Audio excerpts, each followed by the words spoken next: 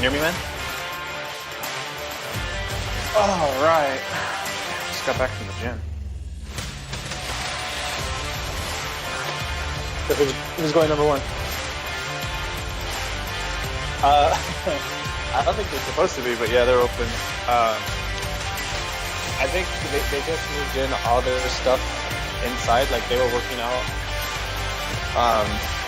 They moved all their equipment outside over the summer, and they just recently moved all their stuff back inside.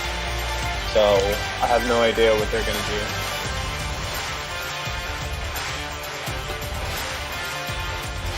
So, who do you think is going number one?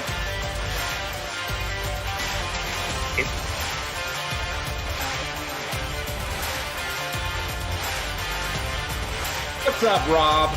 Rob Sage Sports in the building.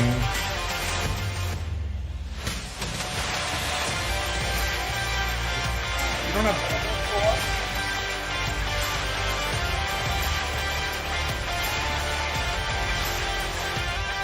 Cool.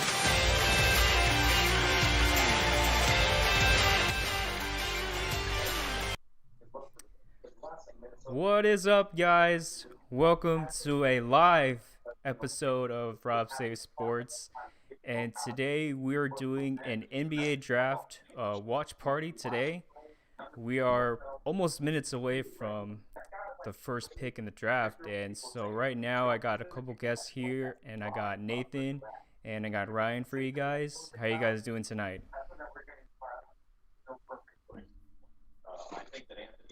Chilling, man. I'm just excited for this draft.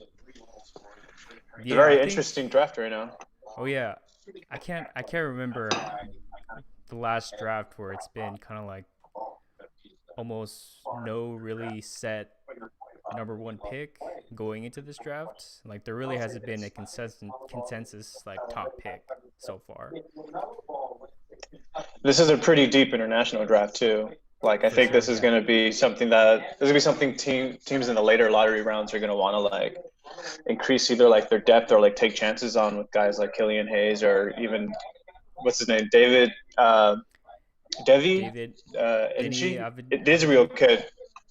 Yeah, like I mean, I haven't seen much footage on like him or some of the other international prospects outside of Killian Hayes, but I mean, that's what these scouts are for, right?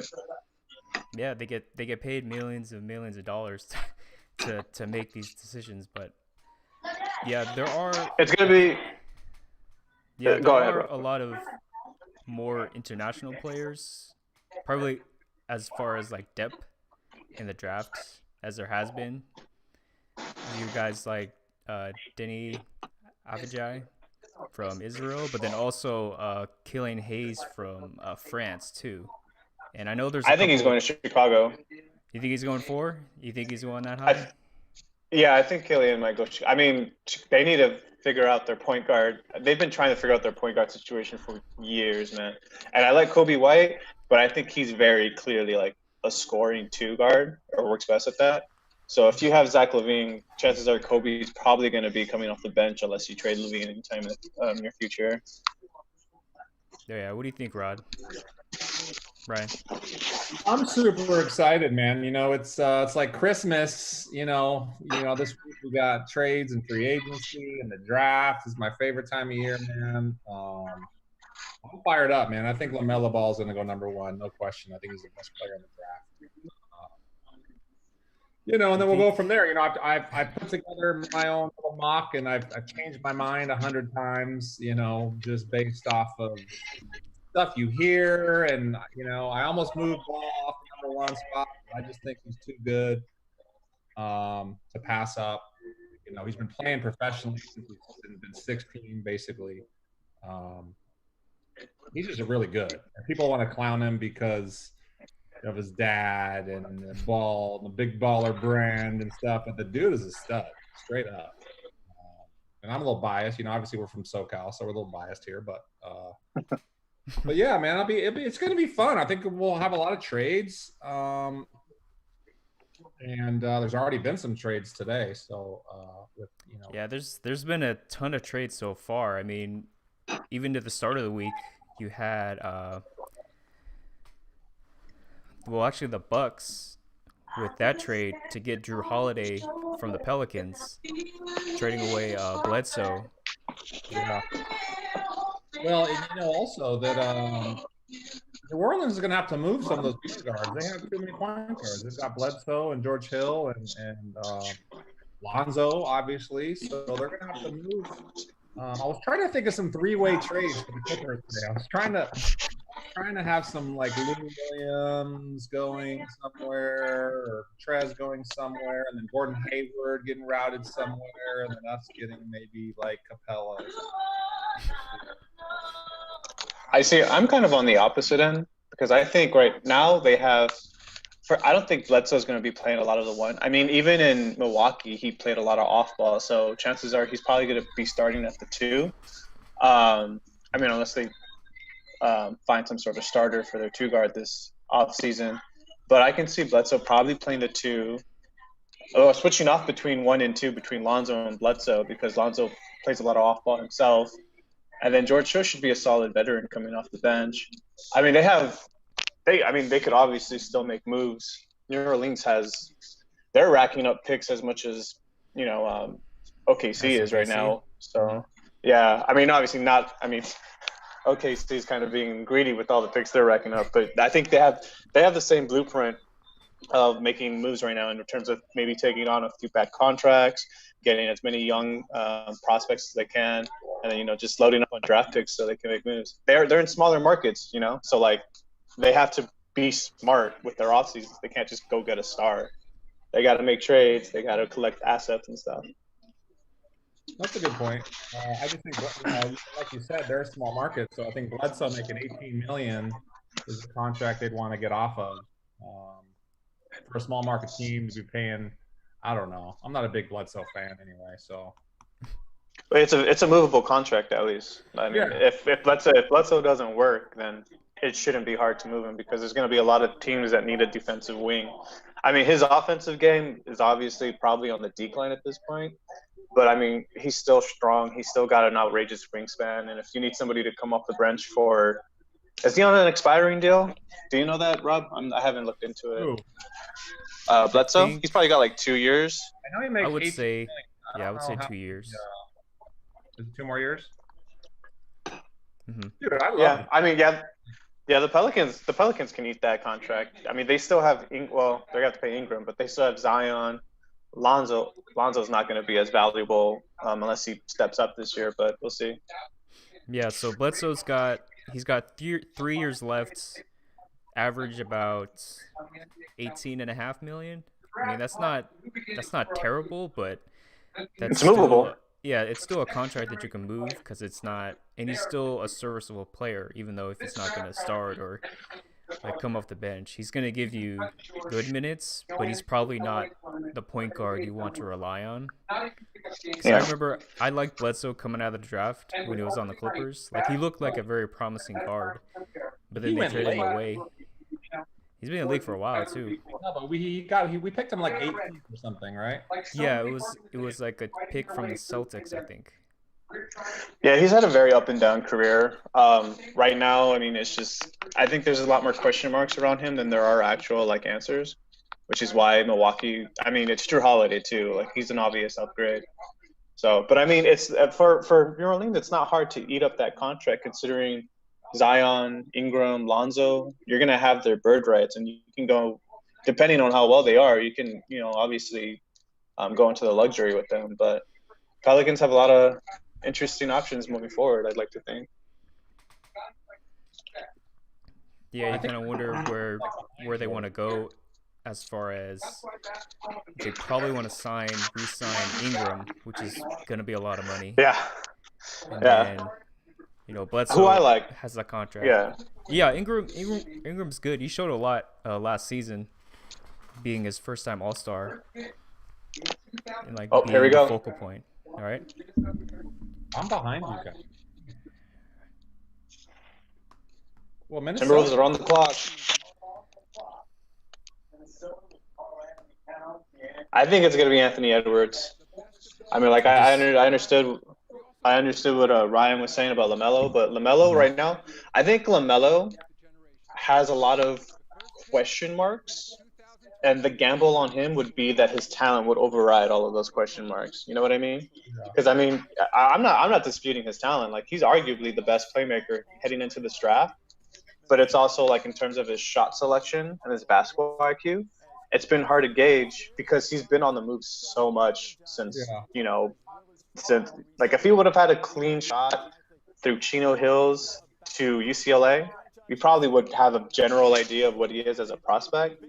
But he's bounced from Lithuania to the JBL to Spire Academy, where the competition is nowhere near Chino Hills level of competition. And then in Australia, and to be honest, I don't know anything about Australia, their basketball league. So the most we know about him is that he has a lot of upside, but it can go south really quick if he's not adaptable. So it depends what Minnesota's going to do, man. I don't know what they're looking for. Like, obviously they have D'Lo and Karl-Anthony Towns, so the goal is to make the playoffs. So is taking a gamble on kind of like a rob a very talented guy like LaMelo worth it? I think the league that LaMelo was in, from what I've heard, it's probably either the top 3 league in Australia.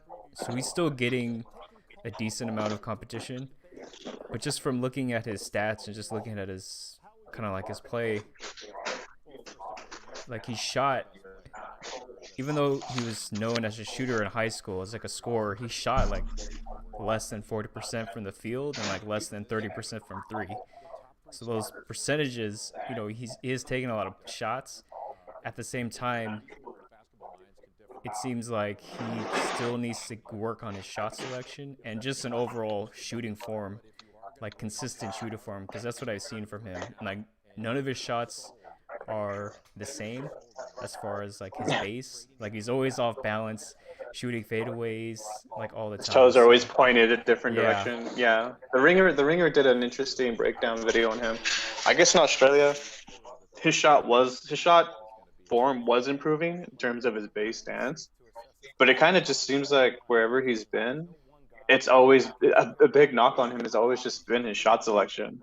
Like, it's just like he just lets it. I mean, nice that he has that confidence. I mean, you want a shooter that has that confidence, but he's also got to be smart with it. What we do know though about Australia is, if you think of an Australian player, you think of like a tough, physical, like bruiser, So he's played against some guys that just were busted. That's the benefit of playing in, I guess, just another league, is that you are playing against grown men. So there's a little more of a physicality factor to it than like, just jumping straight to college. I mean, I think Edwards is a better fit, no doubt. I mean, in Minnesota, he's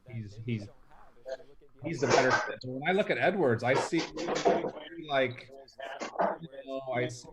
Andrew Wiggins. I see like Rodney Hood, the better athletic version of Rodney Hood. I just see like a guy that's just like a dime a dozen athlete. I don't see his skill levels bad. He shot, I don't know what he shot from 25%, 30% last year. I don't know. I don't see it. I watch him. He's a great athlete.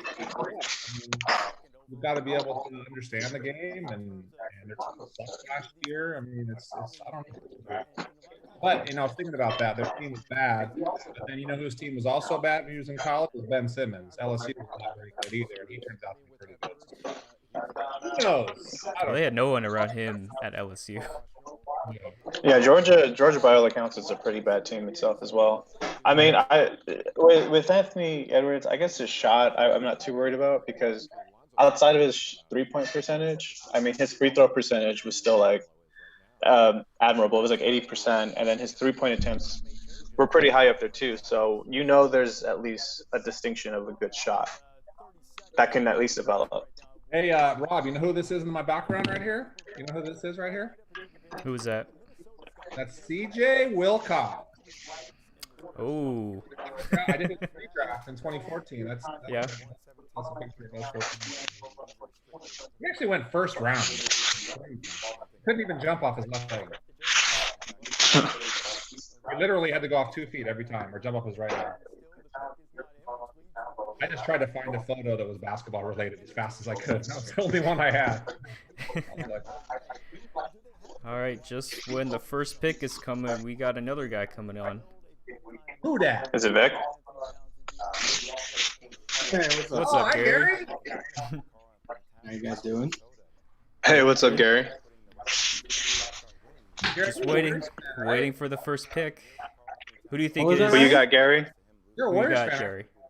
No. Actually, I'm a Lakers fan. So, Oh, okay. when That's my right. family moved to the States from the Philippines, we've been watching the Lakers for like 5 years in the Philippines. Now, we moved closer to San Jose when we immigrated to the States. So I had no idea that we were moving to like Northern California. So all the rest of the teams that I followed, Giants, Niners, Wow. Sharks, all Bay Area. But I stayed true to the Lakers because Yeah. we're following them back in the Philippines. So.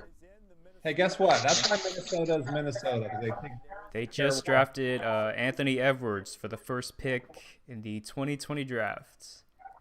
It just Makes seemed, it sense. just seemed like a good fit because, the Timberwolves, you can't, LaMelo doesn't fit because you have Russell, and then Wiseman doesn't fit because you have Karl Anthony Towns.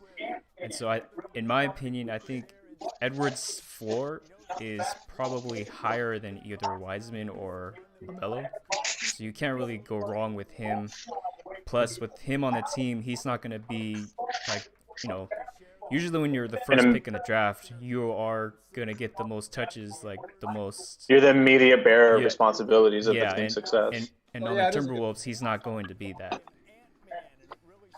He's got the athletic intangibles to make the most impact too. I mean, like if between Russell and Karl Anthony Towns, they are actually statistically some of the worst defenders in the league. So, I mean, Edwards, he's an improving talent, but he's got the size and athleticism to at least, like you said, you don't have that offensive responsibility. So maybe he could just focus on defending the perimeter and other assets.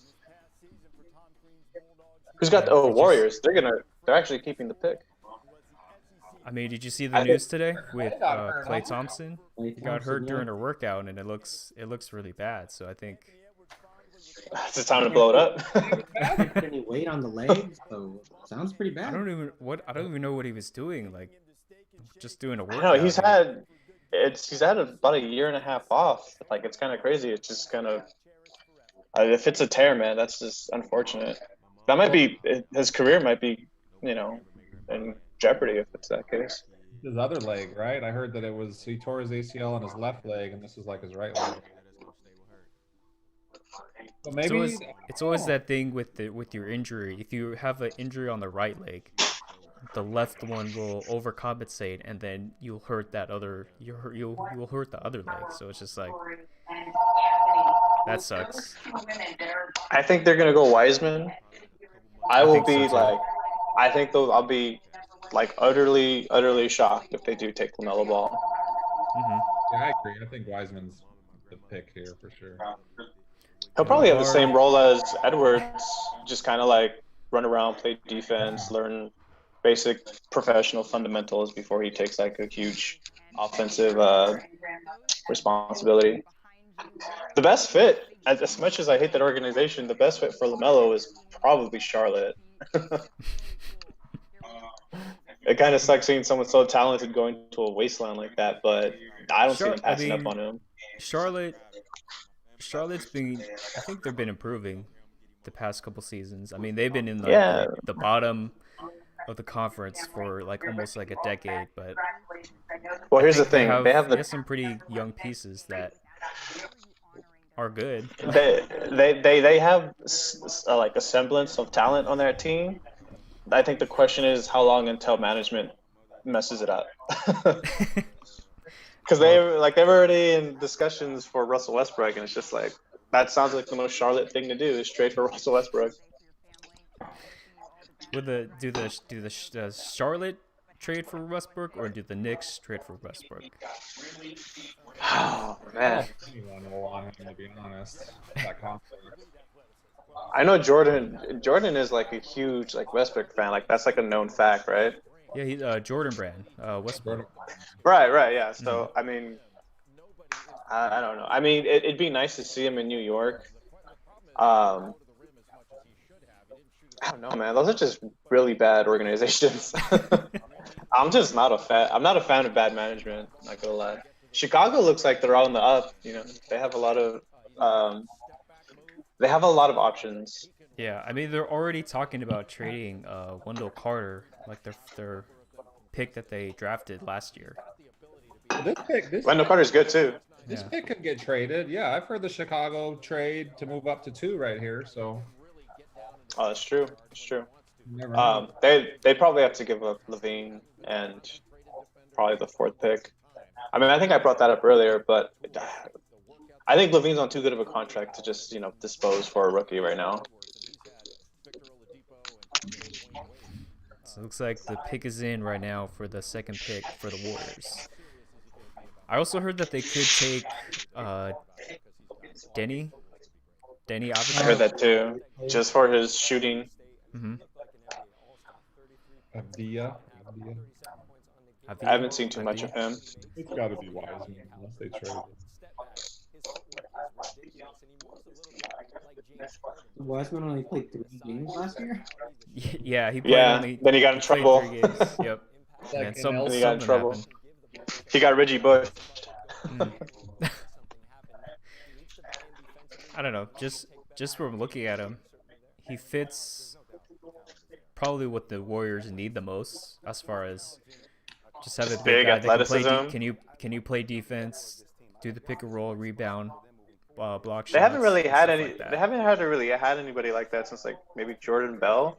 But in James Wiseman's case, he obviously just has a higher upside because of his his talent. Yeah, I heard like the comparisons to him like with Chris Bosh, but I haven't really seen like his stroke that much. He can space the floor. That. He's not like a like a spot. He's not like a Karl Anthony Towns, obviously, but yeah, he can get out of the way and open up the paint and open up the floor.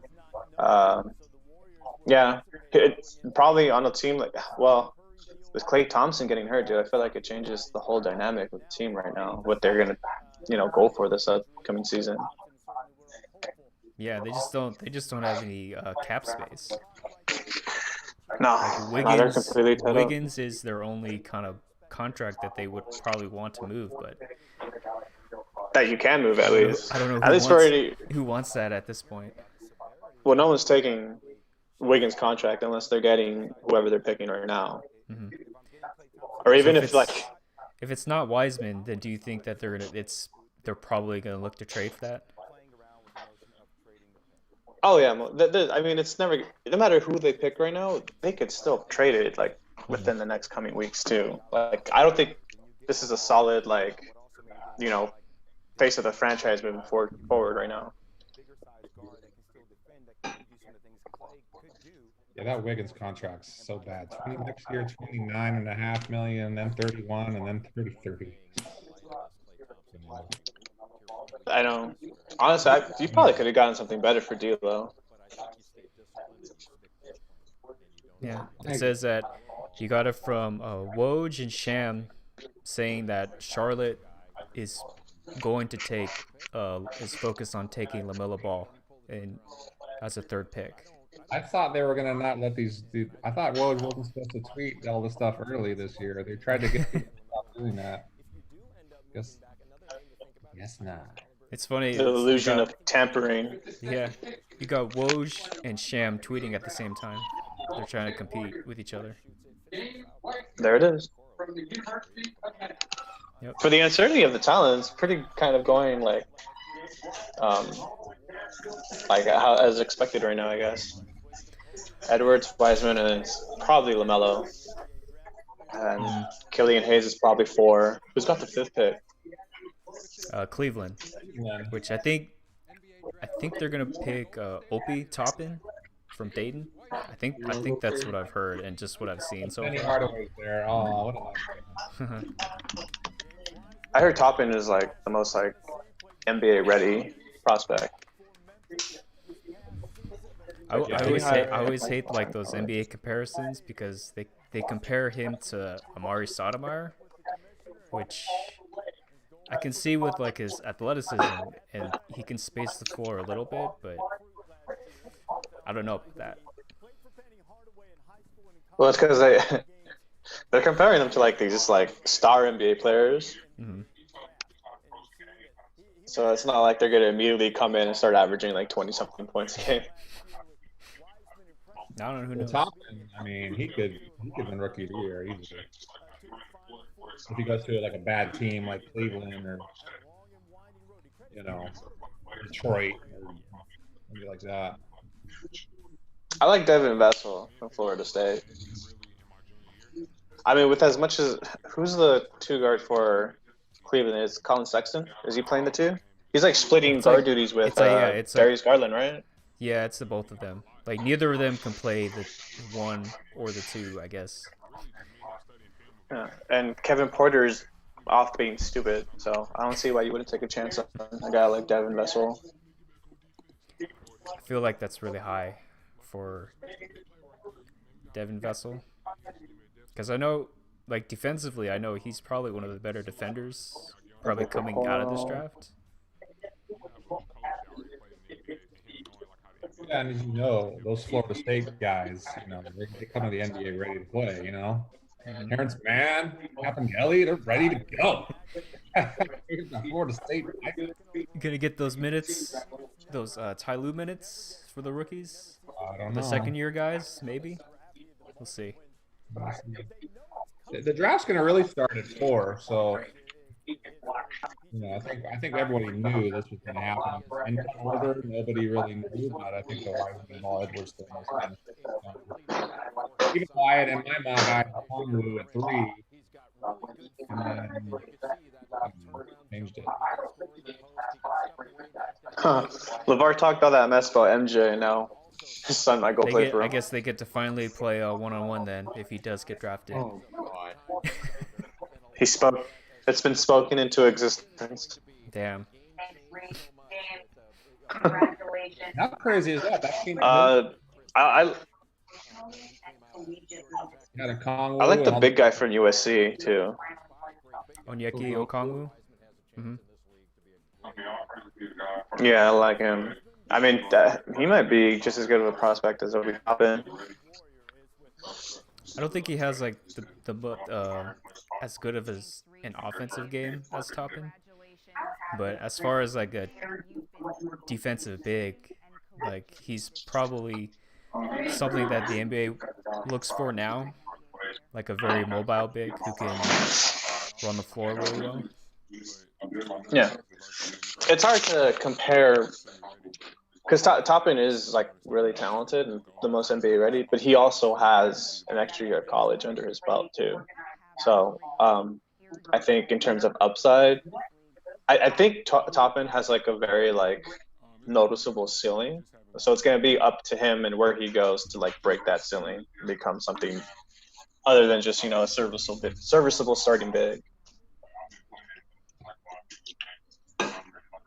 Yeah, that was the downside. Like he's like 22 years old. So Toppin is. Yeah.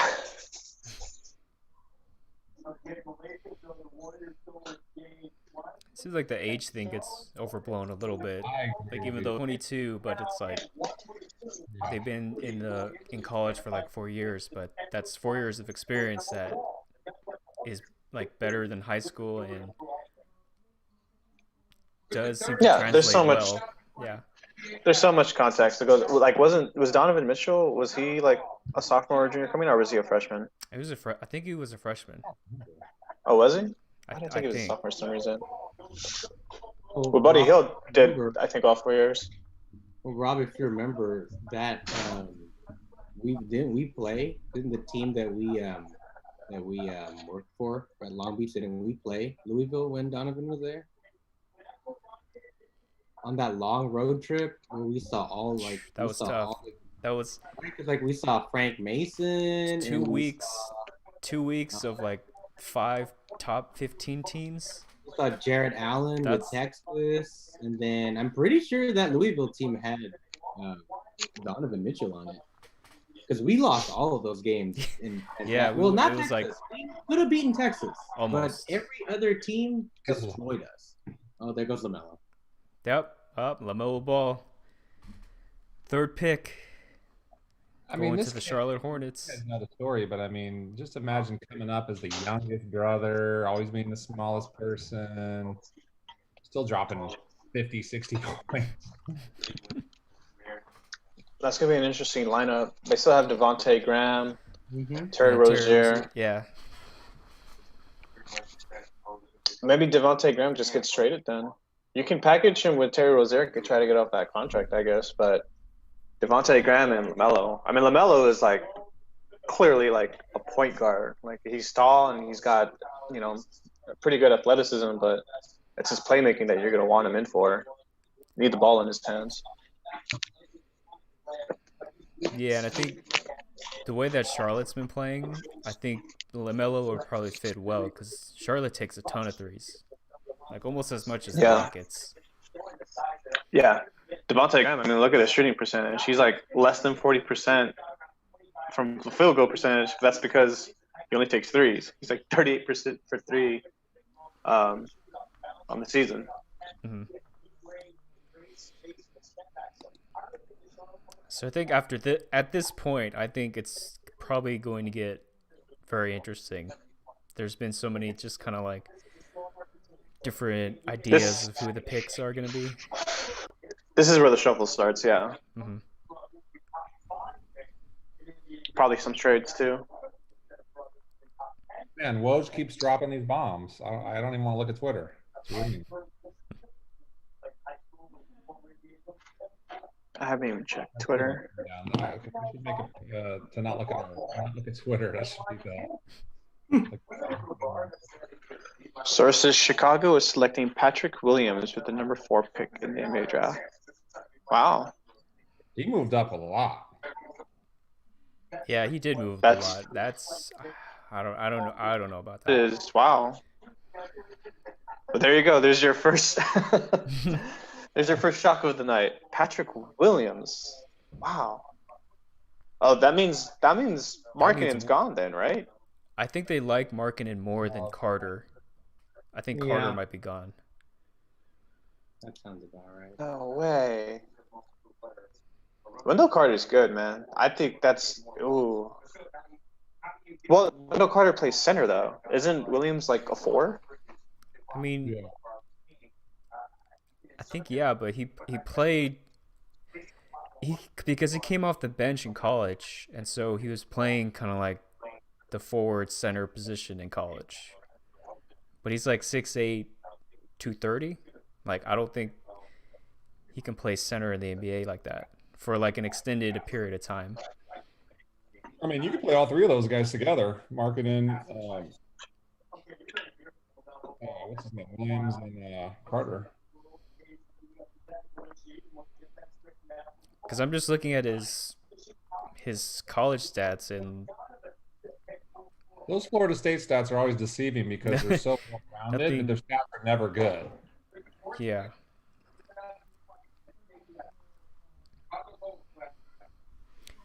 He could have a high ceiling. Well, then where does Killian Hayes go? Because Killian Hayes wasn't like the unanimous number 4 pick, but he was like the one that made the most sense at number 4. Uh-huh. There were some where So who? projecting Killian Hayes would possibly go number 1. No, yeah, that's crazy. I don't know about that. But he is talented. He is talented. I mean, he could. Let me see who's next. He's not going to Cleveland. He won't be going to Atlanta. He'll probably go to Detroit. Yeah, it depends on if they like Halliburton more. Which point guard do they like more? Do they like Halliburton or Hayes?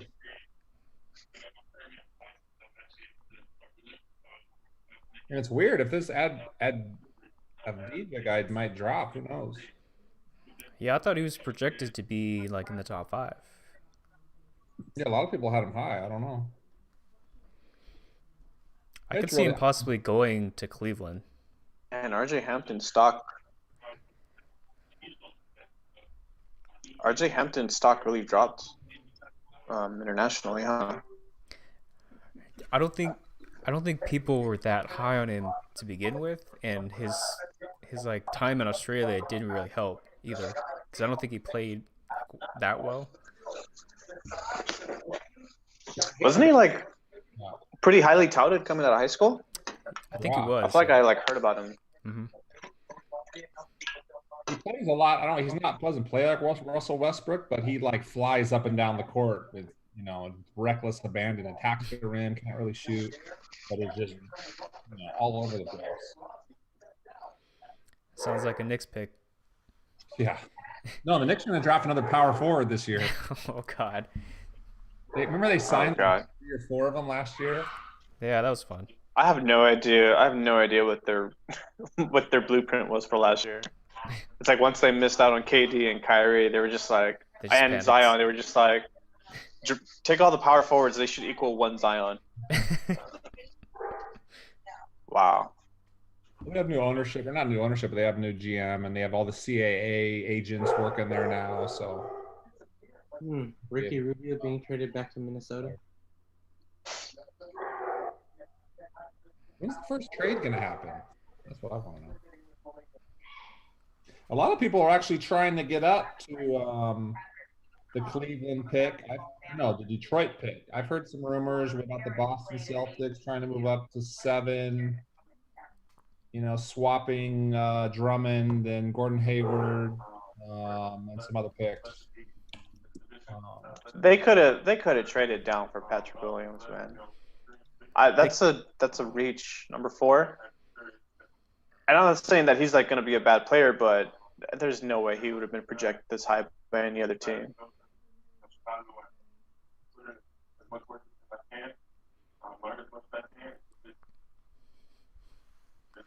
Because I guess you could have him, because he does have that like defensive versatility as a wing.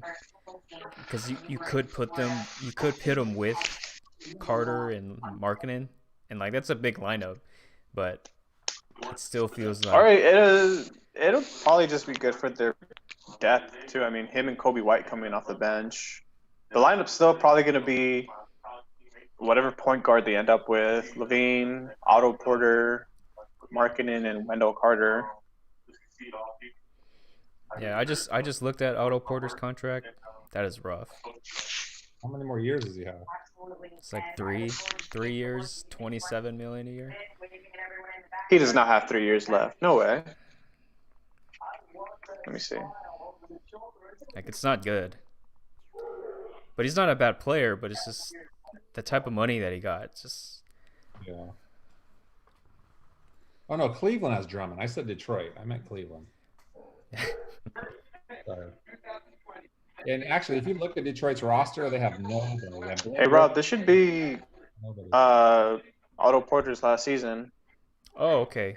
I mean, then I think that contract is pretty tradable for the Bulls if people want it expiring, because that's 28 million coming off after this season. So Yeah, you can bring in a collection of a couple guys. Does So Cleveland Otto have- Porter's contract, for it being an expiring deal, it's not that bad. yeah, that's not too bad. I mean, the Cleveland has guards, and they have Kevin Love, and they've got Drummond, and you would think that I like Toppin here just because he went to Dayton and Cleveland's in Ohio and all that nonsense, but you would think that what's his name, Denny Avdia would be a nice fit to fill in that 3 spot. That Kevin Love contract is like almost untradeable though. Yeah. Like unless Kevin Love shows out this year and like just drains threes, I don't really see him fitting anywhere because he's clearly on the decline. Yeah, I think they're at their best when he's at the 5.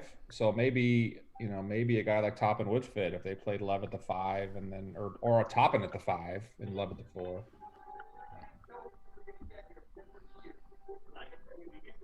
And These rookies are gonna have a lot of groin pains too.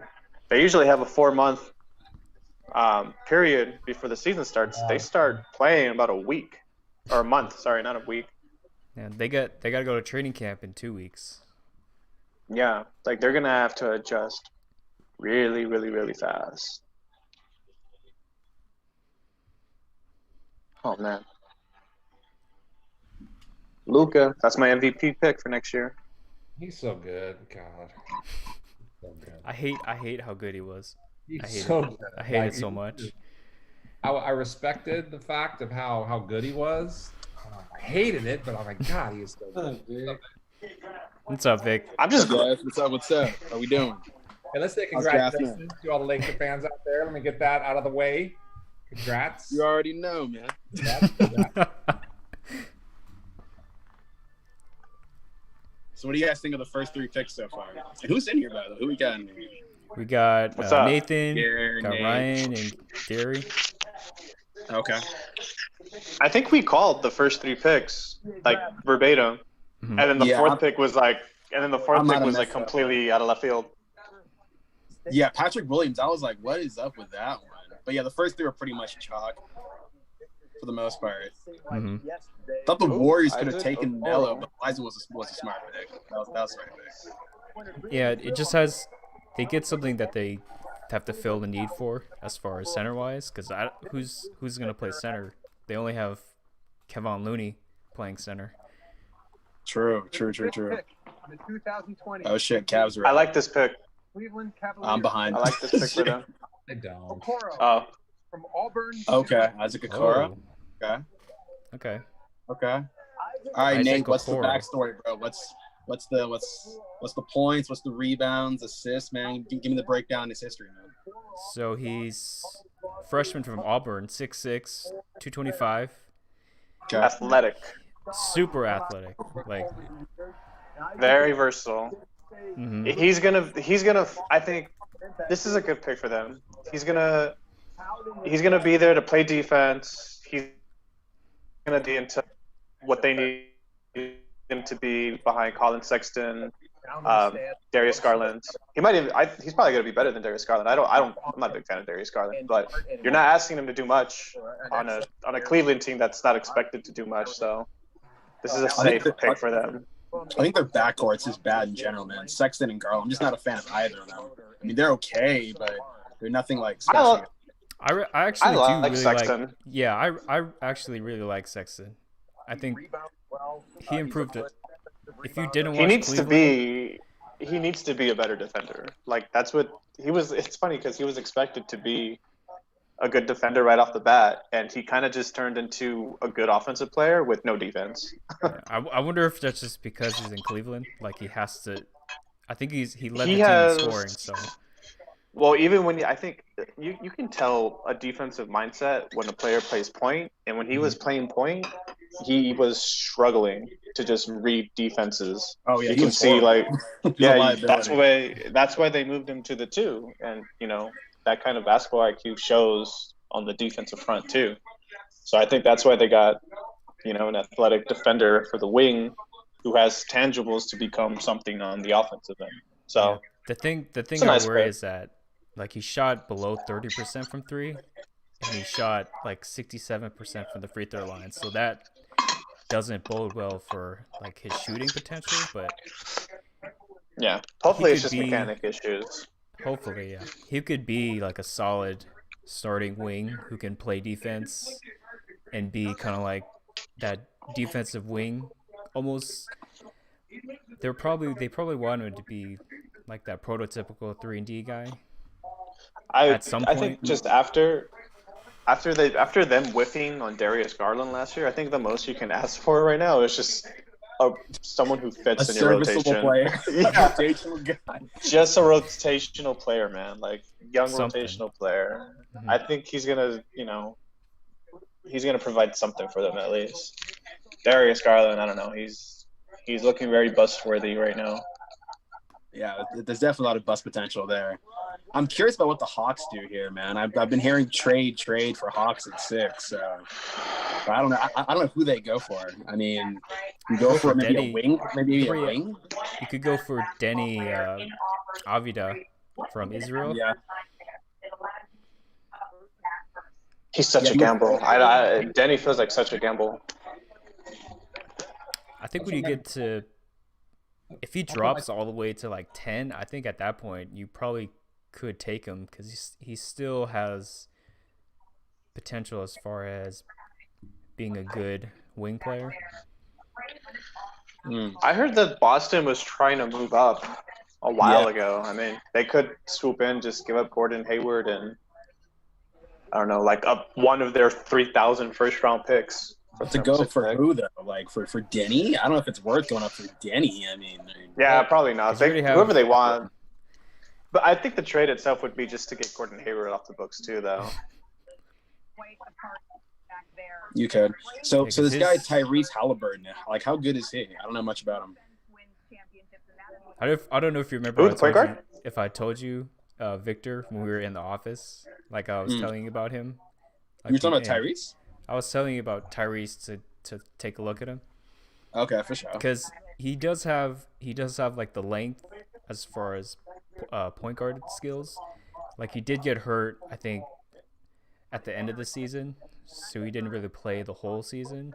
But he For sure. has good playmaking abilities. He can shoot really well already. So He's a really good Yeah. offensive player. yeah, and I was he hearing has, that like, the Knicks want to take him. They're like he's a point guard, right? yeah. I heard Yeah. the Knicks are trying to get either Killian Hayes or Tyrese Halliburton. Basically, they need a point guard. Yeah, they Yeah. without a doubt. Ntilikina and Dennis Smith are kind of a wash at this point. Yeah. I think they should move RJ Barrett to the point guard. To point Barrett at the point. Yeah. Oh, what? Yeah. That'd be weird. That's what he basically played at Duke with Zion. I don't think he ran the point. Maybe like the two. I don't think he was a point guard. He was definitely like a primary point handler on that team. I think what they're doing. The thing is that their biggest mistake this offseason was getting Tom Thibodeau. So They needed somebody though, man. I mean, if not him, who? They picked some random Somebody Joe else. somebody not I mean, Tom Thibodeau. dude, Schmo. someone Somebody of innovative. notoriety, Thibodeau has notoriety. That's and if the Knicks keep commands the chasing presence. notoriety, dude, that's why they're going to be in the same funk because they can't progress. You know what I mean? Yeah. Look at Boston. But- Boston took a gamble on Brad Stevens. Who was Brad Stevens before Boston? No, Now he's one of the most. No. Brad He was good at Butler. dog. He was He solid. was at good. Butler. He was good in Butler. Like he went Very. to the. The Final Did he Four go? years. Did he go to the championship twice? I want to say He the went to- Elite Eight at least like 2 years in a row. I think with The Butler. Final Four years in a row. was Okongu him. just went to the Hawks. Oh shit. That Let's doesn't. just go back to That doesn't Cleveland make for a sense to me second. though. There's a reason Cleveland is always in the lottery and picking 5 because they draft terrible players like Colin Sexton and Darius Garland and Isaac Okoro. You don't spend a 5th pick on a guy who can't shoot and who can only defend. I just think that's why they'll be bad this year and they'll be in the lottery again next year. I kind of like this pick for the Hawks, though. I mean, although he's injured from what I heard, that he might not play opening His day. toe, though, right? But I don't know. I think it's a good pick, though. The guy can put the ball in the bucket. He's a good scorer around the rim. It's kind of weird they have Clint Capella though. Yeah, that's what True. I'm saying. Like I think kind of it's great. don't understand this pick. They'll probably ship out Capella. But would I think they just traded Clint Capella For him. last season. They just traded for They him. just traded That's for kind him. of I think he's a good fit for them too. Clint Capella, he's on a good contract. Mhm. I don't know what maybe they might work on some weird rotation between Capella and Okongu. I mean, they John might put him at Collins. the 4, though. Conway, they might put him at the 4 potentially. Yeah. I don't know if you have him and Capella 4 and 5. That'd be weird, though. That's like no. Well, Collins that's, plays the 4. That's zero spacing. Yeah, for John the Collins. Hawks. Collins has to stay at the 4 just for spacing issue or reasons. I mean, I would have just. I think if the Hawks are aiming for the playoffs this year, I wouldn't have seen a problem with trading it for like something else.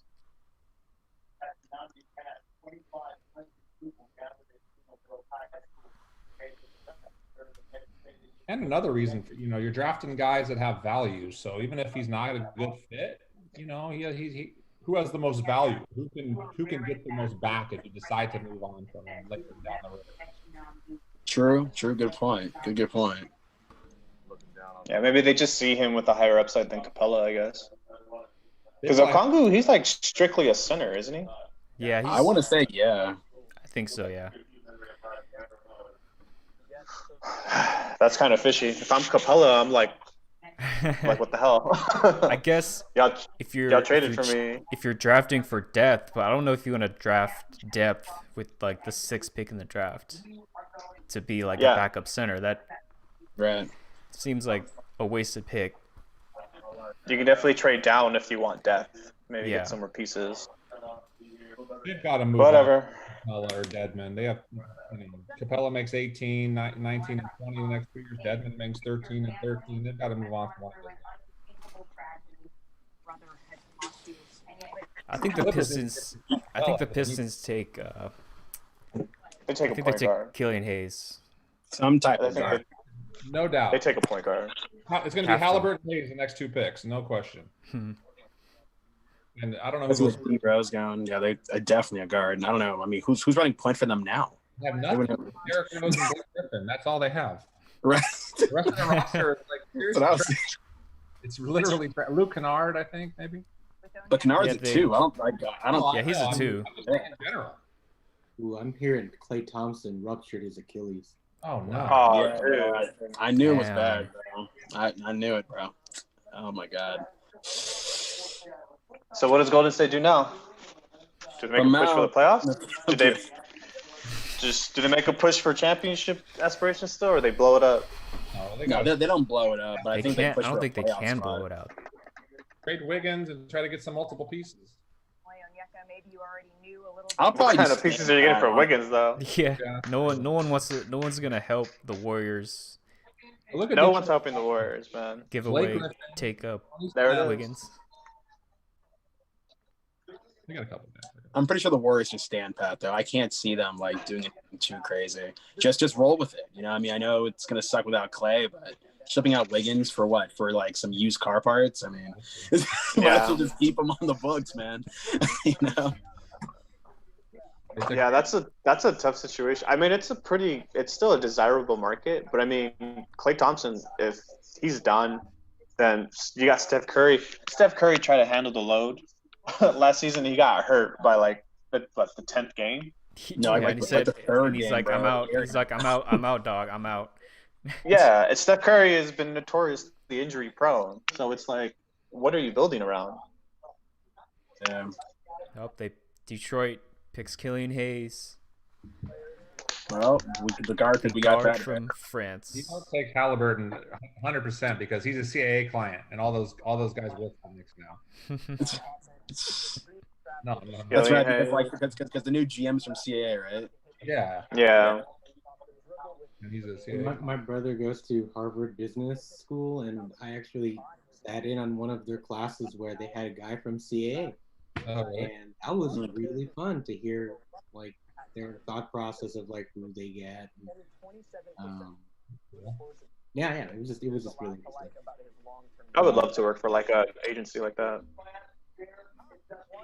Living on a prayer. Man, the Knicks are. Obi Toppin is a CAA client too, but I don't think they'll take him. Oh my God. If they I took would Obi not. Toppin, I would not be surprised. man, I think he's good, but it's a terrible fit. But It's gotta be Halliburton here, I would think, for the Knicks. It has to be. If you don't pick a point guard here, I don't know what they're doing. Watch them go power forward, center. Oh my No god. that'd be hilarious. Oh, How man. long is Thibodeau lasting in New York, y'all? 1 year, bro. I mean, that's usually the normal tenure for Knicks coaches, man. They're like 1 year and that's it. I want to say 2 years. I think Yeah, this year's. I think this year is probably a wash at this point. Possibly next year. Just see what he does with the young talent. Yeah. He'll play. But what if it Frank, just, He'll play Frank Ntilikina like 40 minutes a game, and see how that dude? goes. Thibodeau had Karl Anthony Towns, That's Jimmy horrible. Butler. Thibodeau had Karl Anthony Towns, Jimmy Butler, and they were like average horrible. at best. They weren't even average. They were Average. atrocious. Jimmy Butler like willed that team to the playoffs. Did they make the playoffs with Jimmy Butler on the T-Wolves? Yeah, that one Yeah. year, but then did they get swept? Are they Probably. I think It they was did get swept. unforgettable. It was Yeah. unforgettable. Or was Yeah, forgettable, I sorry. totally forgot they even made the playoffs with T-Wolves. I was like, oh shit, with Jimmy. And then Butler was like, give me the 3 bench warmers, and then I'll beat Russell and Towns Yeah, he in practice. No, it was Wiggins in Towns. Yeah, Wiggins and Towns. Yeah. He beat them with the practice squad. What's cool about this draft is usually you just get the players and you get like a 1 or 2 family members, in the green room and stuff. I like seeing their whole family and stuff. It's cool. It is kind of tight. Yeah, it's in like their house and like You it's got kind the of cool, whole like little family. there and stuff. Get to see who has the best setup. Yeah. So you can see the inside of their house. Oh my god. I've been that impressed by the Hold setup. up. Yo. Shams just tweeted New York is selecting Obi Toppin. God. Wait, Oh is my. Toppin They're a going- power forward or what is it? What's Toppin? Power forward. Getting another Nate, you're power kidding, bro. forward. You're kidding, right? Yeah. No, you're not telling the truth. Oh my. No way. They're going with another power forward, man. Did I call it or what? You can't have too many, I guess. I mean, he's Oh, arguably according to the Knicks.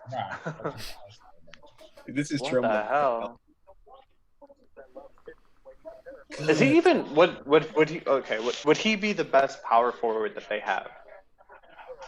Probably, yeah. I mean, Is he better than? Pro- Is They he have better Julius than Bobby Randle. Portis? I don't think he's better than Bobby Portis. I'll take Bobby. Well,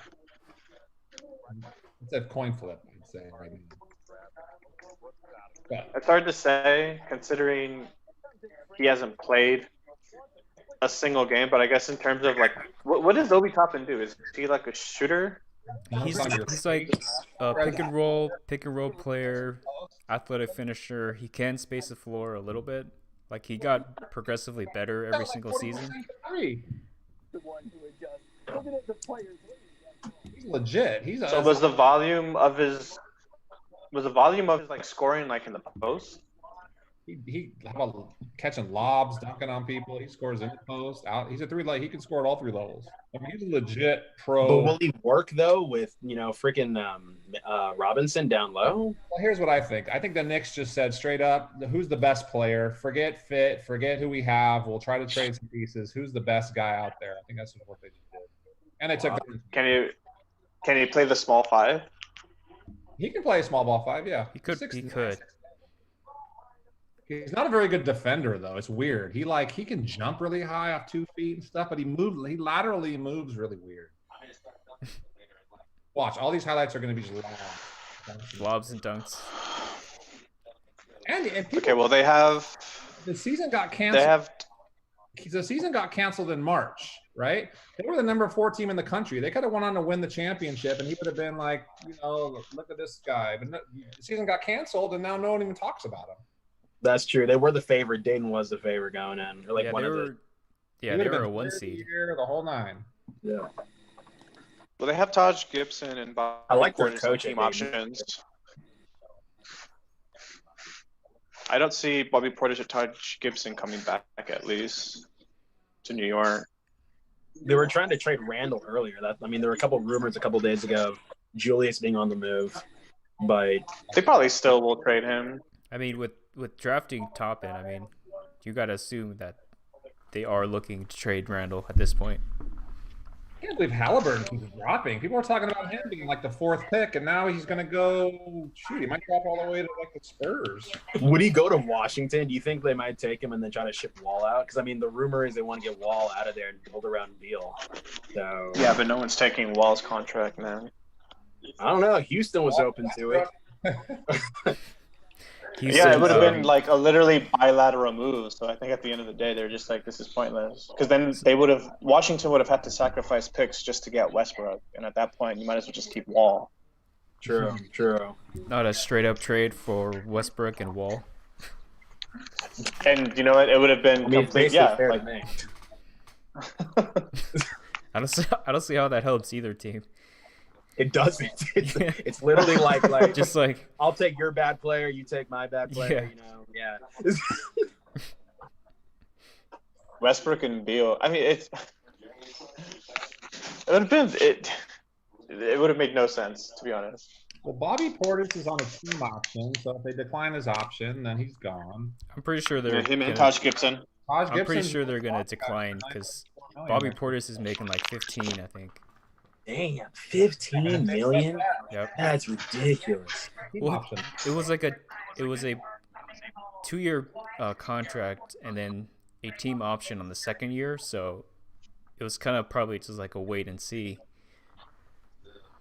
But that's too much for him, I think. I mean, they have Randall and Taj now. That's about it. At the 4. So I guess Toppin wasn't a horrible. Watch out. I mean, It's not it's terrible. not horrible, but But it's you gotta funny. move some That's what they did pieces. last year. Yeah. Yeah. I have no idea what the Wizards do at 9 though. Maybe I mean they already have. Yeah, I don't know. This What's- is where it gets weird. I know they've Huh? had I wouldn't- issues drafting international players, but they Yeah, might Denny's pick still might on. pick Denny. Where Denny goes. Do you remember You might go to that pick? Phoenix at 10. Do you remember that pick, Jan Vesely? Yeah. Oh, Yep. Remember that guy? Yep. I think it was the 4th pick in his draft. Washington's taking Denny. Oh, they are gonna take Denny, huh? Shams dropped it.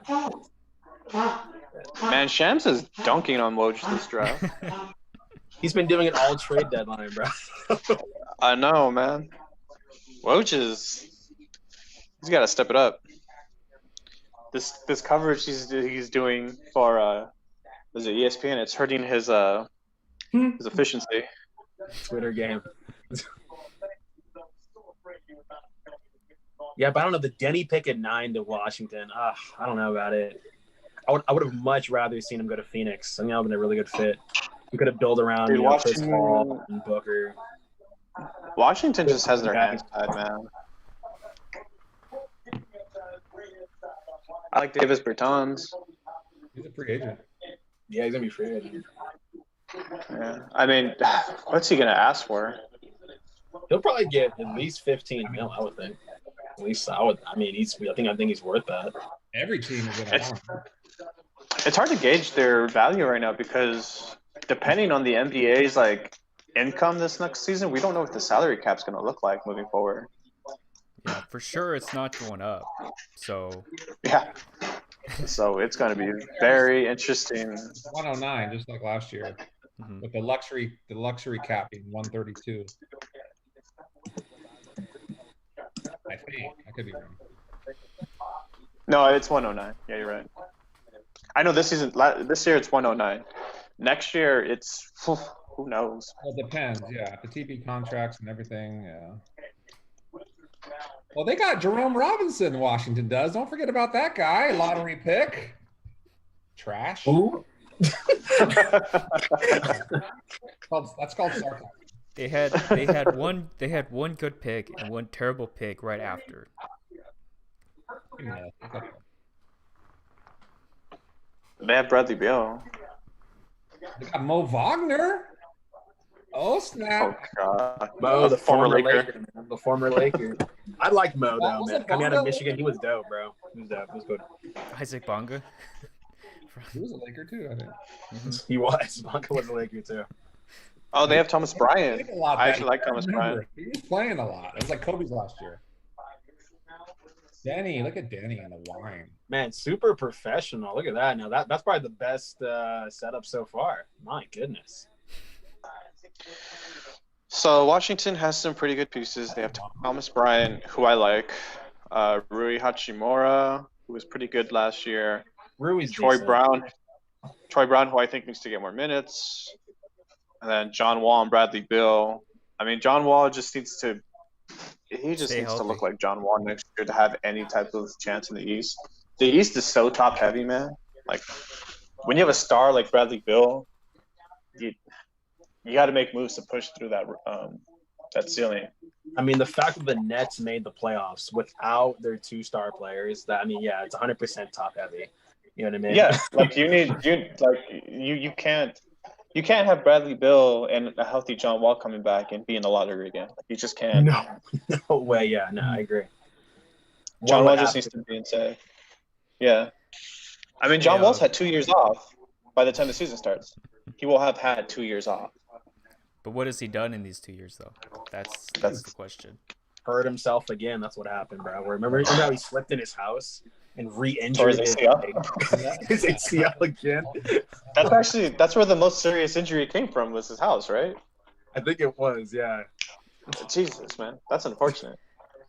In 2 years, you had 2 years to get in shape, to condition, and just shoot, because he's never been a reliable shooter. So if he can just be a better shooter going into next year, and let Bradley Beal do work, because he's obviously the best player on this team, and I feel like he always has been, then, I mean, maybe you can make a push for the playoffs. Well, Phoenix is gonna get Halliburton, dude. That's just playing him as a backup. That's crazy. Oh, is that what Shams just said? They're gonna take. No, I was just thinking out loud. Oh, that's not a bad pick too, though, or a bad idea. But another guard behind Chris. They don't need it, but I mean, he's not gonna play.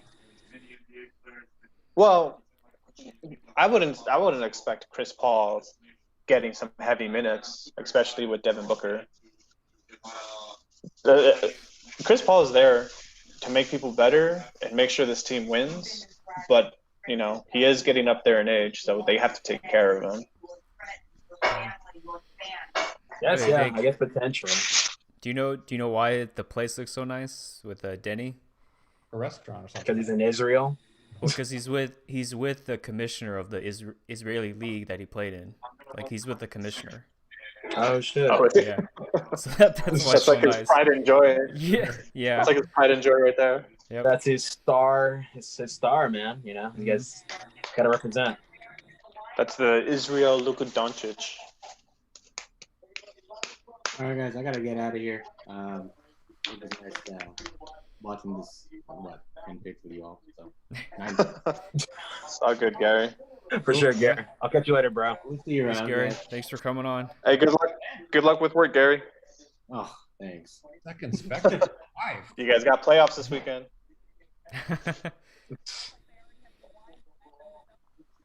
I love Second Spectrum. They've been so awesome.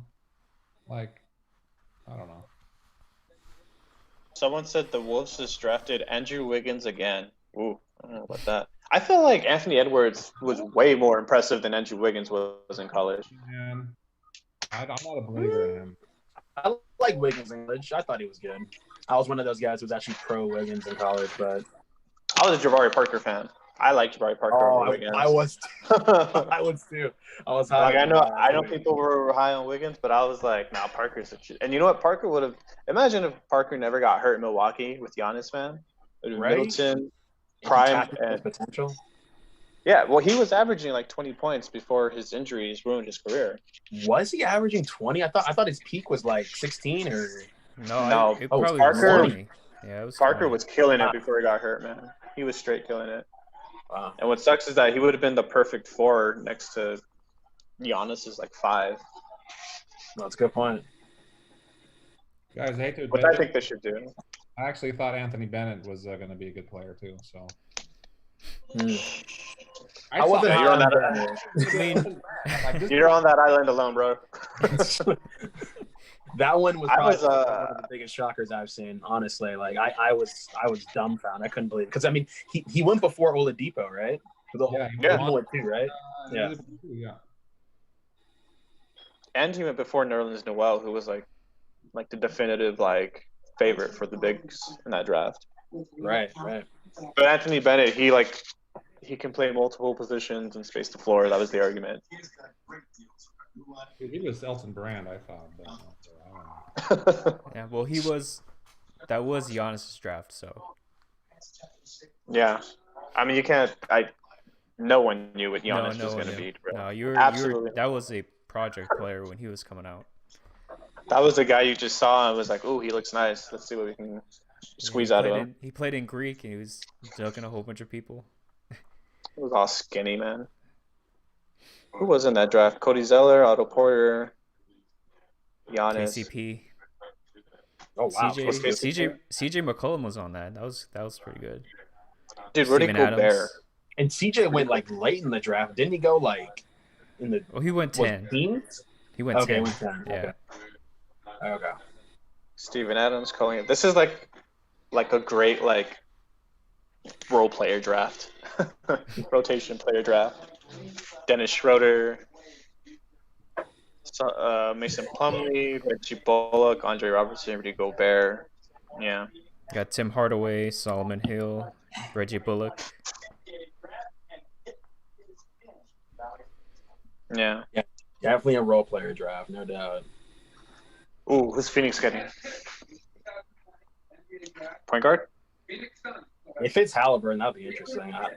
I would disagree with it, but I would go for They took a power forward. yeah, like a power forward. I was gonna say, yeah. Jalen Smith out of Maryland. Okay. I don't know who that is, but as long as it fills a need. He can shoot it. It's a big that can finish and shoot. He's pretty solid. What was who's their four right now? Is it Cam Johnson? They kept him, right? Yeah, I think they kept Yeah, Cam they kept him. because they traded Oubre and he was their three, right? Their small forward. Yeah. Or the- no. Now, yeah, they know they don't have a wing though. Unless they don't, huh? Yeah. Unless you move like Booker to the wing spot, but No, you I don't don't want to think do that that. works. That's not No, gonna you work. can't. Is Cam Johnson a 4? Book has to be the 2. Cam Johnson's like a switch 3 and 4, but I think they're probably going to want to play him at the 4 more than anything else. They don't have a wing. This guy kind of Do reminds they? me of Cam Johnson 2.0. This Jalen guy who they drafted. Well, maybe a guy who can play the 3 and the 4, maybe? Oh, no, he's big. He's Well, big. he's a center. He's a He's center. gonna play the 4. Yeah, this guy's going to Jeez. No, he's good. they'll probably He's got the start goggles. him. You know what? DeAndre Ayton's a pretty not a great defender, so maybe he's just there to clean up his work, so he can focus more on the offense. To rebound those missed mid-range shots. Because Aaron Yeah. Banks now, so they need another big. I don't hate it. I just thought he would. Damn, he put on some serious weight though. That's a big 225. dude, yeah. Wow. He reminds me of Pretty Steve good. Kelly. Pretty good shot blocker. Oh, he's tall as hell. Yeah, Oh damn. Okay. pretty good shot blocker. He shot pretty well from 3. He shot like 37%. I like the pick. I like it. I feel like he could good work pick. next to. It seemed kind of high. It's a good pick. It seemed kind of high for him. I don't think people had him this high. Yeah, I agree. Well, I think. Well, now that you have Chris Paul, you're kind of chasing championship aspirations. So the most they can ask for right now is just the most NBA ready. Mhm. So I I'm could guessing based definitely off see of that. this. There's some like Lob City vibes here. Off. He's got the height for it. Oh, the Spurs. This is gonna be interesting. They haven't had a lottery pick in forever. Did they take Halliburton? Halliburton's still there. No way, dude. Because they already have. they got DeJounte Murray and Derek the White other. And they Derek have- White. Not gonna too. be They much. have who's the other No, guy they the- got from Florida? The other guy from Miami. Yeah, The guy with crazy the hair. dude. Yeah. Got the hair. Yeah. Porter, is it Porter? No, it's like Something junior. He had like the 4th. Something the 4th used to be on his jersey. That's right. yeah. Oh. Lonnie Walker the 4th. Lonnie Walker. Lonnie Walker. I was going to say Terry Porter the 4th.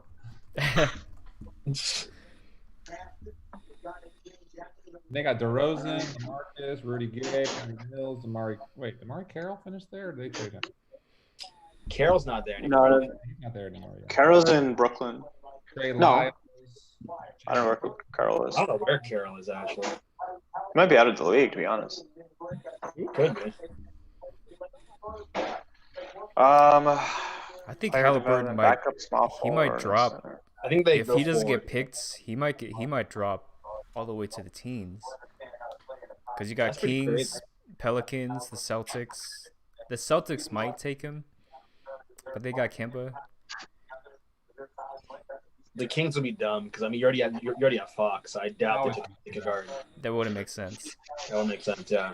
He could go. See, Orlando doesn't make sense either because they have Fultz there. And then there's Fultz Portland. Fultz is still like developing there though. Yeah.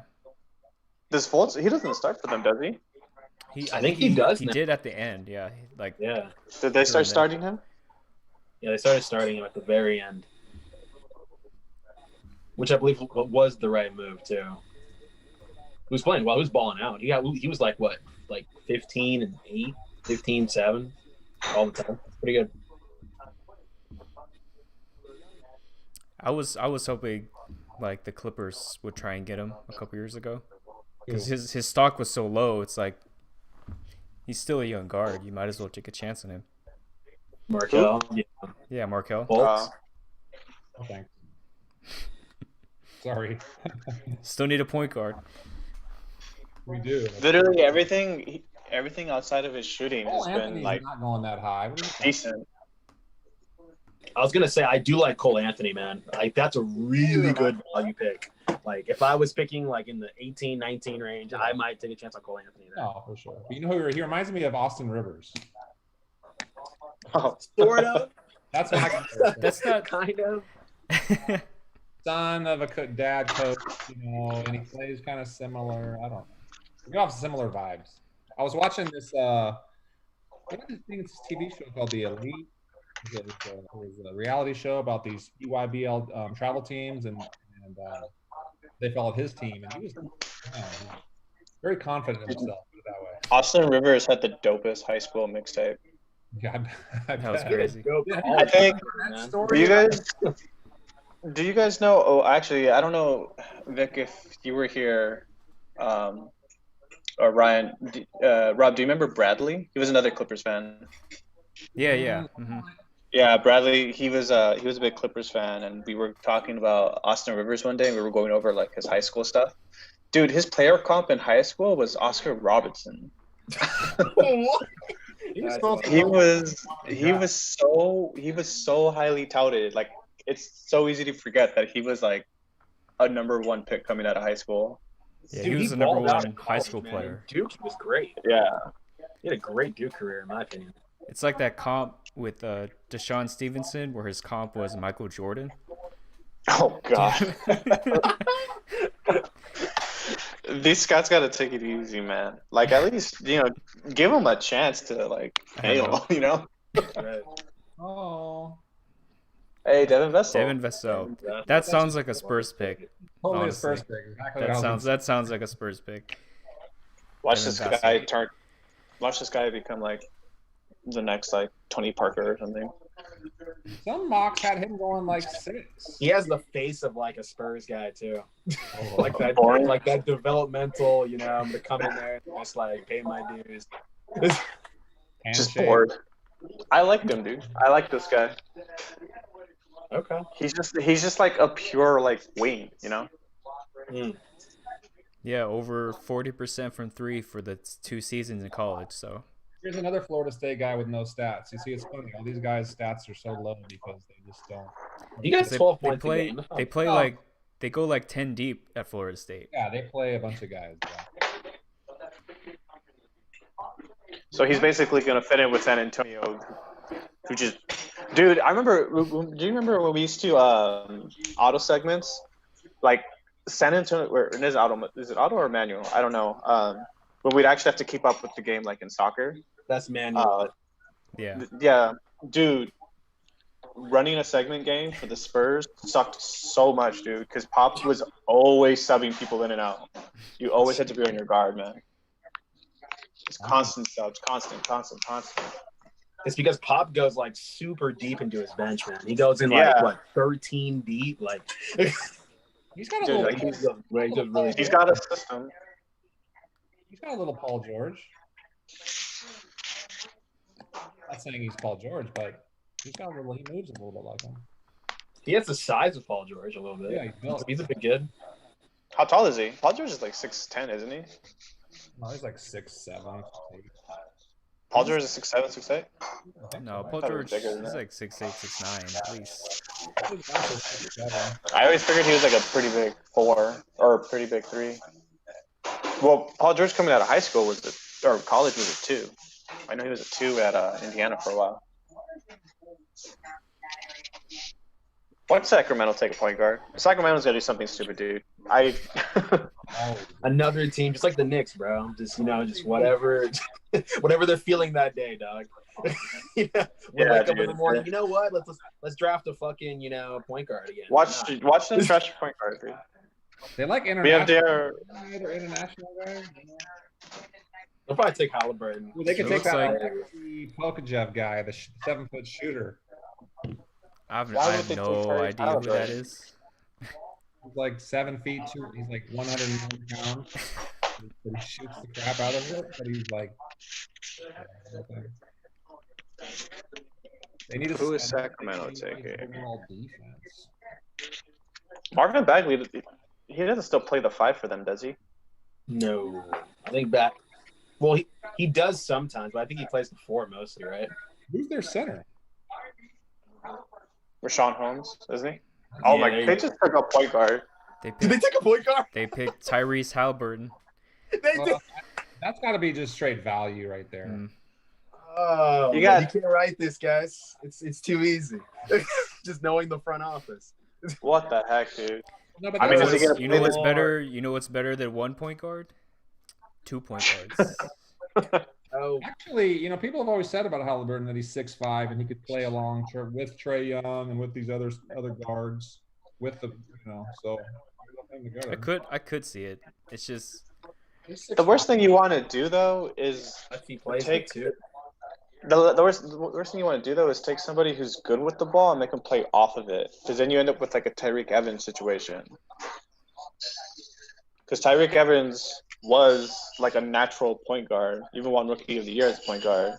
But when he went to New Orleans, they had tried to play him off ball, and it never ever worked. Yeah, I just think naturally Tyreek was just he's more of a wing than a point guard naturally. This guy's really skinny though. Halliburton, he's skinny. I don't know. He's put on some weight. Compared him a Probably. lot to SGA. I think seems he's a pretty better. talented. I think he's a better shooter than He's a better SGA shooter. coming out of Yeah. college. Size and playmaking ability. He shoots I still don't get it though, honestly. I mean, with Fox there, he's not going to get on the court. He might come in, I guess as a backup to Fox, but I don't know. Okay, They're gonna go Sacramento. with Fox and Buddy Hield in the backcourt, and then they're going to go with. Bogdan's gone, right? Yeah. Well, they got Corey Possibly. Joseph too. They gotta get rid of Corey Joseph. He makes $12 million. Oh yeah, RJ Hampton. I forgot about him too. That's right. We talked about him a little earlier, because I thought he was pretty highly ranked coming out of high school, right? He was very high. He was, I think Yeah, he number one, was. wasn't he? I don't Was he think. number I don't one? think. I don't think he I was think number he one. was one out of high Was he? school. Dog. Was he really? Or Talk about he a was, stock drop. he was supposed to be, but then he went overseas. To Australia. Wiseman, right? These guys are celebrating. And they're comparing. Why are they? Wow, Halliburton. they're showing Magic Johnson clips in comparison. They're like busting their shut. They're like, "Ooh, we almost missed out on Well, Halliburton." if you're Sacramento, and you look at the list of guys that are there, and you go, okay, what are we gonna do? Are we gonna take Bay or R.J. Hampton or Naismith or Cole Anthony, or take Halliburton, who might have been the 4th best player? You weren't Well, kidding. this They are is- celebrating. The Knicks front staff is so happy about it. It just means that Buddy Hield is more than likely gone at this point. God, I hope we can scoop him up, man. Hope we can scoop up Buddy, but he's gonna cost too much. He's gonna want to. Yeah, no. Yeah, they don't. I don't After think we they got want ended, Kyle Kuzma for Buddy Hill. I don't think they will. I don't think they Someone want. makes like $4 million. Yeah, I don't think so. you don't have the cap space to bring him in. I mean, if in order to get Denny, we wouldn't have been able to get Dennis Schroeder, who I like. I like Dennis Schroeder for our team. Dennis Schroeder's good. He's a good Yeah. pickup for you guys. Schroeder's great. Yeah. He was peaking. Huh? I said he was peaking. He was playing really well, like off the bench. He was getting like 18 a game, dude. Well, yeah, the best thing about Dennis Schroeder is that he's leaving OKC and he's gonna have the exact same role in LA. Yep. Just a ball handler. He's gonna be like a third or fourth option, just to score, another ball handler for LeBron. I mean, I think it fits perfectly. I'd still keep him coming off the bench. I'd still have him come off the bench. They might have to start him, though. I don't know. I would start him. Yeah. That's what I'm saying. I think they're gonna start him. Have to handle the ball all the time. Let Schroeder handle it. Well, if he starts, LeBron's our starting point guard. So it worked last year. I don't see any reason to change it up. I mean, like I said, LeBron. I think he's gonna have a pretty easy workload this season, just because of Dennis Schroeder. Dennis Schroeder is probably gonna be getting minutes regardless, but he'll help take the load off of LeBron. True that. Man, his dad is teaming up. Wow. Do it. Our starting lineup's probably going to be LeBron. If we can secure Bradley. KCP. Yeah. Anthony Davis. And I really, really, really want Serge Ibaka. I want to keep Howard, but yes, Serge Ibaka would be the ideal person to pick up. Right? Hmm? They were good. Well, also KCP opted out of his contract, so he's a free agent too. That's just a re-sign, though. I think he did that because he gave him such a cheap deal last year, so they could sign guys. I bet with the agreement of, okay, well, after this year, I'm going to opt out and then sign for more money next year. Yeah, exactly. Also, Dwight Howard, from what I hear, is requesting more money than most likely he is valued at. So, man, he was killing. He was throwing those elbows. He was bodying people, man. Dwight was huge, man. I'm telling you, that's why I want him back, man. He was a huge enforcer. I was like, I mean, I'd take Dwight, obviously, but I would take Serge Ibaka over Dwight Howard in a heartbeat, just because he brings the same defensive value and he's a stretch. Yeah, but you could probably get Dwight for a lot cheaper. Definitely can get Dwight for cheaper. Probably. You got to fill out It your depends. roster. So I hope the Clippers try and get Serge Ibaka. Oh God, dude! You guys aren't getting anybody. Dude, there's no way, bro. Because we can't. If we're gonna sign, we're probably gonna re-sign Morris and JaMychal, so we're not gonna have enough money to sign Serge Ibaka. Unless he wants to come. Hey, because Kawhi and Serge are pretty good friends, so. Your guys' best chance of getting like anything substantial would be a sign and trade with Montrez. You have to do that. I think so. 100% Or agree. shipping out Lou for pieces. One One of those two has to go. I trade Patrick Beverly before I trade Lou, to be honest. I agree with you, man. But from what I'm hearing, they want. I think Lou has more value. Well, I mean, he does. I think 35 years old. He's not 35. I was hearing that the Mavs might be interested in trading for Lou with the 18th pick. I think that's a bad trade for you guys, man. I don't know if I would do that, man. You think the 18th pick is going to be better than Lou Williams next year? Doubt it. What's Lou Williams' contract? It's like in the last 7. year of $8 million. It's like, yeah, I think it's like cheap. 7. This is Andrew. Is he on a? Is this his last year? Yeah, it's his last year. New Orleans is bad. Yeah, I can see Dallas pushing that then. They need. They're going to take credit. Damn. They took a point guard. You got to take. New Orleans? Really? With Lonzo there? He's Oh, good. And George Hill. Yeah, I'm telling you, they got to get rid of Bledsoe and George Hill. Oh, yeah, and Bledsoe. Holy shit. This kid is good. He's like De'Aaron Fox. Really? Kira Lewis Jr. Okay. from Alabama. I mean, he's not going to get much playing time with Zoe there, so unless Zoe's going to come off the bench. I think this is a contingency plan for Zoe. Like if Zoe isn't like step up substantially, they might consider either trading Zoe or letting him walk. Yep, I agree with you on That's that. what they have. This is a very big year for him, man. It's a prove-it year. If he doesn't show up and doesn't show any improvement, I think he's done. Yeah, it's his contract year, dude. Yep. Is he in the contract here? Wow. Damn, already. That's so fast. I know, dude. This is going to be his 4th season. So, yeah. He had a pretty good season last year, but he sucked in the bubble, dude. Oh, he He was was just just bubble. he was just not good in the bubble.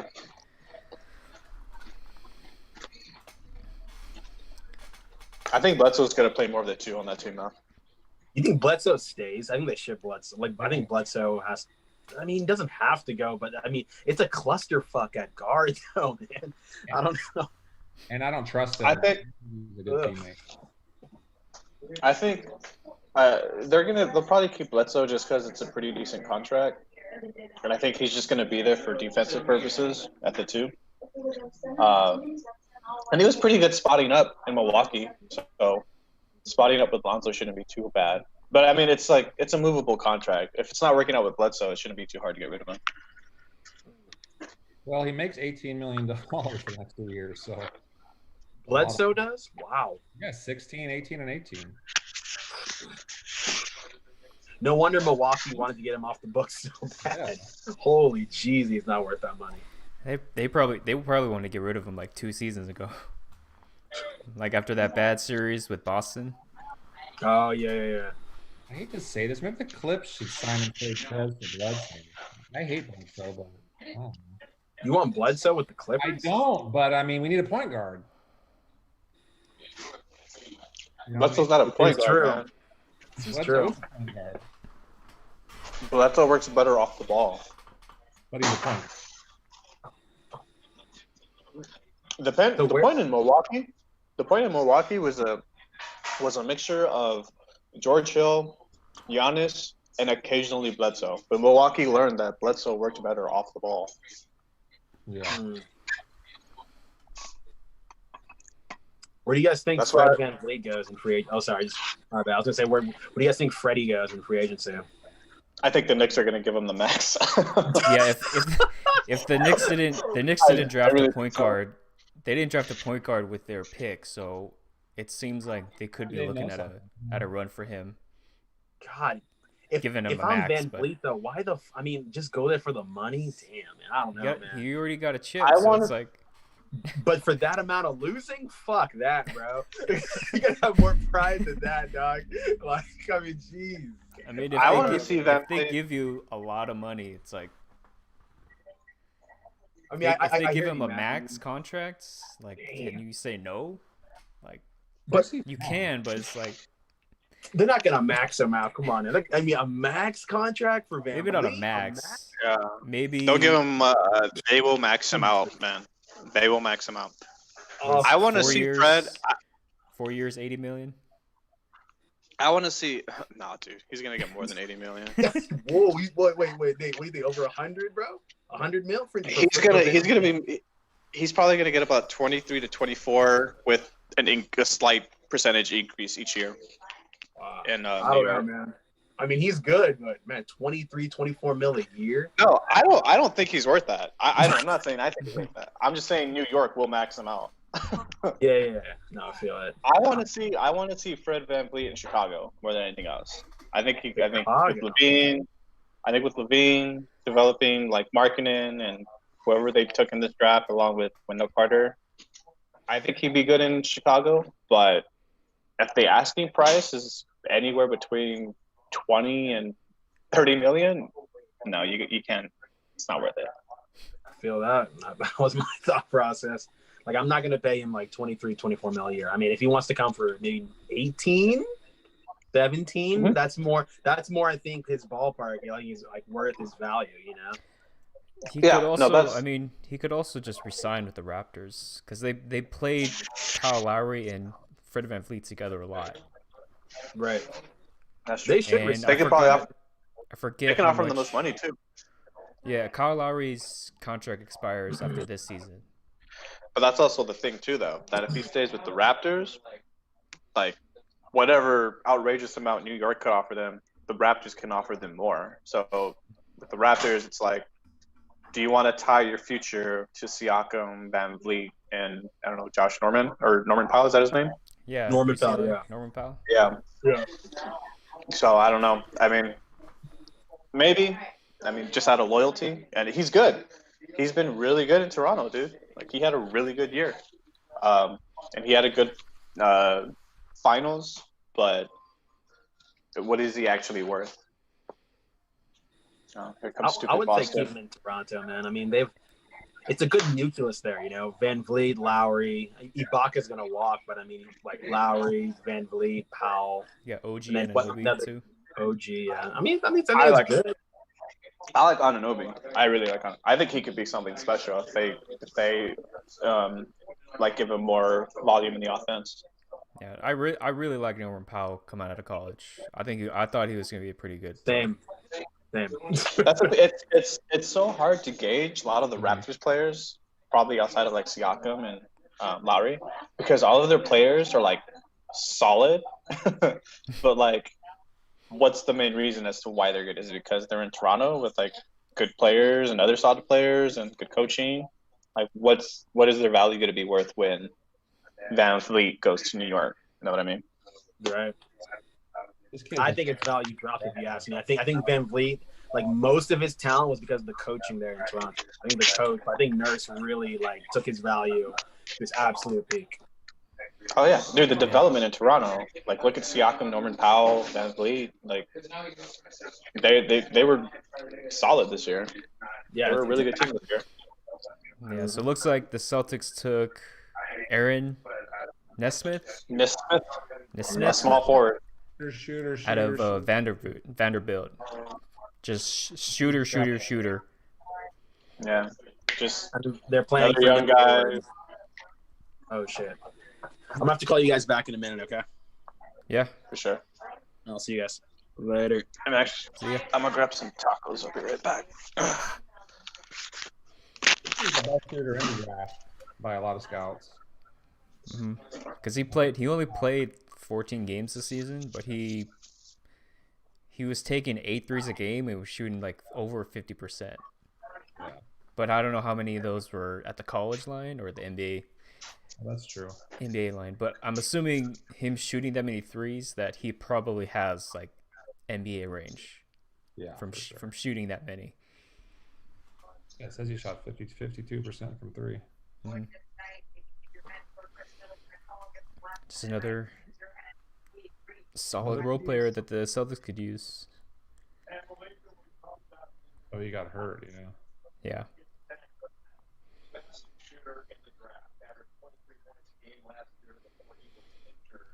I'm curious what Orlando does now. I wonder if they'll. It sucks because who's the guy that got injured? Oh yeah. He's the guy that didn't kneel for the national anthem. It was No, yeah. Isaac. He's the other guy that didn't Oh, kneel. Jonathan Isaac. Yeah. Yeah, he was Holy crap. coming in. He was having a pretty good season, and then he got. Did he get hurt in the bubble? Talking about trading Eric Gordon too, or Aaron Gordon. Yeah, I heard that too. So Orlando's been trying to trade Aaron Gordon for years. I don't know why he's really good. What if would the Clippers You don't attempt to do a sign and trade with Harrell with Aaron Gordon? like he doesn't fit. He's more. Yeah, he wouldn't fit. I want more size. It depends which route you want to go. Like, do you want to just entrust? I mean, Ty Lue, he's kind of just notorious for being fairly basic in terms of his game planning. So either you can rely on the stars you have now who score, like Paul George, Kawhi Leonard, and just get other shot creators who can score, who can create their own shot, or you go all in on like a point guard. Like, who's to say you guys can't do that for Van Vliet? We don't have the money, I don't think, to get a guy like that. I mean, basic is better. You can than, if you sign and trade Montrezl Harrell, which is going to be like in the 20 million range. That's the value that you'd be bringing in, like either for depth or another player. So you'd be trading Harrell, and I doubt people are just going to take Harrell on with his big contract. So you probably have to give up, I don't know, in the Zubac or No. Nah, he probably. no. And he's too cheap. He only makes $7 million, so he's a good contract. I mean, we'll probably re-sign Trez for it'll be less than 20. It's going to be like, I saw a cap hold of what was the cap hold I saw? because Aaron Gordon's contract is not that bad. It's 18 for this year, then 16 for for the season after that. What was Harrell? I mean, when the Clippers went down, all like the stuff came out. What was his like main concern with the team? Like, was it a contract issue, or was it just like team? Oh, just like team. You talk about like team chemistry or something. He's a weird dude, man. He left the bubble. I know his grandma died and stuff, but then I don't know. He's just weird. Yeah, I mean, he used to say. Here's the thing with Trez too. Like, I watch him play pickup. That's all he does. I don't think he really works on his game as far as skill work and stuff like that. Every video you see of Trez is him playing pickup. Like, that's cool and all, but maybe you should work on your game just a little bit. You know. So I think he's just cat. Well, you guys have his bird rights too, and I think he knows that. So what's up, Daisha? What's going on, guys? Oh, what's up, Daisha? No. Watching this draft, I'm really surprised by the lack of trades. Personally, like there's just not been as many trades as I thought there would be. Yeah, I mean there were a ton before the draft even started, like on Monday, but I was the first three about moving up in the draft and moving down, and nobody's doing it. Oh, wait. Daisha just said something. There's a trade. No, stop. Oh, really?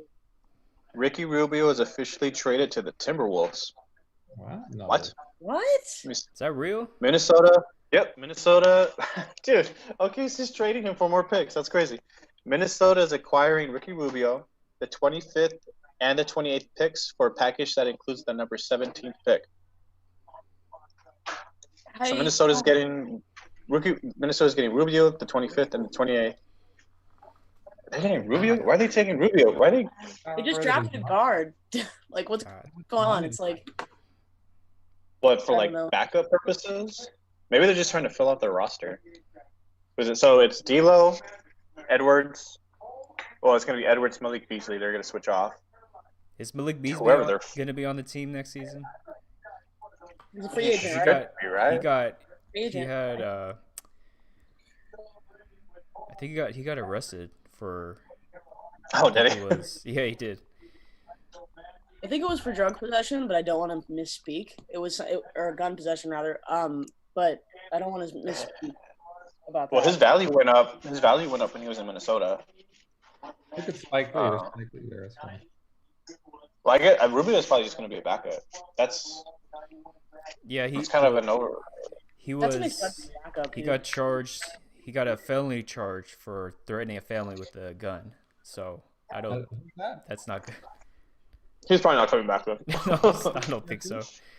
No, he's probably not. It says felony threats of violence and 5th-degree drug possession. Who are you talking about? Malik Beasley.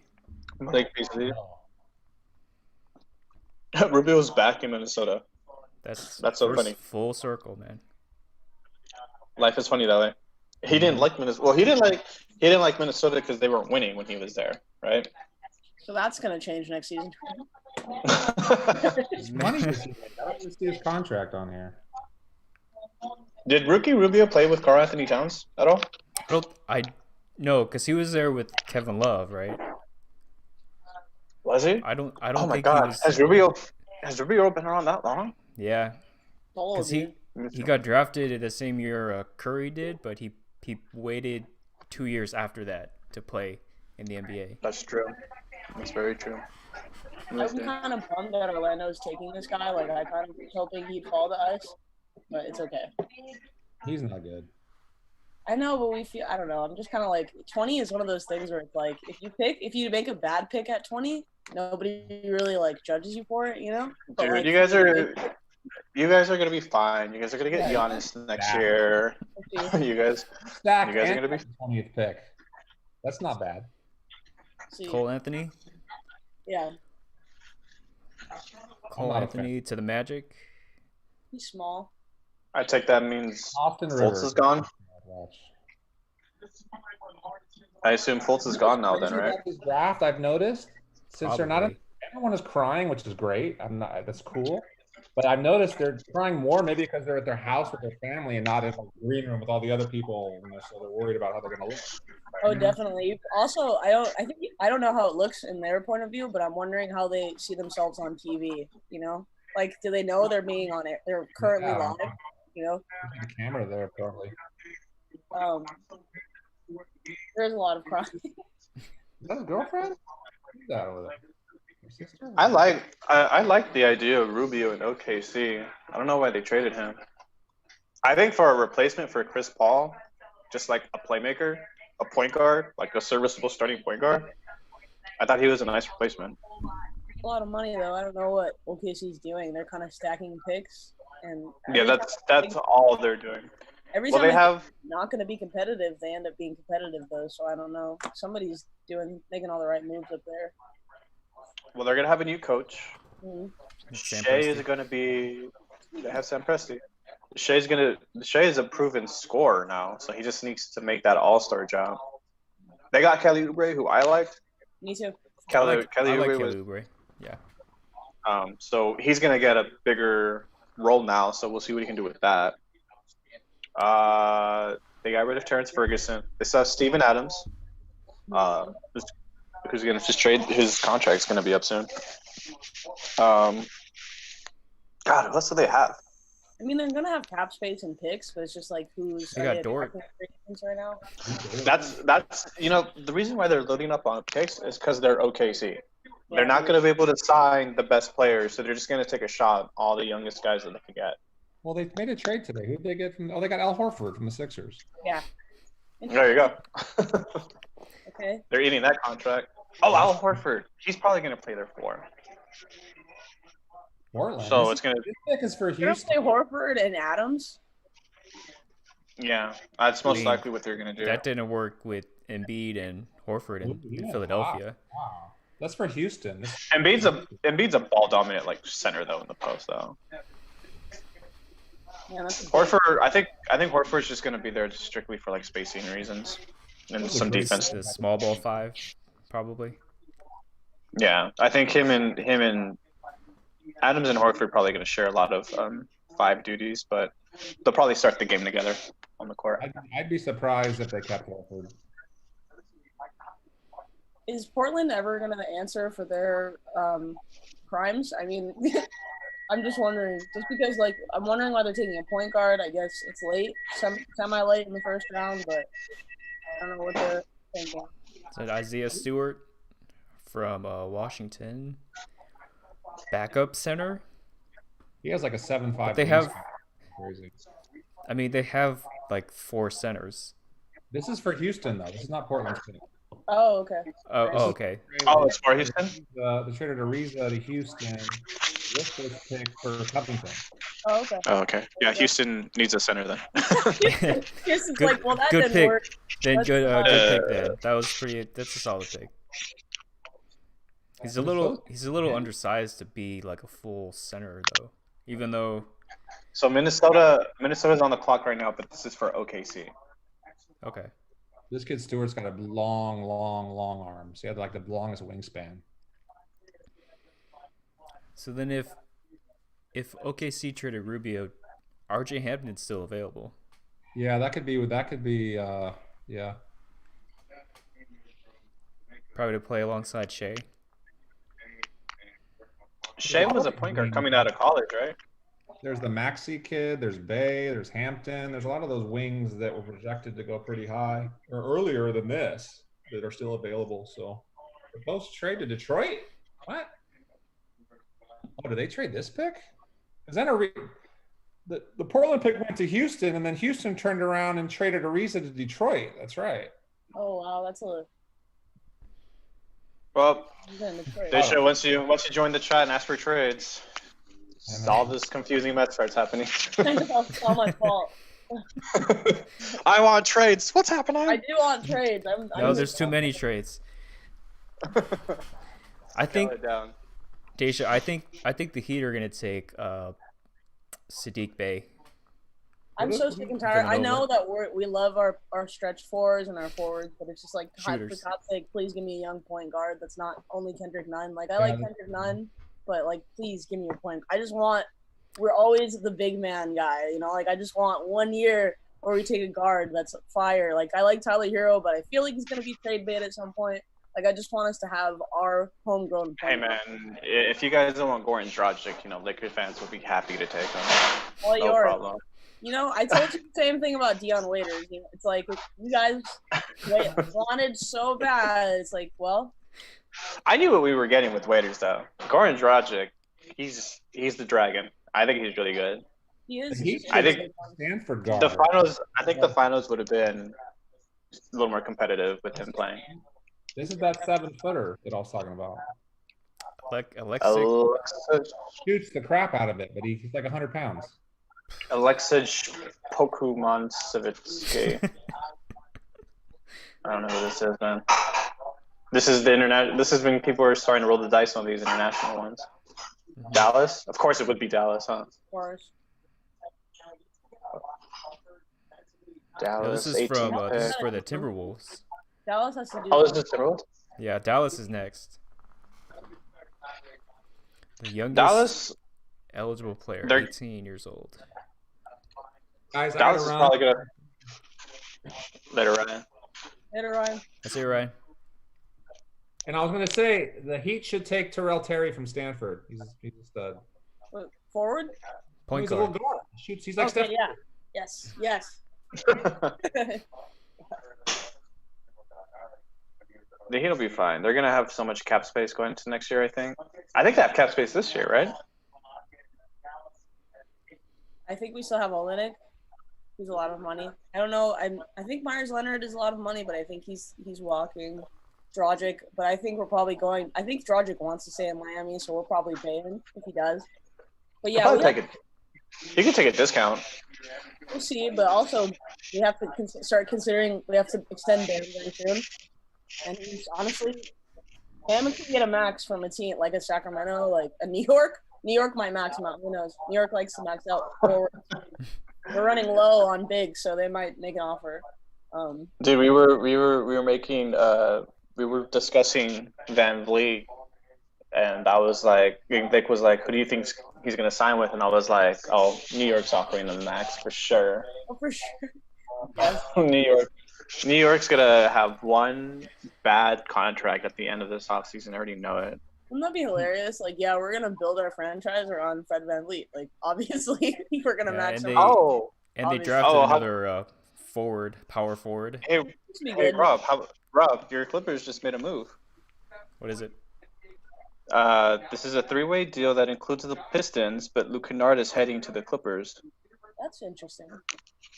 You guys are trading Landry Shamet Yeah, I mean, Oh, to the Nets for the number 19 pick. Hey, Luke Kennard, that's a shooter. I mean, yeah, I like that's a good Luke Kennard. shooter. Yeah. He just needs like to not be in Detroit like everybody else in Detroit. Yeah, he's going. Luke Kennard. What do you they're do? getting the 19th pick. Okay, yeah. I was wondering because they only have the 57th pick in the draft, and you're not going to get anything. Come on, man. You can get a That's start. Now you guys are back in the first round. Yep. Okay. Yep, now you we guys need got to- Luke Kennard. Luke Kennard shot 40%. He averaged 16 points last year. And I think he's on a pretty nice deal. He's on his rookie contract. Yeah, Oh, there you go. still. yeah. Man, right when Ryan left. That's a backup shooter for you guys, right? Yeah, essentially replacing a shooter with another shooter. But Nice. Can't go wrong. Luke I Kennard mean, is more proven but than yeah, but Shaman he's- at this point, right? I think Luke Kennard is has more offense rather than just shooting because he also was a He's a little ball bit handler. of a playmaker too. So, I mean, I don't Yeah, know he's if a you ball would, handler. yeah, I don't know if you want to put him at the point because I remember the Clippers were trying to get Shamet to play the point and that did not work out well at all. Mm-mm.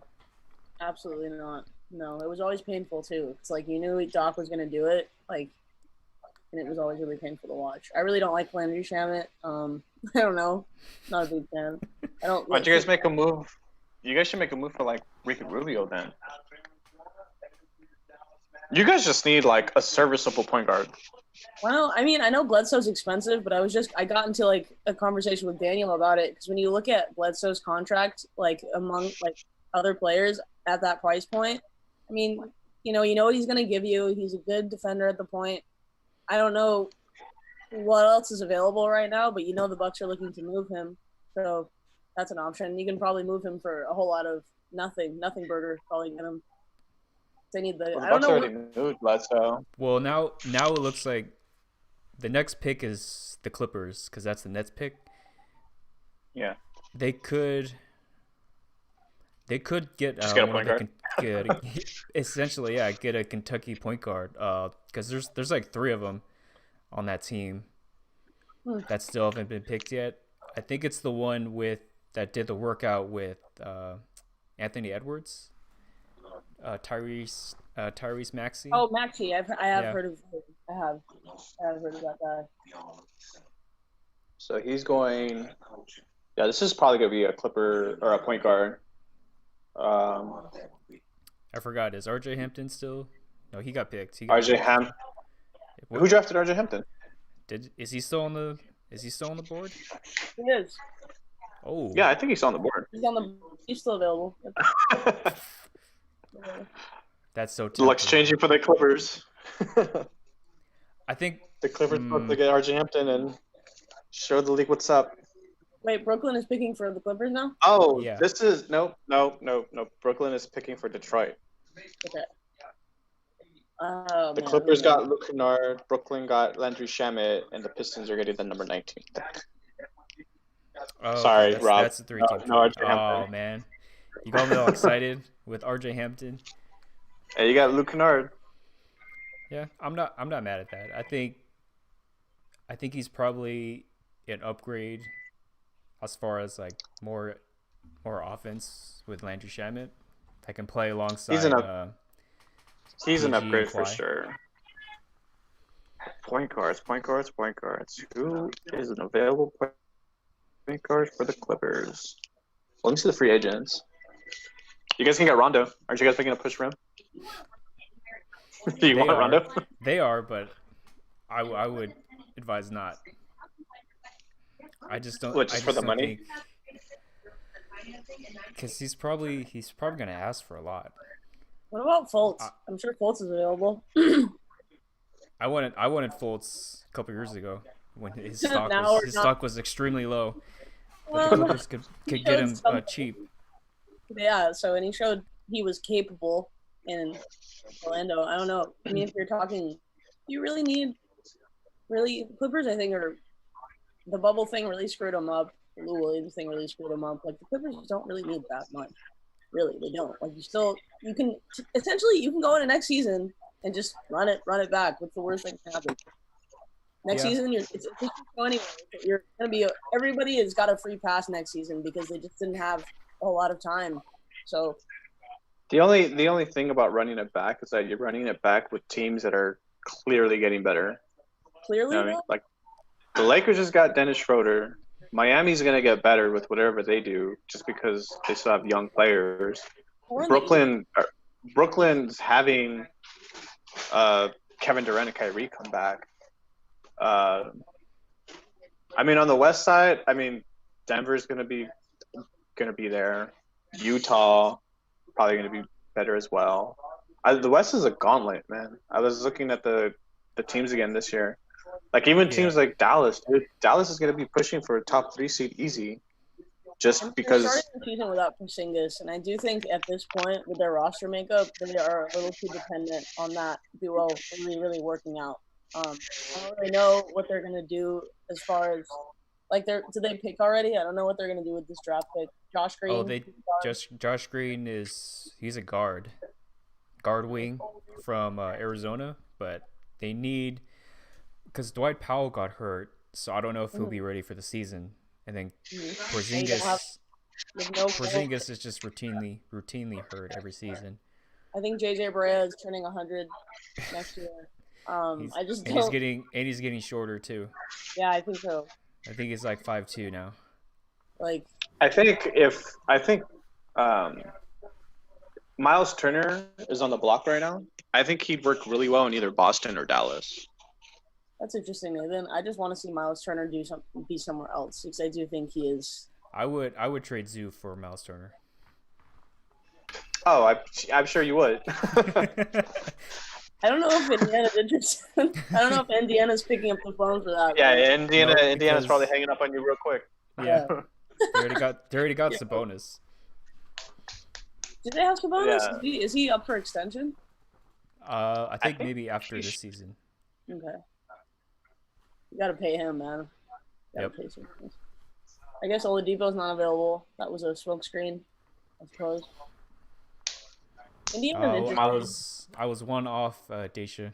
The Nets picked Sadiq Bey for the 19th pick. They can have If Oladipo was available, I had a really good trade in mind.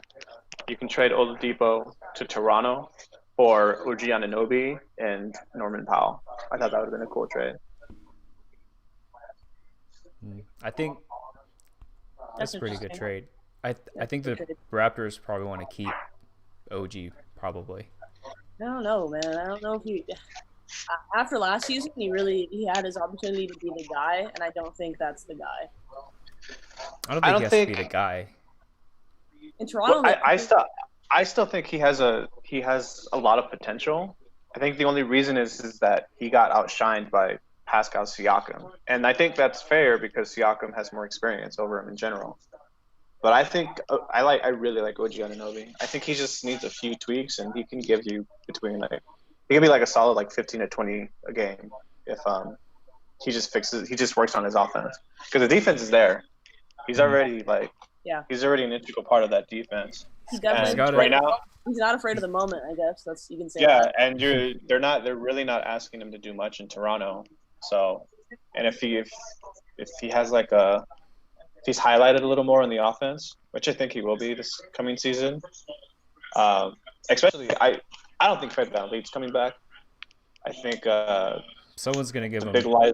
too much money for him not to leave. Yeah, Absolutely. everybody. It's like an unspoken, or it's like a spoken secret at this point that VanVleet is going to be really overpaid by next season. There's always He'll one. be- guard- There's always one He'll- guard that's fringe, could be a 18 point a night guy that you pay max money. Yeah. I think you really get your piece. Honestly, I would if the Suns weren't getting better, I would say, hey, maybe the Suns they just got Chris Paul would make any sense. But yeah, he's a good player. VanVleet's a good player, but he's not max. He's not a max worthy player. But he's the best guard in this free agency class. So it's just timing. I wonder if the Heat will get RJ Hampton because he's still available. Right now, they're gonna pick somebody we've never heard of for sure, dude. It's gonna be somebody that's not even. International player. I like the Heat's. When they drafted Bam Adebayo, I was like, oh, that's a good pick. And then they drafted Tyler Hero, and I was like, that's a good pick. No, So Tyler Hero. Huh? I was excited about Tyler Hero just because it was nice to have some pizzazz. He's got a lot of fire coming out of college. I was happy with Bam too. I just was impatient. I knew it was gonna take Bam. Yeah, he was a project. He was definitely a project. But I knew coming out of college because I liked Bam in college, and when the Heat got him, I was like, especially for he was at the tail end of the lottery too, right? I thought he was gonna go Bottom lottery, I think. I thought he was gonna be a top 10 pick. I think people focused on him not being a more offensive player, but as far as defense and his playmaking ability, I don't think a lot of people saw that. Probably in college. I would say the defensive versatility too. There's no way you saw that guy being able to defend the 2 or the 3. I mean, the guy can defend. Oh yeah. 1 to 4. I mean, maybe Bam, I know one's a stretch, but yeah, I can make you. No, Bam. It's not unfair to say that Bam can guard probably every position. It's really not. Especially on switches too. Yeah, dude. That's why I would hate to lose him. I would really hate to lose him, but I would also really hate to lose Tyler Hero. So, and I don't feel like we get to keep. You can't keep everything. If we're really gonna make a swing. Well, the thing, you guys can keep Tyler and Bam, the thing is that if you guys get Giannis, one of them has to go. Yeah. So it just depends on who you're linking. I would probably keep Bam, pair him with Giannis. I don't know how that fits well with Giannis though. Well, Bam's a playmaking 5, so it kind of Bam. The good thing about Bam and Jimmy Butler is that they're super unorthodox for their positions in the sense that they're both really good ball handlers and playmakers.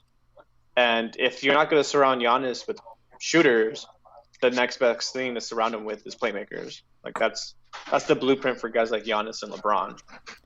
Like either guys who can make plays or guys who can shoot. If you put Bam in Milwaukee, I do think that that's a come off the bench guy. I think that's your 6th man right there. Like I don't know if he can take as big of a role in Milwaukee because Bam does need his hands. He needs the ball in his hands. He does, and so does Giannis. So it's kind of like I don't know. But all this is I like to see Giannis get something. So. This guy's name is Precious. Yeah, man. I want Precious just because I want to get a jersey. Precious, man. Achua. From Memphis. This dude looks like he's got a Clan hat on. Perfect. That's right. Exactly what we need. Clowns in Miami. 15 points, 10 rebounds. 49% from the field goal. Who's your guys' 4 right now? Kelly Olynyk, Myers Jay Leonard, Crowder. Jay Crowder, Derrick Jones, free agent, Iggy. Yeah, they play a lot of small ball. I don't know anything about this guy. He has some pretty good splits for what school is that? Kentucky? Switching from big to wing. Hey, that's another big wing defender right there. That's going to be, you guys are going to cover a lot of those switches. He just, hopefully with a name like Precious, he can handle a dog like Jimmy Butler. Like yelling at him at every practice. God damn it. I'm looking at him right now, man. I don't know if he's going to last in Miami. God damn it. I don't know. Let's see. He's big. This is a big guy. He's peaked at 20. Like, he's good off the bench. You feel like you win, Yeah, he'll get a couple of minutes off the bench. Backup center for Bam. Possibly. Yeah, probably. He's probably just there for defensive purposes for when Bam hits the bench. Mm-hmm. Especially with guys like Myers Leonard and Kelly Olynyk coming off the bench. Yeah, you guys need a defensive big off the bench. That probably means Bam's going to play a lot of the 4. They'll probably share the court a bit too. Doc Rivers interview. Man. My favorite. That's in Philly. That's a good fit for Doc Rivers, man. He's not playing, dude. You think he's playing with Ben Simmons taking 1 3 every 7 games? He's like, bro, if you don't take that fucking 3, I'm trading your ass in 5 fucking seconds, man. He's not playing. No, he's old school. He'll play Simmons and Embiid together all day. Oh, yeah. I don't. Do you really think that we're gonna see another year of that? I think it depends on how good he's probably be like, oh, I can do this. I can fix this. I got this. I got this. I don't think he understands that Ben Simmons just will not shoot. Like, it's not a matter of like coaching. It's just Ben Simmons just does not want to shoot. I don't understand that. It's not like he's got a gross form or anything. It's not like, I don't know what that. I'm not a big college person. I don't watch a lot of college ball, so I only know what I've seen in the NBA. And I mean, dude, how are you? If defenders are backing up at that point, like, why not just give a shot, take one? Yeah, dude, just try. That's what Giannis does. Giannis is starting to make those threes, man. Because he's actually taking them. So if Giannis can do it, then I don't know. But maybe Ben Simmons just has a real. I heard he's got like a sports psychologist or something trying to get him to actually shoot. Seriously, like you're right. It's like a real thing with him. And you're not even asking him to like be a consistent spot up shooter. Like maybe like a turnaround post shot or like a cool little mid range. Some type of shot. shooting something, shot. some semblance of not scoring in the paint. You know. I mean, if he even had, like you're saying, like just a little jumper, a little turnaround post shot, right? Like that makes him pretty much. That puts him as untouchable. That's somebody you can build around. Like he only needs a little. That's the one thing about his game. It's just like I've never seen somebody. It's literally the only thing keeping him out of like an MVP conversation. Honestly, But it's so detrimental. Like it shows how like detrimental like shooting is in the league at this point. Like this guy is probably an A to an A plus on everything in his game but shooting, and that makes him a liability for the Sixers. Like what is that, dude? like you feel like if he was drafted 30 years ago, you know, Oh, dude, he'd be like Will Chamberlain. it's just Good lord. Even Because even when you have 10, 10, 15 years ago, he would have been an MVP at some point. yeah, because when you have Joel who shoots the threes, but he shoots it, I think he shot it below 30%, but at least he's You're taking forcing you're forcing Joel to shoot threes because you just want to shoot threes. But here's the thing, the team would just be better if you were actually shooting those threes and just kept Joel in the post. Like it's really not a hard fix, you know. Can you in imagine terms of telling Joel Embiid, perhaps the most dominant post player in the NBA, hey, don't catch it in the post. What I'm going to need you to do is actually just stay on the arc and take threes. because your point guard won't shoot. Yeah, Because you're clogging the lane for our point guard. like fringe generational talent, Joel Embiid, dominant, Shaq-like at moments of Shaq ability in the post, and you're telling me to take a fucking three? Yeah, No. that's why I wasn't. I'm still on the bandwagon. Just trade Ben Simmons for James Harden. Like that's a fresh start for both. Like Ben Simmons or like Joel Embiid and James Harden. That is just as good as LeBron James and Anthony Davis combo right there. Like that's it makes sense. It works. It's it's fun still. Ben Simmons, you can send him to Houston and just surround him with shooters. Like just get all the shooters you can and let Ben Simmons go to work. Hopefully he develops some sort of jump shot. But you can instead of adhering to his flaws like they are in Philly, you could be adhering to his talent if you just restart with him as the sole focus of the offense. You almost feel like that if they keep D'Antoni and they move Harden and Russ for whatever the fuck he can get, I'm pretty sure he's something. Who knows what his trade value is? I'm just if I'm just reading shit on Hoops Hype, but apparently Russell Westbrook's trade value is non-existent. So imagine you make It's that. completely shot. Russell Westbrook's value is completely shot right now. First of all, that's crazy to me. Second of all, imagine having Russell Westbrook and Ben Simmons on your team. I'm wondering just where at that point, like you can just literally just play zone.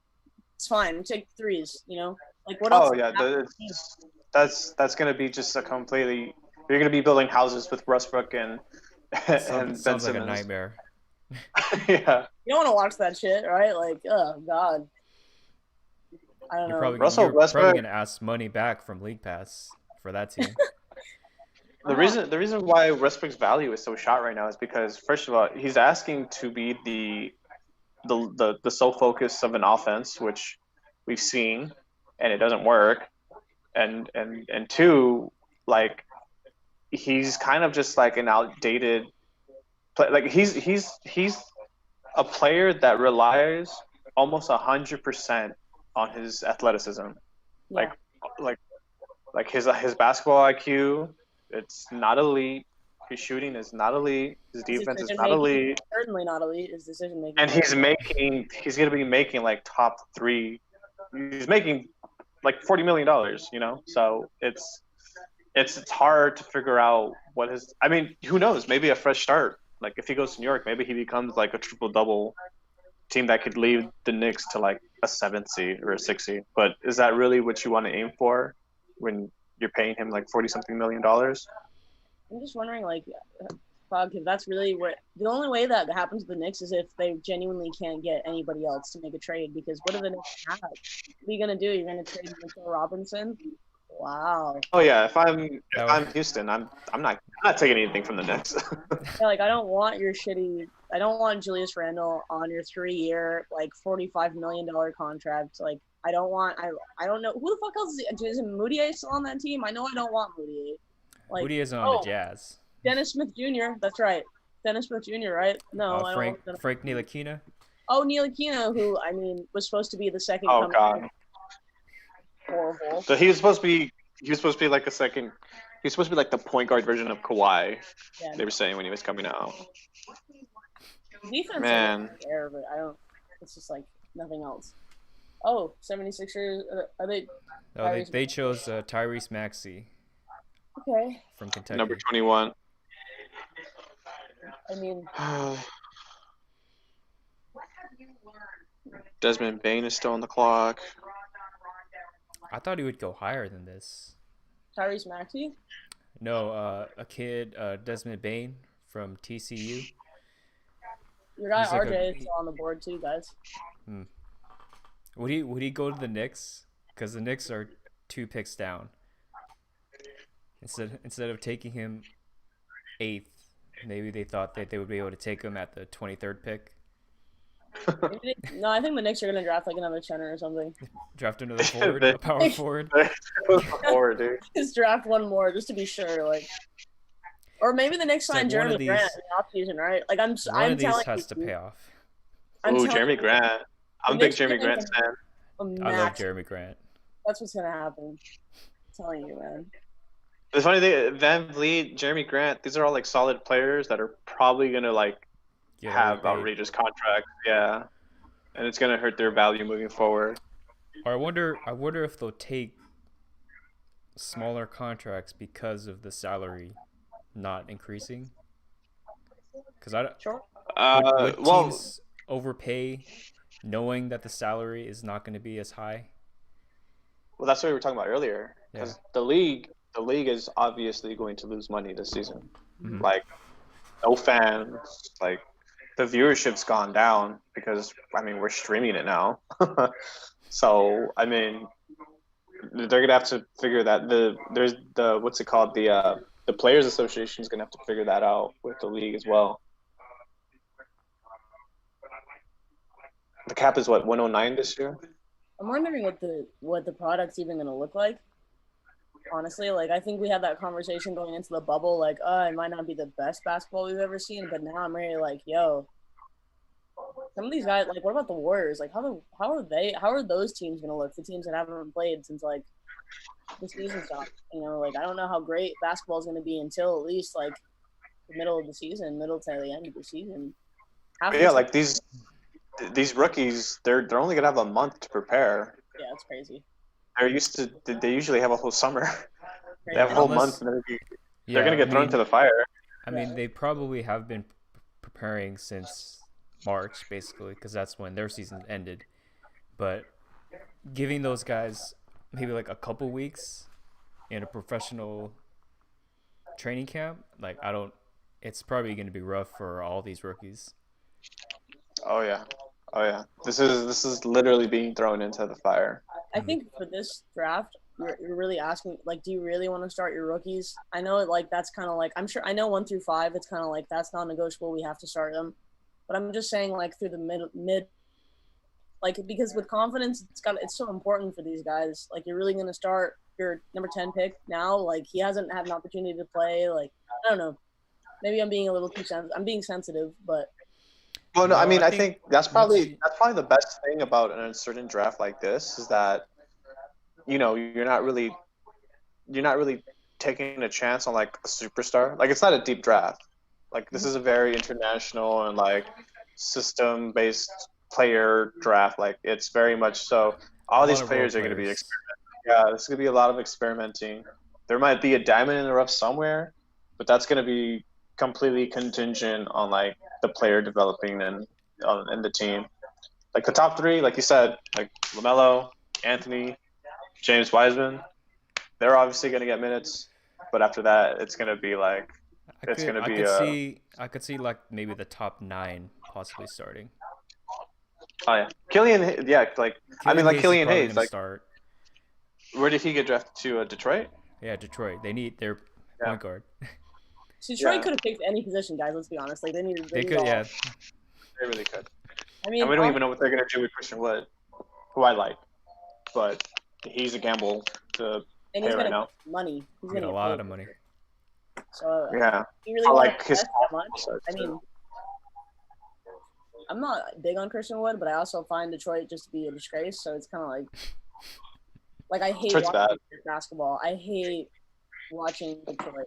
I really do. Well, they don't have the Christian Wood was like the only bright spot of their season, and that wasn't until they traded Andre Drummond.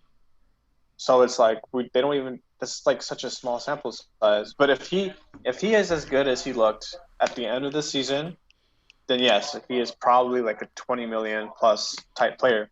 But it's only like 20 games. Like it's hard to make that judgment.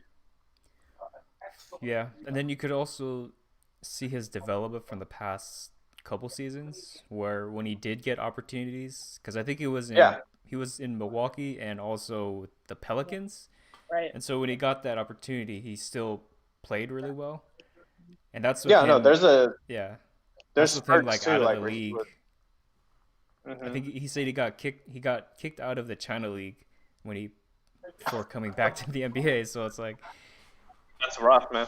yeah, there was motivation in him to improve, and it looks like it showed a lot. I don't know if his value for his contract will match his production maybe the first year, but he could still be a really good player, maybe a little bit overpaid. If he reaches that level that he's been at, basically, it's just it's tough to say because there is such a thing as just being good on a bad team as well. So maybe if he goes to his best opportunities are like the Knicks or like the Hornets or like if he's gonna get paid, those type of teams. But if he wants to like be successful, he's gonna have to take like 16 mil with like Miami or something. I'm wondering, even you brought up the Hornets, and I knew after 1 and 2 because I knew that LaMelo wasn't going 1 or 2. Man, like with that guy, you just I know it's a tall point guard, but I feel like throughout my lifetime, teams love to just draft that tall point guard just a little bit too high, and it doesn't always work out. But I guess what other team would take him? I mean, even at 3, I don't like anything the Hornets do. And the fact that Michael Jordan gave them his yeah, please draft him. I'm like, well, Jesus, now I'm really concerned about what the. Yeah, Michael Jordan's stamp of approval is not very highly rated. That's what you guys were waiting for. You were waiting for Michael Jordan's stamp of approval. Like, I don't know, man. Then again, LaMelo has a lot of question marks. It's up to him to make that talent work because he's a very good ball handler. He's a really good playmaker. He's terrible at defense. And his shot selection is very questionable. So Very bad. he has the talent. The most you can ask of LaMelo Ball is that he just has to be coachable.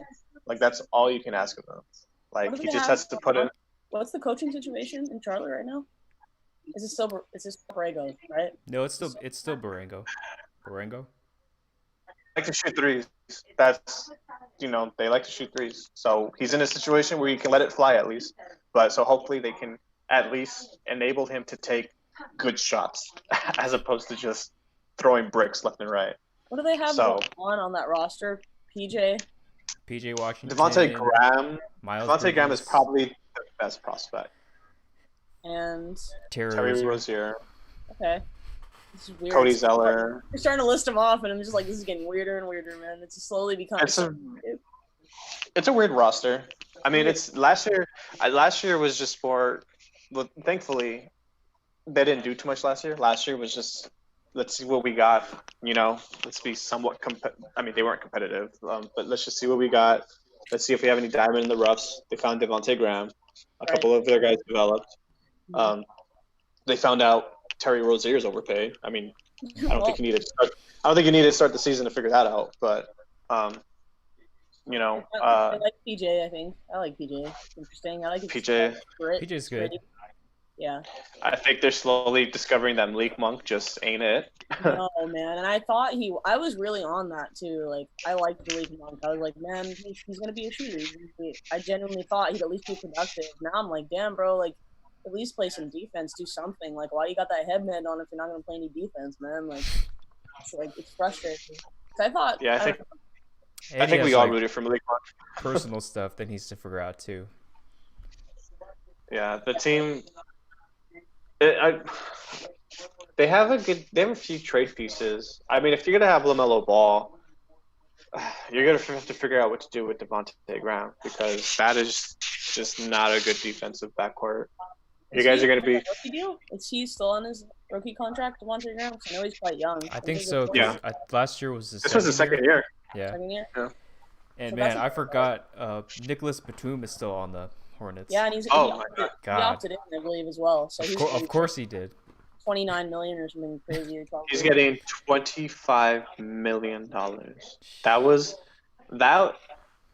You know, in 2016, the Lakers signed Timofey Mozgov and Luol Deng I remember to that. bad deals. They are nowhere near as bad as when Nicholas Batum got that summer. That is ridiculous. $25 million a year. I can't believe Charlotte just ate it too. They really ate it, and I don't understand. Did he start? Because I don't watch a lot of Charlotte basketball. I'm gonna be honest with you. Like, He started like the first year. He started the first year. He helped them lure Tony Parker, and then they overpaid past his prime Tony Parker. Yeah. It's been bad management. That's why last year was a step in the right direction because they didn't do anything. Like when the best moves you make are none, that's when you know like you're kind of in the gutter.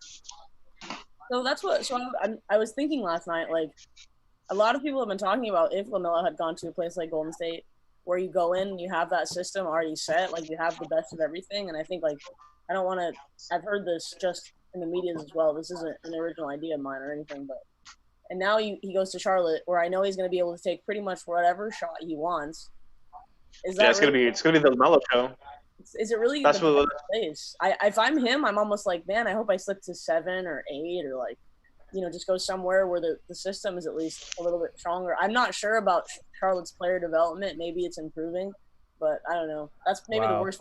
Well, that's what I was saying. I was like, the most you can ask for him right now is just to be coachable. Just, he's gonna be the main ball handler. So just find your guys open shots. Don't walk up and shoot 3 seconds into the shot clock. Just, we're bringing you in here to be our point guard, to make make everyone better. Yeah. So it looks like the Knicks picked a point guard from Argentina. Wow, with 23rd pick? Leandro Balmaro. Carlos I have no Delfino, idea 20. See, I don't know this one. Who this person They have an is. animation already made for him, so he must be. So okay. so you mean they didn't have like actual film on him? That's not a good sign. Oh wait. I don't. Okay. It looks like it's PlayStation 2, but I mean, somebody had to run in real quick and. They made it create my player. Spain's a good league, so. True. Yeah. I think they play hard. They play hard. Yeah. They're trying to hit on one of those international players that they keep drafting. Seems like every year. Dude, every time like a international player becomes a star, you always see teams trying to like duplicate it. Like I remember when Kristaps Porzingis got drafted, the Suns drafted what's his name? Oh, Dragan Bender. Man. He's so Dragan Bender like bad. the next year. And then this year that's why the Denny or whatever his name was, the Israel guy. Fell. I all the way know down. I know he shot up the ranks just because Luka Doncic like became freaking amazing. Yeah, but what if he's really? I'm also like, I've been hearing a lot about him. And my family's Israeli, so of course I'm immediately like, he's gonna be a star. But I'm like, what if he's really good in Washington? You know what I mean? Like, what if they actually? Because there was a consensus that he might be actually the best player in this draft. And There was. So what if he's really good, man? I don't know. Well, we'll see. Look. I like to hold myself in high regard because I was on the Luka bandwagon up Okay. to that draft. Like I was like a big Luka fan. I was like, dude, he's gonna be the best player in this draft. Like, just trust me. I didn't see any film on this guy. Denny Avdija. I've So, seen I don't know. like from what I've seen, like he has good size and length to be like a wing player. I don't know about his, I guess, athleticism at this point, but I think watched a he ringer. can I still watched a shoot. ringer breakdown film on him. Mhm. Yeah, that's what I was gonna say. I watched a ringer like scouting video on him, and it's like the most basic of like breakdown of a player. So it's just up to him to kind of like live up to whatever potential he has. Like it's like, oh, he's a good shooter. Oh, he's a pretty good ball handler. He can play the 3 and the 4. Not gonna give you much on defense. It's like the most basic international scouting clip or breakdown that you can ask for. So it's up to him, man. He's in Washington. That's not a bad situation with Being drafted. ball handlers. So I mean, not everybody's waiting for you. You don't have to necessarily be that guy. You know what I mean? So the pressure is kind of taken off a little bit. You're not playing in a big market. It's a lot of. He's played with a lot of pressure on him, and he's very young. So I also he was a star in the Israeli league, right? But like he was like a won- legit like. did like- championships there. Yeah, they beat Yeah. Spain in the under 20 Mhm. championship. Oh, wow, FIBA. Yeah. When Uh, this year? is it last year? If was you look last at the videos, the crowd is going like absolutely insane for that team. He's got something about him. He's got that thing, Oh, Like you can't RJ make Hampton. it, Yep, RJ Hampton Where'd he go gets to? drafted to the Bucks. Oh, Is that a good thing? They That is probably very need they probably interesting. need a backup since they have no more since they don't have a Well, they bench have- anymore. they don't have Bog. I think Bogdanovich was supposed to be their point guard, That trade fell but through. they're not getting. Yeah, and then it fell through. So I think Yeah. that's where they're getting them. I like that trade. I mean, it's worth the gamble. Like you're picking up one of the most highly scouted high school recruits, hmm and you're picking at the back end of the draft. You're not really losing anything. Yeah, if he could be just like a solid rotation player on your team, that's a pretty good pick in the That's late all in you the can early, ask in for the right early now. first round.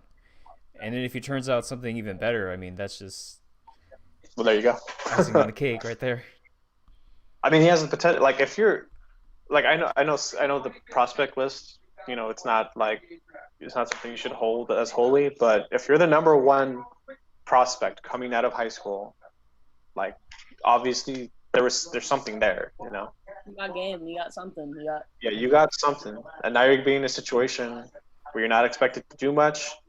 You might have had like a rocky professional Australia experience, but we just want you to play your game here, Milwaukee's going to be able to be competitive. They'll find a way to be competitive again, let's be honest. Now, will they make it past the first round of the East? That is obviously we don't know, but they will be competitive. So you're going to a competitive team, or you're going to get minutes. I mean, Because if the Bogdanovich trade goes through, that starting lineup is probably That's one a of the good better team. ones. That's a really good starting five That's- with Drew, better than Bogdanovich, really- Middleton, Giannis, and then Brooke Lopez. I might even take Man, it. I don't know who's coming off the bench for them. yeah, that's the thing is that bench in the East. In the East, you need that bench really. It's everything because the East isn't full of those like show-stopping stars. Like now it's going to be different because you have Brooklyn on the rise, and maybe James Harden goes to Brooklyn. Who knows? I was wondering. Well, like, the Bucks should still have a mid-level, even if that trade does or doesn't go through. So they have maybe room on their bench for like one solid rotation player. you're And I mean, afraid- huh? I feel like Milwaukee though, because they don't know what's going to go with the honest situation. I don't know how they're not a free agent destination. Also, They might scare off. Well, I mean, maybe you can get like a ring-chasing veteran. You never know. Like Gallo already came out and said that he'll take a pay cut I would for really like for that. I would like. yeah.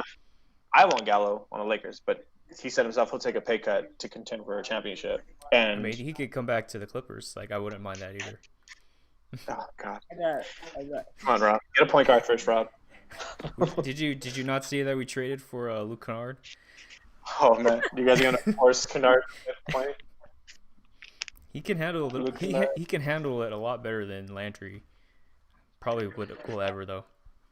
But I don't think having him If at you the guys point are- guard spot. if he's on the court with Kawhi and Paul George, he's not going to play a point guard. He's just going to play the one, like he's just going to be on the floor.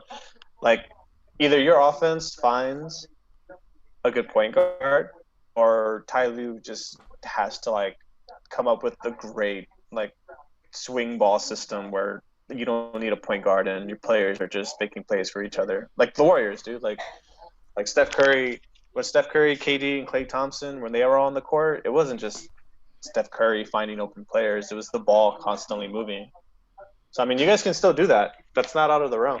Like, Kawhi Leonard, he proved last year that he can, he had some semblance of playmaking. Definitely. Yeah, then if you have Paul George coming off screens and moving without the ball, he's proven that he can be like a really good 3-point shooter. Because a lot of times I feel like he was given like the one-on-one option just because he's Paul George, and it seemed like he wasn't as effective as that than moving without the ball, which he should probably do more this season.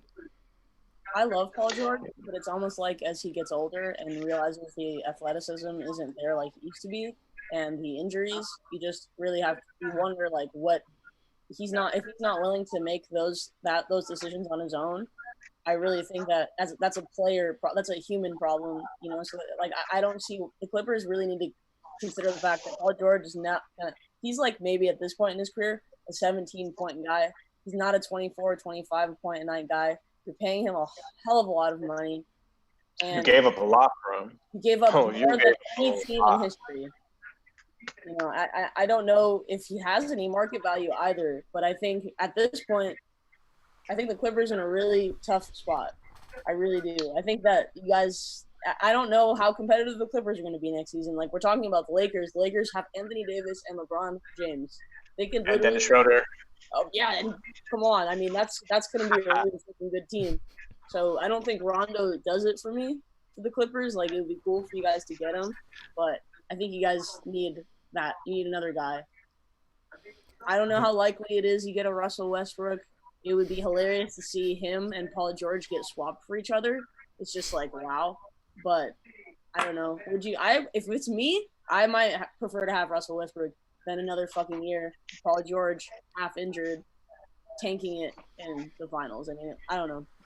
The Clippers have to take this year seriously. Like the actual regular season. Like your guys' the West is going to be so deep that like placement is going to matter in the playoffs. They need to shoot for at the least a third seed. Yes. Like at the very least. And that's with them not really putting in the effort for the season. I mean, that really feel like it's always been on Doc, because every time this stuff happens, he's been with the team for like 7 years. And so when like it constantly keeps happening, and he's the coach, and he was also the general manager. There's too many connections from him. There's too many connections from him not to be the reason that he gets fired.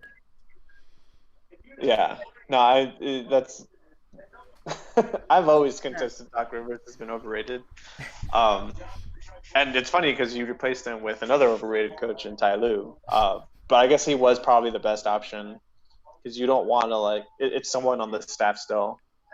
You don't want to completely overhaul everything, because I mean, you guys were there. Because you guys just needed to win. They don't need to make any major changes. Like You just need to find ways to get better. Obviously. Yeah, I think there's two things that they probably need to get better at. They need to get at least a backup big. like another one.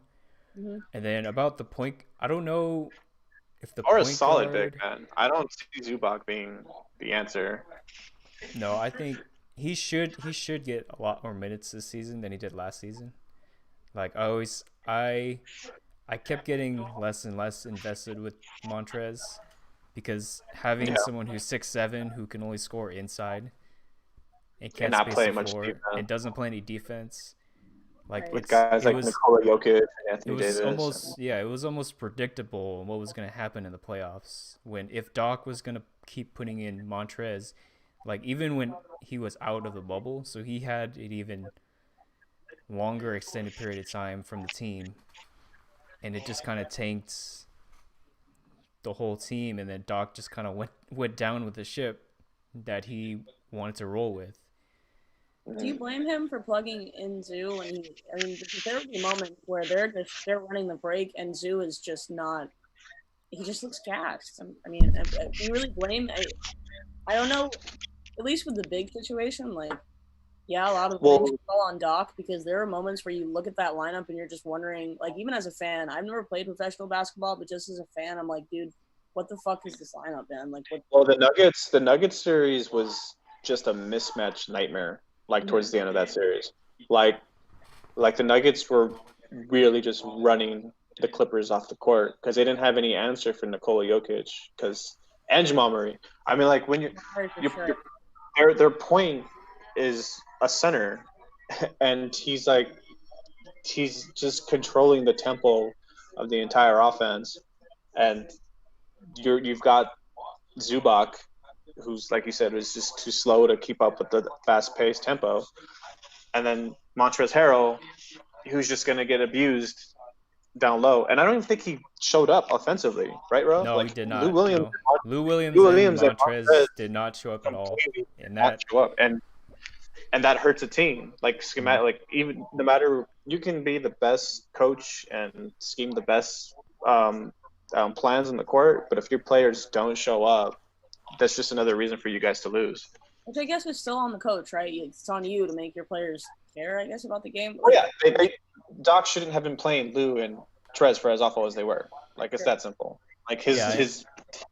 And honestly, he should have been playing Zoo more during the regular season to get him ready for the playoffs. Like even though there was like the break, but still looking.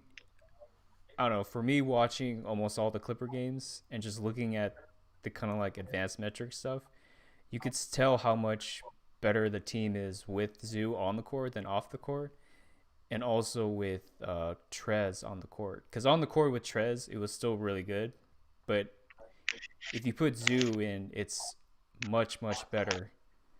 Like it may not look like it made the more sense to have him play more in the Nugget series. Yeah. I'm just wondering, like that you're looking at though, like you're looking at is what like the sample size that you have, which is him being plugged in. Like I'm wondering if you put him out there for longer, if that theory still holds. Like him playing that extent of, is he still a positive on the floor playing for long stretches? Because it depends who they're playing. That's why it depends. Small. Like there's so much ball in the West. It's like I'm being a hater at Loki. I don't know why. I like Zubac, but I don't know. Because I think you're not gonna play him like 35 minutes a game. If you can play him kind of like closer to maybe like 29, 28 minutes, you're still getting a lot of value with him. Even though, because honestly, in the Denver series, what center in the NBA can really stop Jokic? Maybe besides Anthony Davis. So that's only one player in the league. But really, it was really almost like a net neutral every time Zoo was playing Jokic. So they weren't losing anything, but they weren't gaining anything, which was fine because during like as opposed to Harrell. Yeah, as opposed to Harrell, where they were losing every single time. I'm wondering who's going to pay Harrell. Supposed to as you're describing this, Jamal Murray, because the Clippers were containing him pretty well for like 6 games, and then Game 7 he goes off. Mm-hmm. You guys should get Aaron Baines. he's gonna fix a lot of your problems if you guys get Aaron Baines. Plus he's got a cool little Twitter fan club. He's got a little ponytail. Mm-hmm. Yeah, he's got a little ponytail. I'm rocking the man bun right here. Just I get Aaron Baines, dude. He's a good guy who can shoot. He's big and sturdy. He's not the best defensive center, but he's a big body. He sets great off-ball screens. So you start him, or he comes off the bench for you. He could probably come off the bench. I guess it depends on what the team we're playing. Because Aaron Baines and Zubac, that's a good little tandem right there. Yeah, that would be a solid center depth chart, basically. Yeah, and he spaces the floor, unlike Zubac.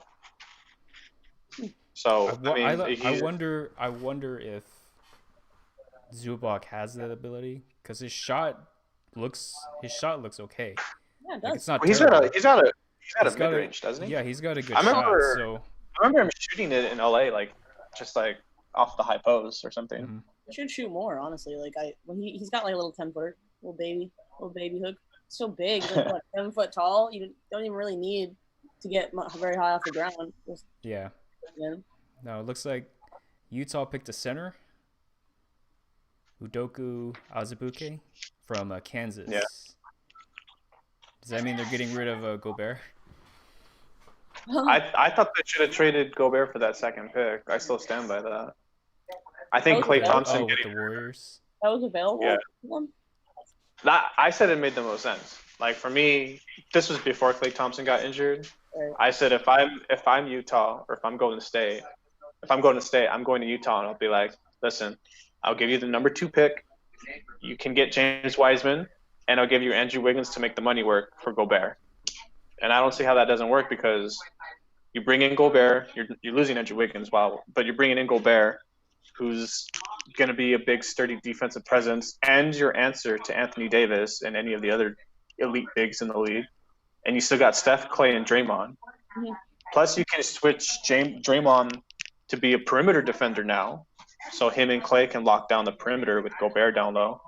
And if you're Utah, you're bringing in Andrew Wiggins. Yeah, sure, it's a bad contract, but at least it's another young player, and you're getting a number 2 pick, and you're just replacing Gobert with James Wiseman. Now you have James Wiseman and Donovan Mitchell, 2 young stars on rookie contracts, which is great for Utah, because you can't get anybody. You're not gonna get any stars. Yeah, you can't get anybody. That's a great that definitely works. But with the Klay Thompson injury, I think I don't even know what Golden State does now. Like, I think they took the best. I think Golden State stuck to their guns. I think they picked as if that's what we were going to do. They were just like, we're just the going to take best player and the best fit for their team. Mm-hmm. Yeah. But maybe the Klay Thompson, for all we know, the Klay Thompson injury is nothing. But I feel like if it was nothing, it never would have come out. It's like the way it's being presented to us. Yeah, because they're saying it's an ACL. It's an ACL tear. That breaks my heart for Klay Thompson. The minute Shams Klay Thompson got hurt, I was like, this is a really weird injury. Like, it's really weird to just report a random injury like during the off season, unless it was a substantial. Mm-hmm. It says it's a significant ankles injury, and that's all we know. We won't find out anything till tomorrow. If it's an ACL tear, is that not, even after getting it once, isn't the likelihood of getting another one very close to, like, during recovery, super high, right? Just period. Doesn't that become a very sensitive part of your body in general? Not to say Klay Thompson's some sort of athletic god. His game isn't really. Well, thankfully, his game is contingent on his shooting, but right. Because it doesn't hold well if you're. Because what was his injury last year? That was a ACL tear, right? When he went for the dunk in the playoffs. Okay, and then he got undercut. But now it's saying it's a possible Achilles. So that's really bad. That is really bad. That's a Kobe injury. That's a Kobe, and that's kind of ironic considering Kobe tore his Achilles against the Warriors. But that's a really bad injury. If it's that is a career trajectory changer. That's like a. How does that happen though? Like, what was he doing at practice? And that's like right after he tears his ACL, like the season before. So like you're saying he rehabs for the whole year and then comes back and then possibly hurts his Achilles. Klay Thompson's been out for more than a year too. Yeah. That's like James John Wall status you're getting, man. Like The John Wall thing's atrocious. I think he We should don't be even- ready to go, right? Isn't Klay Thompson on 1 foot is probably better than John Wall. Oh at god. this point. John Wall's coming back. I'm Savage. I like I've always kind of low-key liked Washington for whatever the freaking reason. I love Bradley Beal. I like John Wall. I loved watching John Wall before he was trash. I'm just a part of me is hoping that even if he has a little, just maybe 35% of what he had before, like I just want to see that work. I want to see Bradley Beal, John Wall work. Like I like Kichimura. I like that story. I just want to see that shit work. Just come on. They got Thomas Bryant too. I like Thomas Bryant. Yeah, That's the Wizards should. It's hard to say because John Wall's coming back from an injury, but based off of the way this roster is currently constructed, if John Wall, Bradley Beal would have had it maybe 4 or 5 years ago, they'd probably be a little more competitive than what they were back then. Because they have some pretty good pieces. What's his name? Kuchimura, Thomas Bryant. They just had Davis Bertans, who was a really, really good stretch four. But Tony Brown Jr. Yeah. But when you compare that to the top of the East with the Nets and the Bucks and Boston. Now Miami's coming. We're coming. You're not. This pick's going to OKC, right, Nathan? For the Lakers? Yeah. Okay. Wait, is this the 28th pick? This is the 28th pick. It's Jaden McDaniels from Washington. Yeah, Lakers don't need no pick this year. I don't see any young guys on this team, man. We're past that. Past LeBron is not interested. over 27. Yeah, I'm over the development. However old Kuzma is, above that age. Oh god, dude, Kuzma's gone. Kuzma's gone. Somebody's gonna pay Kuzma so much fucking money, guys. I bet it'll be Sacramento or the Knicks. Somebody's gonna pay him money. They're gonna get their Hornets. power forward they've been looking for. Yeah, the Knicks. The Knicks. Max They're gonna swap out Randall for Kuzma. Yeah. I'm over the Kuzma. I was the one guy in the office saying that Kuzma was overrated his rookie year. And I remember it was Gary too. Gary was the one who put me on the spot because everybody was talking about Kuzma. I was like, I don't know, dude. I like Ingram more, his upside, his intangibles. And then Gary pulled up the stats between Kuzma and Ingram. He was like, there's not one thing that Kuzma does better statistically than Ingram. I was like, dude, stop looking at the stats. Yeah, Ingram has a higher ceiling. Ingram has a higher ceiling. Yes. Yeah. Kuzma can't put the ball on the ground. Kuzma can't defend. All of his points. Where was Kuzma picked? 28th, right? So then you've gotten a lot. You've gotten a hell of a lot at number 28. Because I've seen people drafted from 1 all the way down, all the way to 28 that did not give you that kind of upside. At least so for every first round bust, there's always a second round gem. Yeah. But the thing is that Kuzma, he gained a lot of his glory on bad Laker teams, so it's and he had the go ahead to shoot as much as he wanted to. And granted, he was a pretty good shooter his first year in the league. But once, LeBron comes and once Anthony Davis comes, his shooting got worse. Once the winning formula started getting implemented, he got worse. So and that I don't know how much that's going to impact him long term, just not having that winning.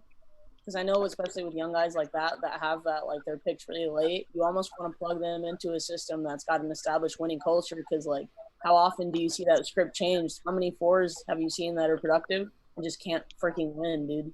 They just bounce up and can't win. I don't know. I like Kuzma. I think if he goes to a situation that makes sense, he could totally be productive. Where that is. Kuzma's going to be a good starter, maybe on a bad team or a bottom of the 8th seed type team. But his role right now is probably going to be best as a 6-man. And I was going to say he can't get better, but some of the stuff that he's bad at, He just has to get really, really good at it. Like he can't put the ball on the floor worth shit. Like he can't dribble the ball. And he's no. I'm not letting him catch and shoot either. So I see what you mean. Like, but when he on the break, the guy he's really, really good in transition. If he can improve his decision making, I've definitely seen fours that don't necessarily pass as well. Like there's flashes for me where I watch Kyle Kuzma and I'm like, there's something there. Like I believe in you. If the best development for Kuzma right now is for catching and shooting. Like he's got a good shot. Like you're gonna be a good spot up shooter, and anything cutting without develop the any. Cutting without the ball. Yeah, and cutting without the ball. He's really like he gets his points in the flow of an offense. So the most you can ask of him is probably like develop some sort of post game, and that'll really help him. Because he can't dribble. He can't create his own shot. Like he's not gonna make any crossover combos on you. I don't remember if he played a lot in the post in college. He should have. He played power a forward. little bit. Yeah. He was a power forward in college. I think he's kind of undersized for a big, so he's like a utility guy on the Lakers right now. Like, is there a reason they don't play him at small forward? Like why? What is it? Just he's too small for bigs and he's too slow for wings. Exactly. That's why. It's a harsh reality. That's like literally like your physical capability. Like if he was just maybe stronger, he could probably play more consistently at the 4. Get heavier minutes at the 4. I think he played at the 3 a lot more this year than any of his other previous years. But that was only because LeBron was playing point guard too. Mm-hmm. Funny that because he reminds me of like Aaron Gordon in so many ways, but like skinnier and like obviously not on the Magic. But I would take Aaron Gordon. I would take Aaron Gordon over Kuzma right now. Aaron Gordon is a much better defender than Kuzma. Mm-hmm. Well, he's got that athleticism. Mm-hmm. That helps him a lot. And all he needs to do is be just like an average 3-point shooter. Because right now he's always been like a below average 3-point shooter. Who, Kuzma or Aaron Gordon? Both. Oh, the Raptors drafted another white point guard. Oh, there so you go. I think that means VanVleet's out. Fred. Yeah, he's out. Fred VanVleet. You can't have is 2 out white then. point guards, dude. Yeah. It doesn't work. So you got Malachi Flynn from San Diego State. Oh, that basketball powerhouse. Playmaker and disruptive defender. That's so funny. That's basically how you describe Fred VanVleet. This is literally Fred VanVleet, actually. This is literally. Look at this family. They're like super ambiguous. You're right. The girl in the middle has a pink face and like a brown neck. Oh man, he's mixed. He's mixed, actually. He's just white passing. I feel your pain. I feel that on a deep level. You guys don't even know. The Raptors. Is Kyle Lowry? He's on his last year, right? Yeah, his last year is this season. This is Kyle Lowry and Chris Paul's last contract years, huh? Yep. Wow, next year's gonna be a pretty deep point guard class. Because I think, well, actually, Paul George and Kawhi, this is their last year too, right? They have an option. Yeah, they both have player options after this season. Oh, Paul George is a player option? Yep. Jeez. And Kawhi. I think Kawhi is more inclined to stay than Paul George. Really? Because who's paying Paul George $34 million? Oh, there will be somebody. The Knicks. The Knicks. If Paul George goes out next year and he puts up, I wouldn't. The Hawks could probably, they'd have the money to pay him.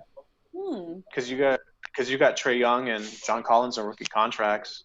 You can easily use your bird rights on them and just use whatever cap space for Paul George. I wouldn't do that. But if you're looking for a third star or second star next to Trae Young and John Collins. I keep forgetting Atlanta's a thing, like completely. They also have Clint Capella for some reason. Like it's one of those teams where you're just like, dude, what the hell's going on? Like they got. Dude, they just drafted a center. Yeah, they drafted a They center drafted another in the top 10 for Atlanta.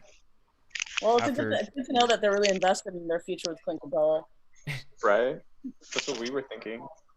I don't know why Houston paid him that much money. I don't know how Atlanta thought that by taking that contract they would be like, I don't know. I mean, and I'm just watching Trae Young, and I'm just like, don't ruin him. Well, Clint Capella was asking for more. The only reason he took Houston's contract was because nobody was offering what he wanted. Like Clint Capella was shooting for like 20 plus mil. Yeah, those centers, like Andre Drummond just opted into almost $30 million. He did that because he's never he going to get knew- that again. Yeah, he's not gonna get. There's no way he's getting 30 million a year. Clint Capella's, Jared Allen. Clint Capella's, the Jared Allens, the Andre Drummonds, the DeAndre Jordans, like those guys, their values, it's gonna stay. Their values aren't gonna go anymore. Aren't gonna be in the $20 million range anymore. It's gotta be weird to be in that age group, especially because like you were drafted and paid at it, especially with the Clint Capella. I don't really know how you managed to get that much money. Shout out to your agent. But it's interesting to think, like, because I mean that wouldn't be a crazy contract to give him, like we were talking about 10, 15 years ago. It's just now it's like, what are you doing giving Andre Drummond that much money? What is Cleveland gonna do? I don't know. So They're Cleveland's best bet. I mean, Andre Drummond already accepted it, but their best bet is that if Andre Drummond contract expires, that he'll be willing to take what he's worth, like 14, because he's not going to get. Cleveland's probably going to offer him the most money, but it's not going to be anything more than like 17 mil. they should give 13 is fair. Sure, no, that's totally fair, but you know he's going to demand more for wherever he goes. You know, so either Cleveland can risk losing him, or they can just give him like 17 mil. Are they sitting on that Kevin Love contract as well still? They have to. think No one's so. going to take it. No one wants to take and it. They paid Larry Nance a little bit too, didn't they? They've actually got. Didn't they extend Cedi Osman as well? Why do I know so much about Cleveland's contract situation? Cedi Osman, is he extended? I think they did, I dude. think he did get extended, but I don't know how much. I don't know how much that contract is. It's Let me not see. a bad contract, but It's it is not. like It's why are not you terrible. like why are you extending anybody like you're like building something? That's really the main reason. It's like I guess you're not attracting free agents, but You're definitely not attracting free agents. Yeah, he's not on a bad. Cedi Osman's not on a bad contract. I don't know, just collect young players and assets. Their best assets right now are Colin Sexton and it was Kevin Porter, but he's getting involved in issues left and right. I think that's why they got the forward today.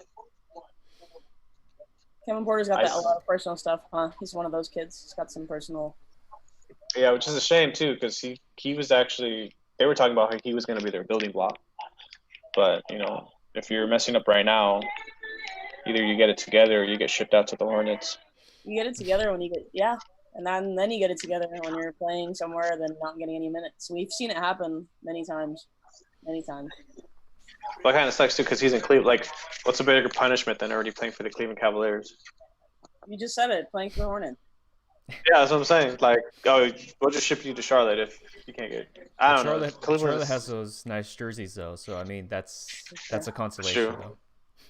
They are aesthetically more pleasing than Cleveland. Plus, they have like a crazy fan base. Yeah, I forgot Like, Boston has like 3 first-round picks because the last pick that they chose Desmond Bane. I'm Got surprised another they're. guard. Oh, it's fine. I saw a Great job. pretty good trade recommendation for James Harden that Boston could have made. Because right now, the Rockets said they're not trading Harden unless they get a young star and just an abundance of draft picks. If you're Houston and Boston says you want Jaylen Brown and all of our draft picks, that's not too bad of a deal. I would not give up Jaylen Brown for. I love James Harden, but like I don't. You have Boston just needs to do a little something. They really don't need to trade for James Harden. I don't think it's a bad trade. I mean, I do see it. I mean, what they have now is great. Like, they can either build on what they have now, bring in Miles Turner, and just make that team, just increase the depth and make that team really good, or they can just go all in on James Harden. Like whatever you think of James Harden, he is the top 3 or 5 player. Like he's a championship caliber player. Absolutely. And then you surround it with Jason Tatum and Kemba. I mean, I'd rather go the route keeping Brown and then bringing in Miles Turner as well. But at a certain point, these draft picks, how much are they? These young guys, how much are they really gonna help you right now? Because Boston is contending. Yeah, definitely. Absolutely. So, I mean, you got Tatum, man. Like, you can't go wrong. I mean, if it would be cool if somebody would play around with the Gordon Hayward contract. I really don't think you need him. He's expensive, but I don't know who is going to answer the phone. Gordon Hayward. He's too expensive to get any real trade value from him. And he is on an expiring deal, though. That's the only selling point. Yeah. So he's going to go somewhere bad, basically. I mean, I think Atlanta, him in Atlanta wouldn't be too bad of a deal. It's a veteran, because Gordon Hayward was still pretty good last year. Like he's making a lot of money. He's making a lot of money, but he's still pretty good right now based off of what we've seen. He just needs to stay healthy. Yeah, that's the only like thing. With the Rockets thing, it's like they said that if they don't get good trade value for Westbrook and Harden, that they would just start the season with both of them. And that sounds like a mess. Harden's gonna be pissed, dude. You're gonna see Harden taking shots from everywhere. It's gonna be crazy. Russ is get me out. Fans. It's gonna be. James Harden's just gonna be pulling up from the logo just so he can get out of there. I would be horrible until you. I mean, I don't want to play with Westbrook no more. Yeah, I wouldn't want. Either. Honestly, I would commend Houston management for doing that, because that's like, I mean, that shows like straight like guts, like to just tell your players like, no, like you're under contract with us. Yeah, you're going to play. Figure it out. Go win the championship. We're giving you talent pieces. If you want, it's like what the Lakers did with Kobe. Kobe asked for a trade, and the Lakers said, no, we're not going to trade you. And then we got Pau Gasol. Like, figure it out. It worked out for him. Yeah, like at a certain point, management for these teams have to start like there was no reason for OKC to trade Paul George, other than the fact that they weren't going to get anything more than what was offered. I'm sure in any situation, Paul George asks for a trade, OKC says no. But the minute the Clippers said, hey, we'll give you Shea, we'll give you this, and all of our future first round picks, they were like, yeah, that's not so bad. Yeah, they're like, let's blow up the roster. I don't think they expected to be as competitive as they were last season. Now, I still believe that OKC is going to figure out a way to be competitive. It's in the West, I know, but I do think they're still going to be fun to watch. They're not going to be like a super deep playoff threat, but then again, that's what I said last season, so I was wrong. Yeah. I think they're still going to be fun to watch. The only reason why they were so like willing to trade Chris Paul even was because Shea became a good scorer and a good player. So they have a building block. So OKC, I'm not a fan of Sam Presti, but he's working with it, considering he got himself into this mess in the first place by trading James Harden. Yeah, I don't know how you ever really, but you can't live that one down. The whole situation, you can't. Like, I've never seen anything like that. Are we ever going, as fans, going to see 3 players of that caliber on a team just not win anything? Like, is that ever going to happen again? I don't think so. At least, like, getting drafted together, like, that was homegrown. Like, Golden State became what OKC could have been with Steph Curry, Klay Thompson, and Draymond Green. I don't know, man. I was listening to Bill Simmons' podcast one time. He's like, the 2 biggest questions we're going to have about the 2010s is how did OKC get rid of James Harden, and how did the Clippers never make a Western Conference Finals with the talent they had? Sorry, Rob. No, I get it. I want. Even I don't know why. To be fair, watching those series kind of like watching. It's like watching the OKC series, The Memphis like, series. the Memphis series, the Rockets series, and then now the Denver series. Man, But those you series could will say live there's in there's history. one common denominator, and that was Doc Rivers. Oh yeah, I don't know. Yeah. What he just can't coach in the playoffs. Maybe his adjustment. I think we can all agree the adjustments are obviously not as His strong. adjustments. But, he's a player's coach. He's an attitude coach. He's a culture guy. I don't think he's your. I need to like. I don't know though. I really don't know. Let's. I'm gonna give him one more, just because I just want to see. Let's give him one more. Maybe if he can figure out this Philly situation, then we'll all be wrong. So Because the weird thing is when during that year the Clippers were not projected to make the playoffs. Like they were able to get the 8th seed, and then get like 6 games out of the Warriors. Right. That's the whole reason with, why. That was with Shea, Danilo, Patrick Lou. Beverly, and Lou. So it's like, I think he does know how to coach, but it's just whether he's more willing to, I don't know, put in that effort to kind of maybe like experiment more on the players that he has, like when he has to. Like Also, last year they had just no expectations whatsoever of even making the playoffs. yeah.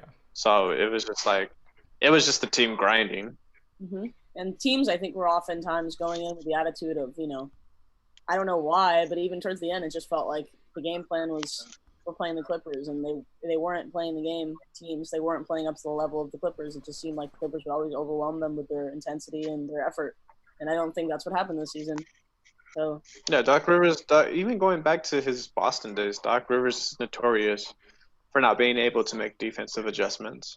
Like there's even like a clip, I think in the like 2010 NBA Finals, well, Phil Jackson's like, they're not gonna fix their defense. We know they're not gonna fix their defense. Like that was over like 10 years ago, and it's still kind of the same issue. we'll see. Like I said, if he can figure it out in Philly, we'll all be wrong. Because I think if you can figure out that dumpster fire, there's so many teams that have all these good players. Kind of like Dallas, the Dallas Cowboys. It's like that's such a dumpster fire, regardless of how many good players you have. Or Minnesota now, I'm like, it's a dumpster fire. So if you can figure it out, man, who knows? Well, Philly they got rid of Al Horford's contract. Like that was kind of shocking to me. Like I was like, I didn't think they would ever be able to move it, but they did it. So good job, Daryl Morey. So the next kind of move is to just kind of figure out what are you going to do with Tobias Harris? Like, are you going to run it back with him? Like, are you sure this is going to be your third star? Or are you going to try to trade him to, flush out that bench and that team? But, I mean, Tobias Harris is the highest paid player on your team. It's just, isn't it the highest contract in history? I think that gives him the most money in Philly. I wouldn't be surprised. In history. He might. Tobias Harris? Yeah, literally. It's the biggest one they've ever given to a player. I've always contested that if your highest paid player isn't your best team if your highest paid player isn't your best player, then there's a problem. So right now Philly has a problem. Yeah. Well, So he got that he got that contract because of that good season with the Clippers, and that was with Doc Rivers. But they failed to realize that he's been on like 8 different teams. It just doesn't make any sense to me. It's like, do you guys not watch basketball? Or like I like Tobias Harris just as much as the next guy, but just like you're saying, it's a problem that they paid him that much money. He bounced from team to team. That's a problem. He's valuable enough to move, not valuable enough to keep. Why are you paying him star money? That was all Elton Brand. Elton Brand, he boned this team to the ground. Like once he came in, it all. Once they traded for Jimmy and once they traded for Tobias, they went all in for one postseason. They had no future plan, and it backfired. I mean, sometimes it works, like with Kawhi, but if you're more willing to pay Tobias Harris and Al Horford and let Jimmy Butler walk, like how do you not get fired? Maybe the attitude was Jimmy's. Maybe that was genuinely how they felt. Like he does have an attitude, quote unquote, problem. Like he has to be in that situation. So maybe they felt like, we rather cut our losses and move him for some. I don't know. I don't have an. I never. Jimmy Butler he's just one of those guys that people don't realize how valuable he really is until you really sit down and you watch him and you're like, Oh shit! This I've guy. always loved Jimmy Butler. Like I could never understand how teams could not make it work with him. Like, and it's because it's because he's not like the flashy guy. Like he's not going to give you 25 every single night. But what he is going to give you is 20 points, 5 assists, 5 rebounds, great defense. He's going to motivate the guys around you. Like he's a really good, like he's just a solid NBA player. So, and like if I was in a situation like in Minnesota where he's getting upset, I would have been more inclined to trade Andrew Wiggins before I would have ever traded Jimmy Butler. Funny they end up doing it anyway, but Yeah, and look what happened. Andrew Wiggins is exactly what Jimmy Butler said he was. But after they paid all that money to Wiggins and Towns, it's like how much are you gonna put on Butler, who came in for a trade and was only there for a year, and then you drafted both of those guys who were first round or first overall picks on your team for the franchise. did you guys ever listen to that interview the GM did with, I think it was on the Bill Simmons podcast? He did like right after he got Jimmy Butler and Minnesota was making that deep playoff run, and it was like the first time in years they had had a season this good. We all know how that ended, but who was on that podcast? The GM for the Timberwolves at the time. I forget his name. He's a younger guy though. Right. You can hear even in this interview, like it was almost the Jimmy Butler love fest. It was just an hour of him just talking about how important Jimmy Butler was to the franchise and keeping the team together. And it's like, you're right. He came in a trade. You put all this pressure on him to kind of figure it out for you, and it didn't work because you're surrounded by soft players. That's the freaking problem, not the guy that you traded for. But, Minnesota's also they're not the best franchise. They're just not. Karl-Anthony Towns, that's a crime. I feel like somebody should be arrested. What has happened to Karl-Anthony Towns in Minnesota? Like, blink twice if you're okay, Karl-Anthony Towns, because I can't freaking believe you guys have somebody at that talent level playing like that. Like, it's just wrong. It's wrong. Free him. Free Karl-Anthony Towns. Like, I can't freaking. It's like, at least with Joel Embiid, he has a role, like a cemented role when he's healthy. He's going to be your guy when he's healthy, and Ben Simmons is not complete trash. There are moments where you're watching the Sixers, and it's like, okay, Joel Embiid, but Karl-Anthony Towns, dude, it's just wrong. It's just wrong. Yeah, Karl-Anthony Towns, Minnesota's just like right now, like they drafted Anthony Edwards, but like you think when they traded for D'Angelo Russell, it's confusing because the whole reason why they got D'Lo, I think, was just so they can lure Devin Booker at some point, because it's out there. Like everybody knows that Devin Booker, D'Angelo Russell, and Karl-Anthony Towns want to play with each other, and Minnesota has 2 of those 3 pieces right now, but it doesn't necessarily equate a winning formula when you're not giving them the proper, aren't constructing the proper team around them. I mean, they stuck with Andrew Wiggins probably a little longer than they should have, to be honest. Because you think it was because they paid him, but you know what? They paid him too soon. They paid him way too soon. So it's just Minnesota. Like they're just salivating for any type of like stardom. So when Andrew Wiggins puts up 20 points, they kind of don't really have a choice, but you at a certain point you have to look down and look at what you're dealing with and be like, this isn't going to work. Andrew Wiggins, he had all the upside, but it is so weird. He's still like the same player that he was the second year in his league. He didn't get any better. Can you believe, I thought coming into the league, genuinely, like, I really liked his game, but it's like, you're right, there hasn't been any improvement in one direction or the other. They pay him because you're right, they can't attract free agents to save their lives. It's freaking Minnesota. I'd rather play in Milwaukee. And now they have D'Angelo Russell, and if they're trying to make that move, like you're saying, for Devin Booker, I'm thinking, God, that would be a great thing to watch, because like there'd be just no defense. Like it'd almost be like soccer. They can just hang out on one side of the court, and there's just no freaking defense. So even that, I don't know if that solves your problem. That sounds worse than the Rockets. It's like trying to get to 150 wins. Yeah, dude, the Rockets games are brutal to watch, man. Well, I think it's funny because we talked about this earlier too before you hopped on the call, Daisha, that I was higher on Jabari Parker coming out of college, and No. and Jabari Parker's trajectory was actually going a lot better than Andrew Wiggins before he got hurt.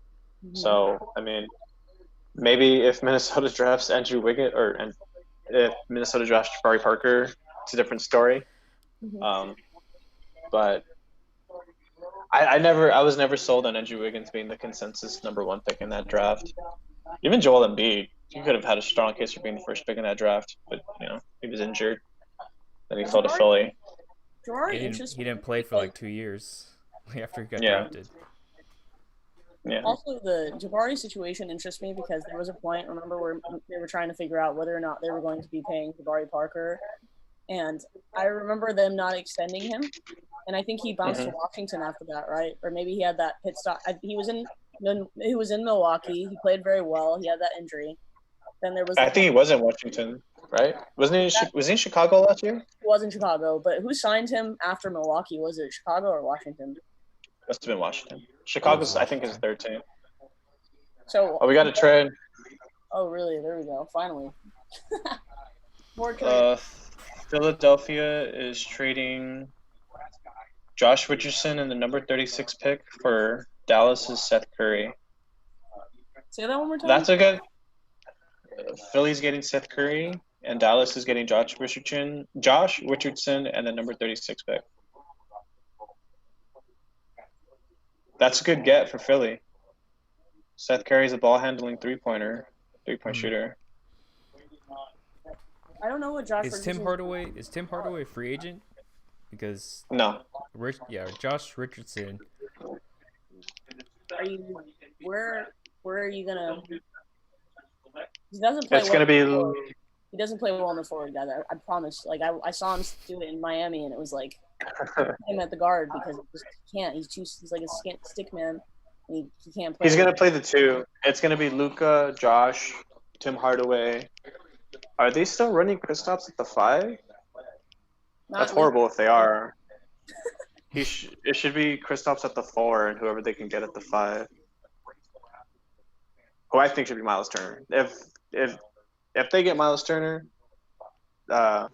Luka, Josh, Tim, Porzingis, Turner. Oh yeah, that's a good team.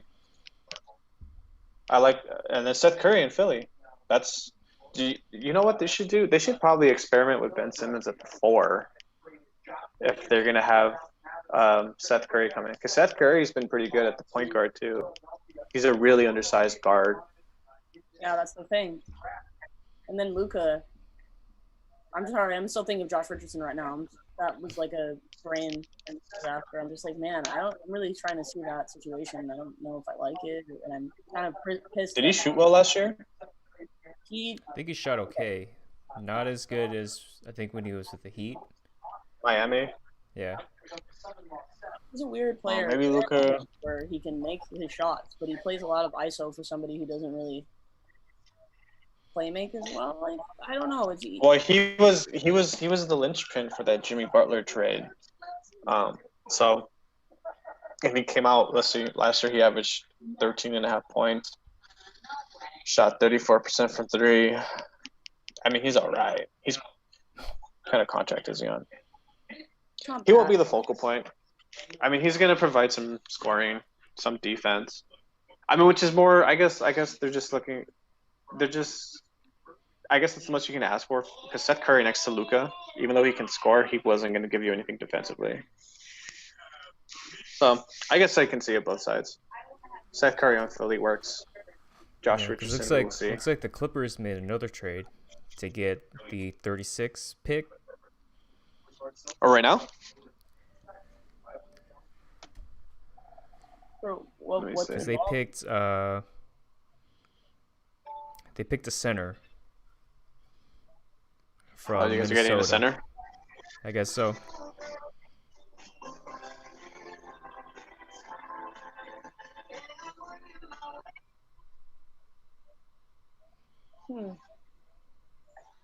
I'm still thinking about this tennis situation.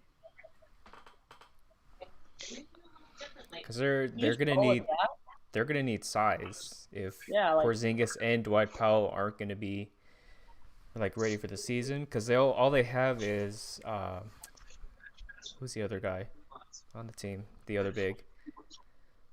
Oh, with, Who on the Mavericks? Yeah. Do they have another? Oh, Max Kleber. Yeah, Max Kleber. he's hurt. He's hurt I don't too? think he's gonna Wow. be Okay. ready. I don't think he's going to be ready for the start of the season, but I could be wrong about that. I don't. How are all these guys hurt? What did they get? When did they get hurt? What the hell? Maxey got hurt somewhat late in the season, right before everything got canceled, and I don't remember how. Get Miles Turner, man. I want to see Miles Turner in Dallas or Boston. Like, he needs to go to one of those spots. I mean, Dallas won't be able to rebound for shit, but he's the best thing for their offense, and he's a nice little defensive presence down low. And he can stretch the floor. So Seth Curry is going to Philadelphia. Uh-huh. Seth Curry is married to Doc Rivers' daughter. Oh, shit. I didn't even realize that. Why wouldn't he doesn't trade for his own son? He trades for the son he wanted, actually. Damn. Or- He had his son. He had that experiment. Yeah. That was not it. Poor Austin, man. This is the son I want. He was a pretty good high school guy, wasn't he, Austin Rivers? The best high school mixtape ever. Dude, his player comparison coming out of high school was Oscar Robinson. Stop. Austin No, I Rivers? swear. Yeah, like he was like the number 1 recruit coming out of high school. That's fine that he's never recruit, but don't say things that are crazy. That's a crazy thing to say. Dude, it was wild. It was wild. Bro. It's like when Andrew Wiggins was coming out of high school, people were like, "Oh, the next LeBron James." I was like, "Y'all, you guys gotta chill. I don't know about You that. guys gotta chill." Andrew Wiggins was the next LeBron James, and Jabari Parker was the next Carmelo Anthony. Those were the player comps. Jabari Parker, Carmelo Anthony. You feel like maybe if Carmelo Anthony was like completely broken, like on the mid range, because Jabari's mid range game just doesn't exist. It did. Yeah, they're completely opposite now that you think about it. Carmelo like lives off of the mid range, or at least he did in his prime. You think Melo's getting a shot next season to play on the team? Oh, sure. There's going to be a team that needs the scoring somewhere. I wouldn't be surprised if he stays in Portland. But depends what he's asking for. The Is Knicks. he? Was it? Oh God, that reunion. Ball. What he's gonna be asking for is the ball. The ball They're gonna max him out. to max. Good Lord. 5 years. They're gonna max out Melo and Van Fleet. Wow. Ah. Let's see what I got. All right, it's time for me to log off, y'all. All right, All right. Thanks, Nathan, for being on. later, Nathan. Thanks for having me on, guys. Nice talking to y'all. Should get together soon. Have these little fun chats. Basketball, man. Absolutely. All right. Good luck, guys. Later. See ya. The second round always like perplexes me. Because like nowadays, some of the second round picks are like freshmen, so now you're really just kind of swinging for the fences at this point. As we get into the later second round, a lot of these guys don't. Do they get like guaranteed offers at this point in the drafts? Like guaranteed. I know slots? it's not. I don't think it's second round at all that get contracts, guaranteed contracts. So what do you do in the chance, especially in this season, when there's COVID? I feel like you should be able to go back to school if you don't get drafted, because of the situation. But Yeah, I know that, like when they can go to the combine, and the combine is supposed to be like, I guess before they have the eligibility to go back to college. But since it's been all mixed up this year, I don't really know what the process is for that for this season. at the same time, there could be somebody drafted here that's like the greatest player of all time. The way, oh look, see, that's how you know the draft is starting to get late, because they grab like this. Adam Silver grabs like the guy, his other guy. second in command. It's always the second in command. Okay, you do this second round because I want to go home. It was pretty awkward seeing Adam Silver stand there in front of the screen during the draft. I'm like, bro, I don't know if these guys know that he's even looking at them. Mm-hmm. And the commentator was like, yeah, the commissioner's going to have his moment with this athlete. And I'm like, doesn't seems pretty weird. I don't know. It's cool. Did you see what they got in the mail, though? The players they got that giant box with the hats. Oh, with the hat and like the holder. Mm-hmm. That's pretty. I would love to get that. Are you serious? Mm-hmm. Oh man, these kids when they cry, it makes me cry. Honestly, like I cry because it's like I can't see somebody cry and I don't cry. Such like a girl thing about me. Like I have to cry when I see somebody cry.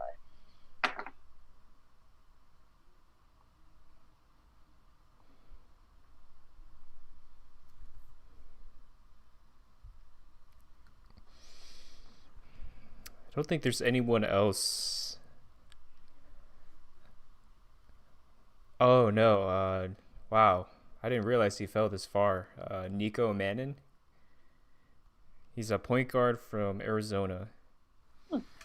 So I'm surprised. I completely forgot about him.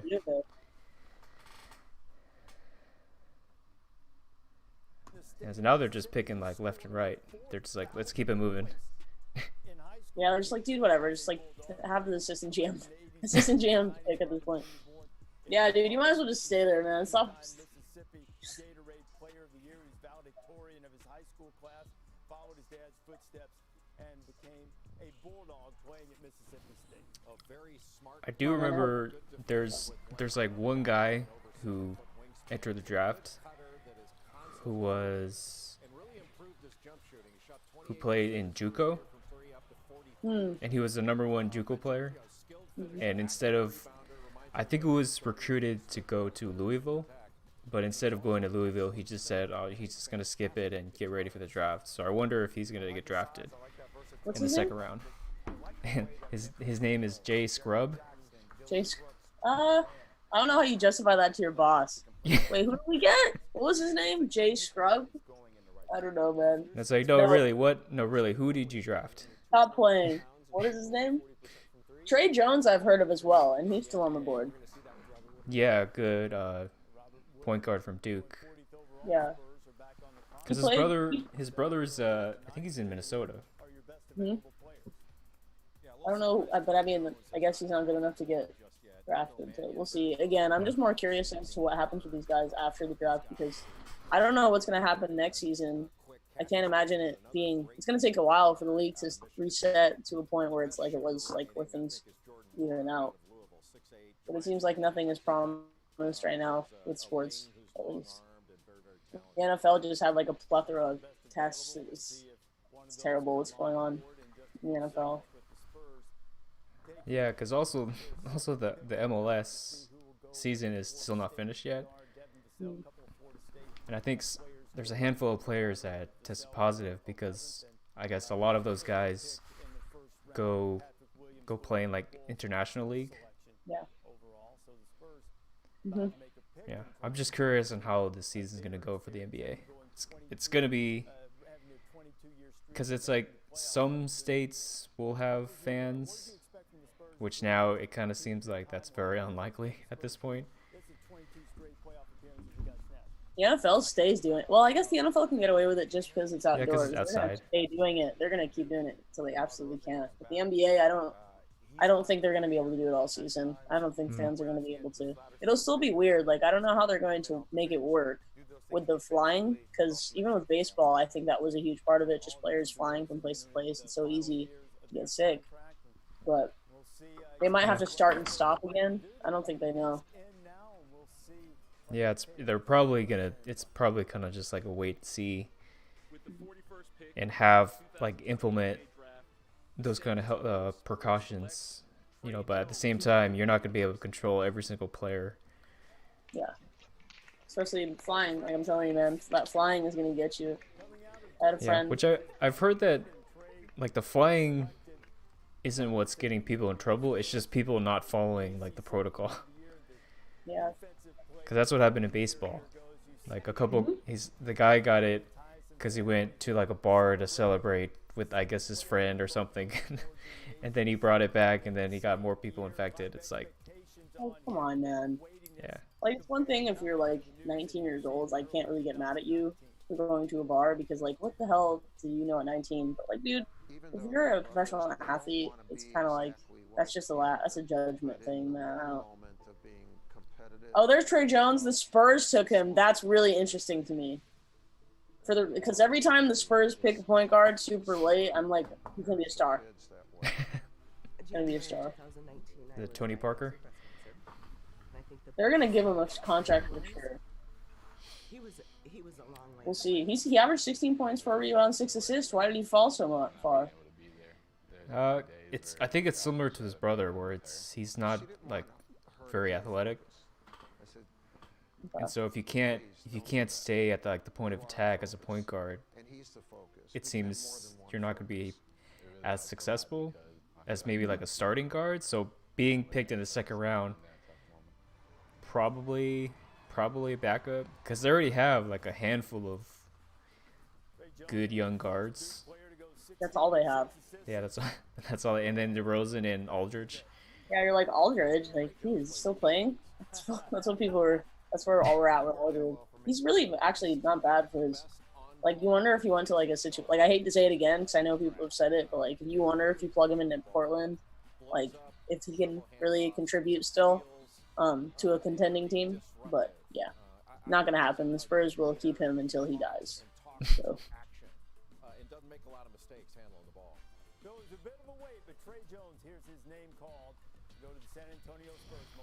They kind of went pretty fast with the second round, because I didn't realize all the players that they picked.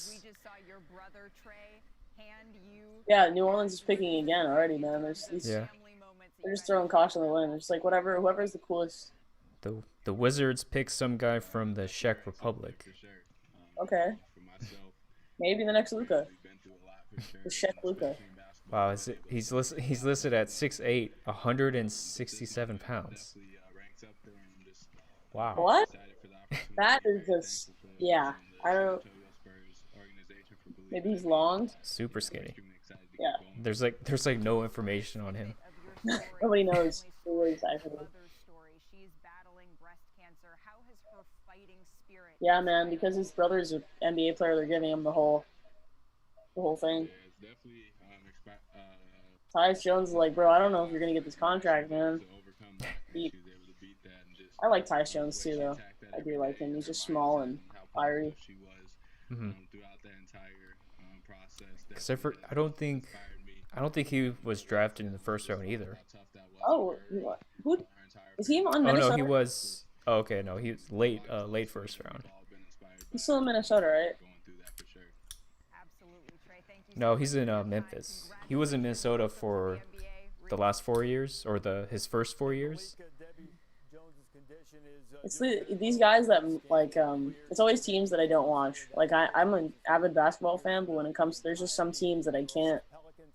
Like Memphis is one of them. I need to actually start watching because of job, but like I can honestly say I haven't. I maybe seen maybe 4 or 5 Memphis games this season. I have not seen any Minnesota games, but I know I'm not alone. I've not seen any Chicago games. I have no clue. I've seen them play us, and I've seen us roll them. I've also seen them beat us. You know, it's. Mm-hmm. The Spurs I watch a lot of for whatever reason. I just like to torture myself.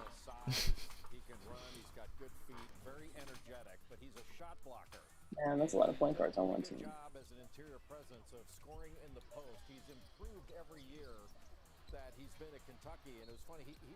Some of these Kentucky players are getting drafted super low. Usually, is that a common thing? It seems like it's trending to this point now, because early on, you had like John Wall, DeMarcus Cousins, and players like that. But I think Kentucky didn't really have a great season this year. And so Kentucky is interesting because a lot of those kids are like usually one and done players. And so it could go either way. You'll hit on some and then some you'll miss. because you really just don't know after like almost 1 year and like 6 months of them playing college basketball. It's like I always respect those that say for 4. Like I know it's not a popular opinion anymore in the NBA because people like teams want 19-year-olds that can contribute literally right now. So at least with Duke, like I feel like I see a lot more Duke guys. That's like another basketball factory, and also like the Justice Winslows of the world. I always imagined that as like the Duke guy, and Jason Tatum, the Duke guy. But Kentucky, I feel like is all NBA injury team. As you list those names off, that's literally what I started thinking. I'm like, wow, like all of those players were super athletic, and then like now they're all kind of not what they were years before. Not to say that I'm not drawing that parallel, that if you play for Kentucky, you're going to be a bust somewhere down the line, but just interesting. Yeah, because Kentucky, you'll get an opportunity to get drafted, and then it's just whatever situation you're in and how you'll handle it. Because there are some guys who leave early that they really should not leave early, Yeah. even if they're projected in the first round. Because then you'll be like the 17th pick, but then you'll be out of the league in like 3 years. Yeah.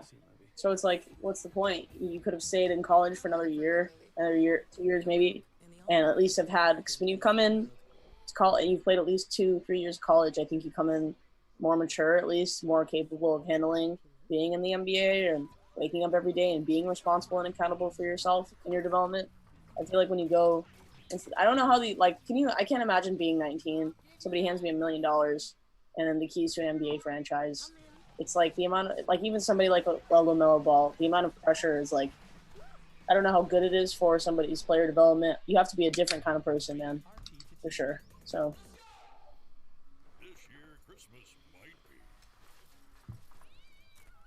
Back for the. What's Brian? Back for the second round? Yeah. Back for the real sleepers in the draft. Now we got the hardcore addicts on True here sleepers now. in the draft. Like Luke Kennard? Oh! I think. So do you? What's your opinion? Do you think that's an upgrade to Sham? I definitely think it's an upgrade. You know, he played on a bad team last year, so he had basically, you know, Blake was hurt a lot, and it was Derrick Rose and a bunch of guys. So I think he had kind of the freedom to kind of take a lot of shots and do whatever he wanted to. So his stats are a little inflated, you know, averaging 16 points, 4 rebounds, 4 assists. But I think he's a better player. You know, I watched some film on him, and because I didn't really watch Detroit, you know. He handles the ball in the pick and roll a lot more than I thought. You know, because Landry's a spot-up shooter. You know, he's going to catch and shoot. He's not really good off the bounce. You know, he's limited defensively because of his size, even though Luke's only like an inch taller, I think. But I think it's an upgrade for sure. Mm-hmm. Yeah, me too. There's more, I guess, more different, more like polished offense for Kennard rather than Shamet, because he can do more than Shamet can. Yeah, he gets to his mid-range, little pull-ups, little floaters, finishes inside. Yeah, Landry can't do any of that. Mm-hmm. So I was excited. Yeah, I mean, I was a little bit nervous when I saw the, you know, the info. I was like, oh my God, we traded Landry? What? But, you know, definitely an upgrade. But yeah, Nathan said, I thought he said that the Clips got Kennard and the 19th pick, so that got me all excited. But then it was just Luke Kennard for Landry Shamet in a 3-team trade. Still waiting for them to draft a point guard, though. I think it's coming at 57. I don't, you know, hope maybe Cassius Winston will drop, the Michigan State, who had like the worst combine measurements of all time, but who cares? So did Tom Brady, right? Mm-hmm. Yeah. He never lets us forget it either. He never lets us forget that he drafted either. Well, someone posted a picture. Who was it? Who was it? I can't remember. Oh, it was Chris. I'm going way back. Chris Collinsworth Collinsworth, who's the announcer for, I don't know if it was Monday Night Football or Sunday Night Football. He played wide receiver for the Cincinnati Bengals. Anyway, he was making fun of Tom Brady's thing, and then someone tweeted out a picture of Chris Collinsworth's photo with no shirt on, and it was terrible. It was like shady. Under Chris Mack, he got tougher and tougher as he got through his career. Trailblazers are on the clock. We'll give you There's another international guy. This is what you guys were talking about. Oh well, I guess he's from Louisville now, but he happens to be played in Nigeria. 18 points and 40%. See, I don't. You look at these stats and they're so inflated at this point. Like, how is that in Louisville averaging? I don't know how that works in that conference. Did you talk about Jordan Rabu? Moro? I think I heard them say the N is silent, so it's Nora. Nora. No. Okay. Pick 45. We'll see. Honestly, knowing how Milwaukee is, they don't have any. They don't have a team. They need a bench. Man. Right now, he's their 6-man. So. Did you hear that the Sixers really did a good job today, huh? They got Danny Green and Seth Curry. They had to do something. A lot of shooting. That's what they needed. Space the floor with Ben Simmons not taking threes. Yeah. Danny Green will take him. Now, will he make him? It really depends on the night, how he's feeling. Is the lunch he had that day? I'll take him, though. There were some other good picks. I liked I'm surprised RJ Hampton dropped so low. You were talking about him much earlier. Yeah. Where did he end up going to? I get confused now because all these picks are traded. Like they get drafted by one team, but it's not even they're not even going there. Mm-hmm. It's so confusing. Why do they do that? Why can't they just say, I know they have to do it, but he was RJ Hampton got drafted to the Bucks. Yeah, that's cool. So they're just filling out. No, I think that goes to Denver. Yeah, that goes to Denver. The one that got. Oh, okay. They don't really need another guard. Yeah. I like the Malachi Flynn in Toronto. They needed a point guard. I like the what else did I like? Peyton Pritchard I like from Oregon. Going to Boston. I thought they did a good job.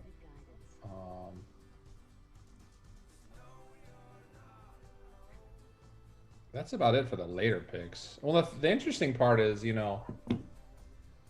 these second-round picks are not guaranteed because so they have to go to training camp and earn their contract, which kind of sucks because they only got 2 weeks. Yeah, that's crazy. Well, it's crazy because if you're the 30th pick, you're guaranteed your contract, and then if you're the 31st, it's like, sorry, maybe you'll earn your money, maybe you won't. You get to go back to college this year because of COVID. If you don't, I don't know. I don't think so. I think once I don't know. I don't think so. They should let you at least for this year because it's just like. But who would want to go back to college? They're not even going to play this year. I don't know. Learn to study. And next year's draft is supposed to be like big time, so they don't want to go into next year. Is it? See, I need to start watching college basketball. I just don't. I've never cared for it. I'm just all about the NBA, the league. Yeah, I've heard there's like 7 or 8 guys in next year's draft that are like potential superstar type guys. Is there like a current like number one that people are looking at, or is it like 3 or 4 guys where people are like? I think it's a mix of like whoever I'm hearing like. There's like one player that I'm hearing. Cade Cunningham more than others. Well, I was hearing BJ Boston. Oh, I've heard of him. Yeah. I've heard. I think he's going to Duke. Oh, is he? Are they going to play it? They have. I guess they have some. They have. Like they're playing. They're gonna play next week. That's when their season starts. They're going to, but man, I don't know how. Because if one guy gets tested positive, the whole team has to shut down for 2 weeks. So how are you gonna?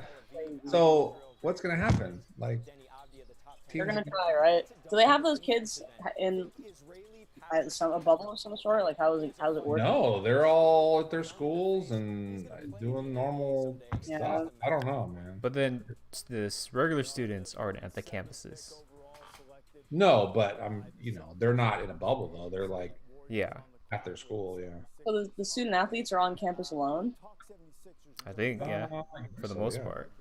Yeah, that'll go well. I'm sure there won't be any positive tests. There won't be any like sneaking of into anybody's dorm, right? There won't be any of Just, that. I mean, look at football. I mean, there's people are testing positive. You know, who the Warriors are looking at Nico Mannion, huh? Oh, there's another Israeli guy. Look at this. It's a big day for Israel, guys. Seriously.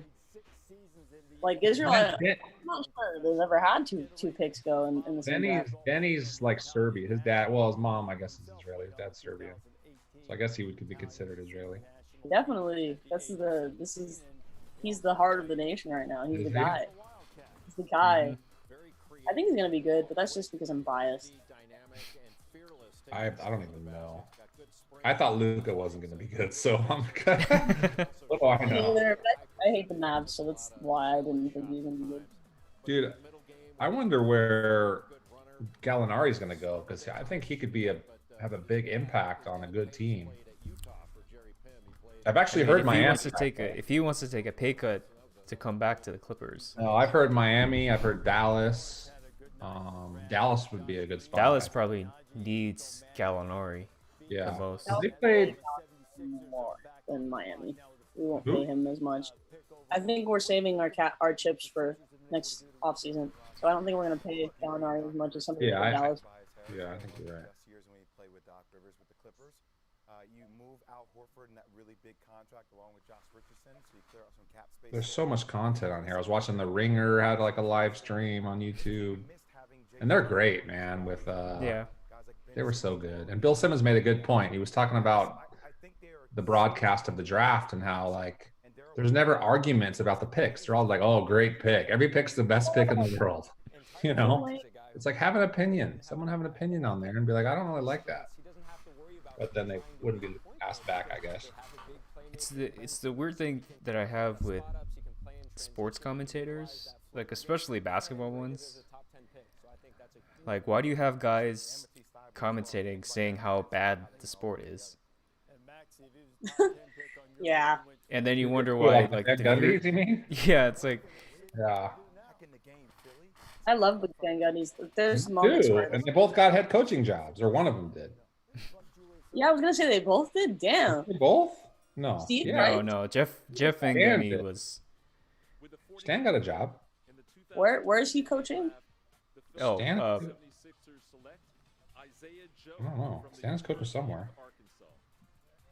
But Jeff, no, right? I can't imagine No. any teams. He was kind of like, oh, I'm good in I might go back into coaching. Yeah, waiting for a call. You're waiting for the calls to pick up, and I guess nothing came. Mark Jackson's didn't get a coaching job either, huh? No. I've heard stuff. I don't know. He's like super religious and like, not that that's bad. I don't think it's bad, but I've just heard some stuff about him. Like he won't work on Sundays and like, I don't know. I've heard that too. I don't think it's bad either, but it definitely like in today's day and age rubs front offices the wrong way. Which is not necessarily his fault to get dropped in a place like San Francisco where it's super liberal. Yeah. I think he'll get a coaching job eventually. Somebody will take a chance on him. I don't know why you'd want one though. If you're gonna pay me to talk about the game, and I'll do that instead of coaching. I mean, it's hard. Yeah. You wouldn't miss Working it? hard. I mean, coaching, you got to work all day, all night, every day. It's a grind. Basketball broadcasting, you probably just chill. Just say your opinion, right? Yeah. It's not like he didn't have to learn anything. He already understands the game. There's a lot of point guards that are dropping, huh? Maybe at 57. Got the Grant Riller kid from Charleston.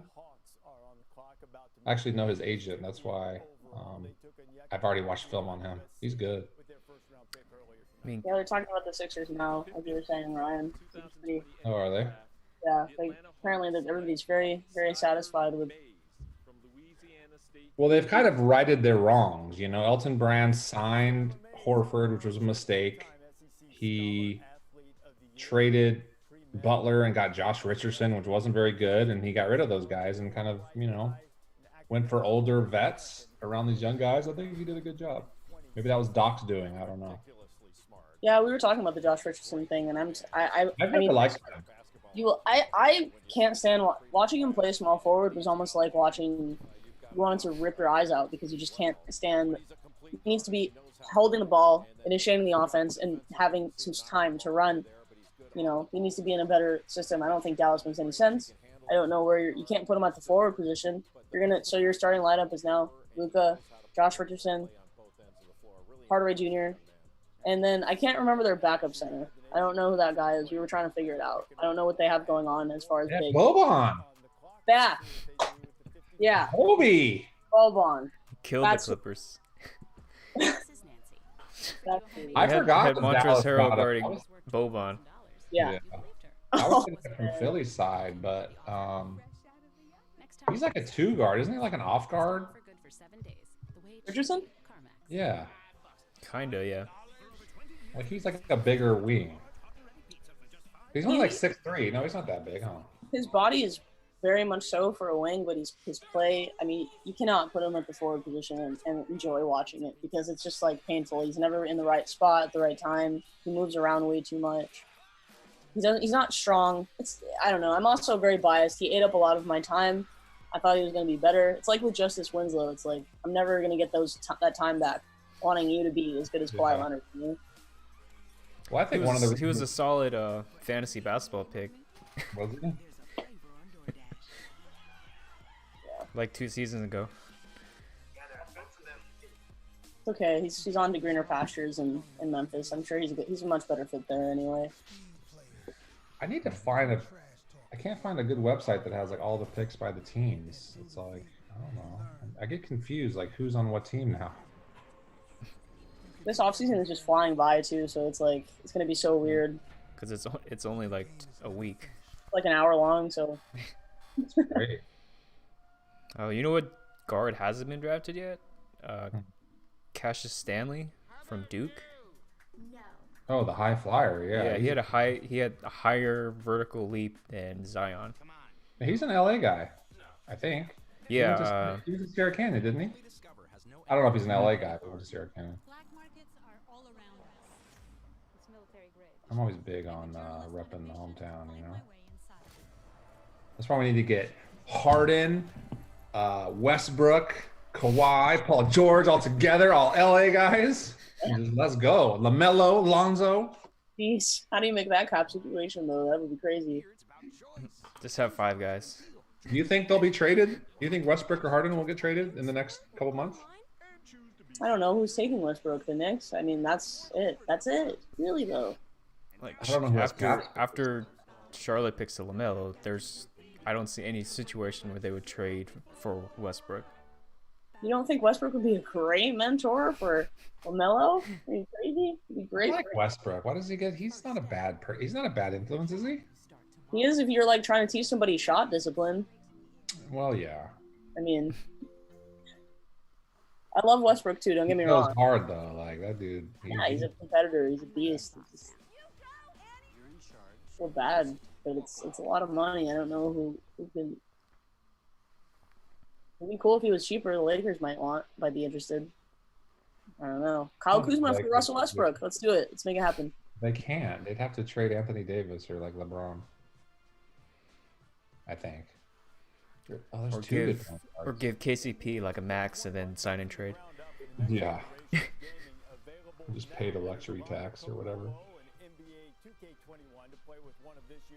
KCP opted out. Hmm? KCP opted out, right? Yeah, I think so. Yeah.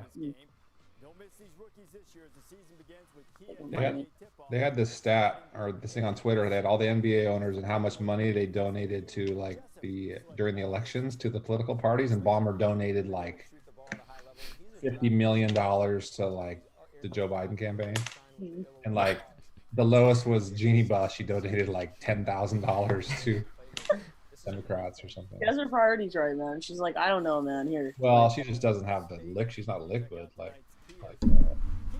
they're not Biden like Ballmer. It's so weird to think about how rich that guy is. Like, he's literally one of the richest people in the world. Crazy. Nobody should have that much money. He bought the Forum. We should play in the Forum. It's just next cash. year. Just do Straight cash. Shopping, dude.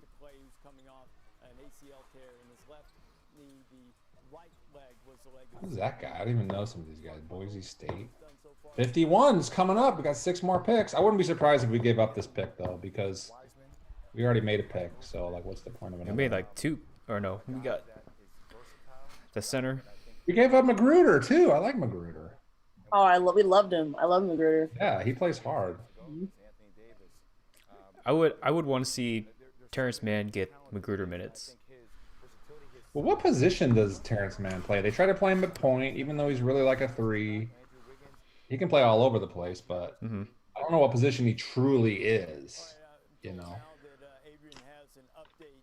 probably wing that can handle the ball. Yeah. Still needs to get more confidence in his shot, though. Yeah, like a poor man's SGA. Just the way he's built, like the size-wise. Not his game, but just the way he's built. What are the Magic doing? Are they giving up on Fultz? That's relatively high. Well, not high, but I mean, they did draft a point guard at 15. You imagine that it's kind of awkward, right? Yeah, I don't think they had a good draft. I didn't like Cole Anthony. I don't know who else they took, but how many picks did Minnesota have today? It seems like every time I look up, it says Minnesota on the screen. Why do they have so many picks? It's not like they. I don't know. It's sensitive. No idea. Like the Celtics had 3 first-round picks, and they chose 3 guards. Well, no, they got rid of one. They only took 2 picks. That last pick they traded to Memphis for Desmond Bain, who was like Eric Gordon. He has like a short wingspan. It's crazy. He's like 6'6" with like a 6'4" wingspan. That's weird. He has short arms. It's like a T-Rex. But he's built like a truck, though. No, he is. Yeah. You see that story? He was raised by his great grandparents. It's interesting. KJ Martin. Oh, Kenyon Martin's kid. Got drafted? Yeah. To Wow. Sacramento. Oh, God. Good luck. Good luck. And I don't know. Oh no, Oklahoma City is locked in on Michigan State's Cassius Winston with 53rd pick. Damn. Did he fall? I think he was Possibly like early second round. Yeah.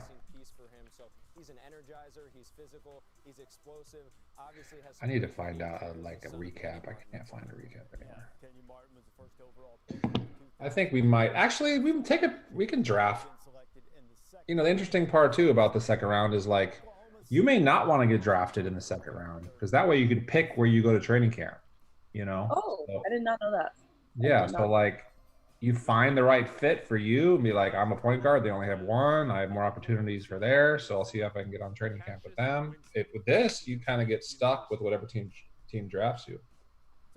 Are they guaranteed a spot at least at the training camp draft in the second round? Well, it's a training camp. Yeah. They get invited to training camp. Yeah, and then they have There's no money on the table at that point.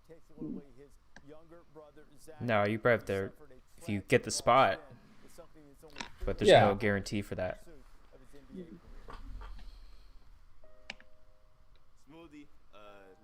Damn,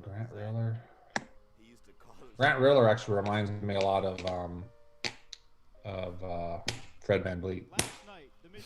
We were talking about how the Knicks are going to give Fred VanVleet a 5-year supermax. Isn't Toronto going to keep him? I feel like they should because Kyle Lowry is a free agent after this season. Yeah. I still think he's going to get a ridiculous amount on the open market. Yeah, but he might get like a crazy deal from some team. Oh, we did get Precious, so I don't know. Figure that out. Precious. That was a good pick. Yeah, the kid I was talking about got drafted. Yeah, the first pick of the second round. The Stanford kid. But Precious is good. Why is he named Precious? His brother's name is God's Gift, so I think Precious got the better deal there. I don't know. I'd rather have God's Gift. Yeah. Nobody's gonna take you seriously when you say that's your name. Like, I would go by like something else. I wonder if he goes by that. Maybe it goes by Gigi. Probably something like that. And your teammates go up and call you, "Hey, Precious, give me the ball." Yeah, he must call him P or something. Pricey P, you gotta just make it cool now. Like,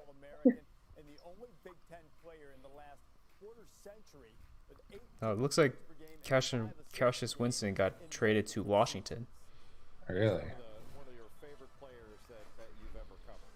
Cassius Winston is masterful in screen and roll situations. Just a special player, and he's a clutch player as well. Dotson brothers still up on the board too. Who? I saw that. Who is the Dotson kid? I don't even know who that is. It's his brother. There's his brother. Oh. 43% from three-point range, and he also shoots just under 50% on his runner and his floater in the lane, and can get that shot. So New Orleans got good athletic point guard. They drafted a point guard, and that's it. It seems like their name is coming up all the time too. They only had one pick.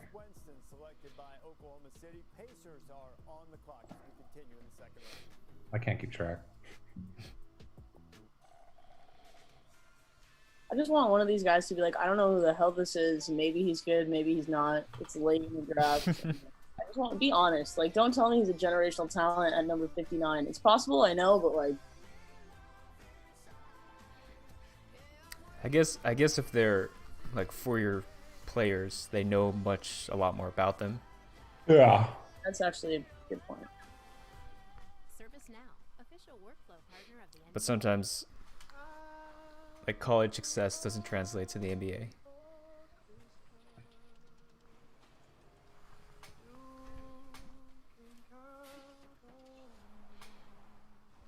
Cassius reminds me of Sam Cassell for some reason. I don't know why. I just thought of that.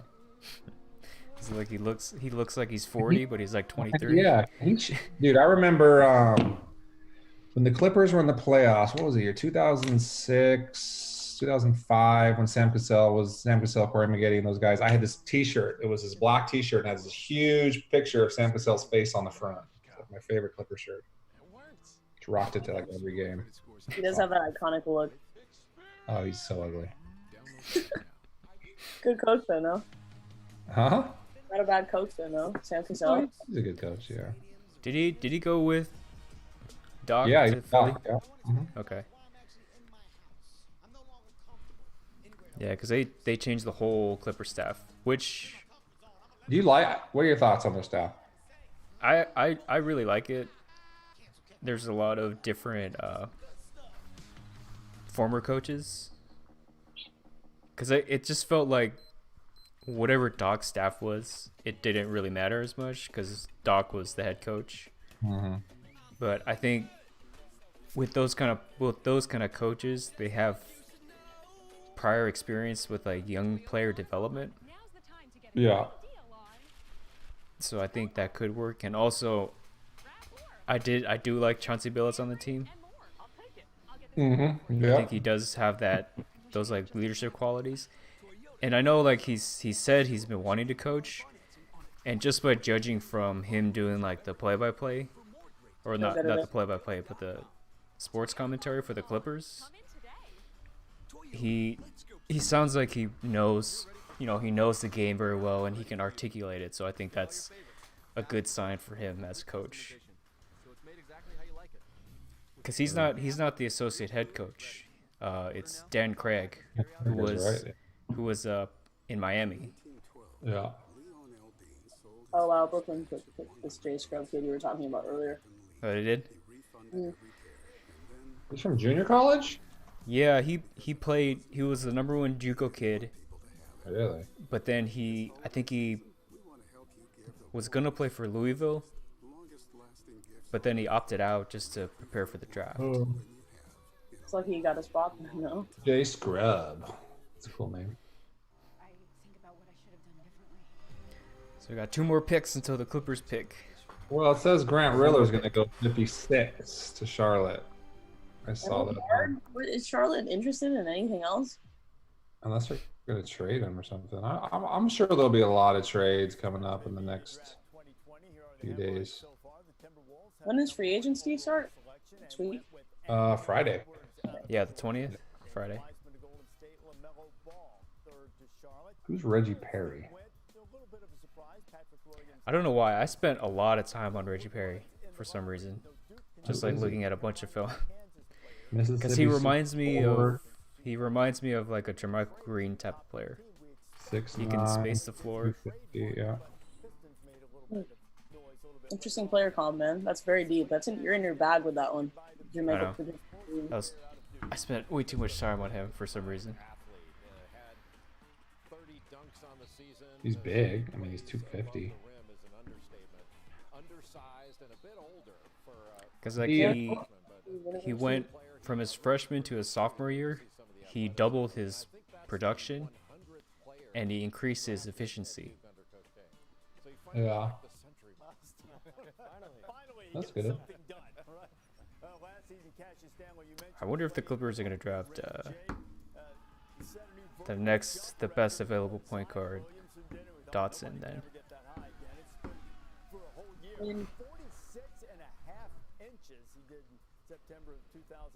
Sorry, I just got really like wrapped up in watching this kid.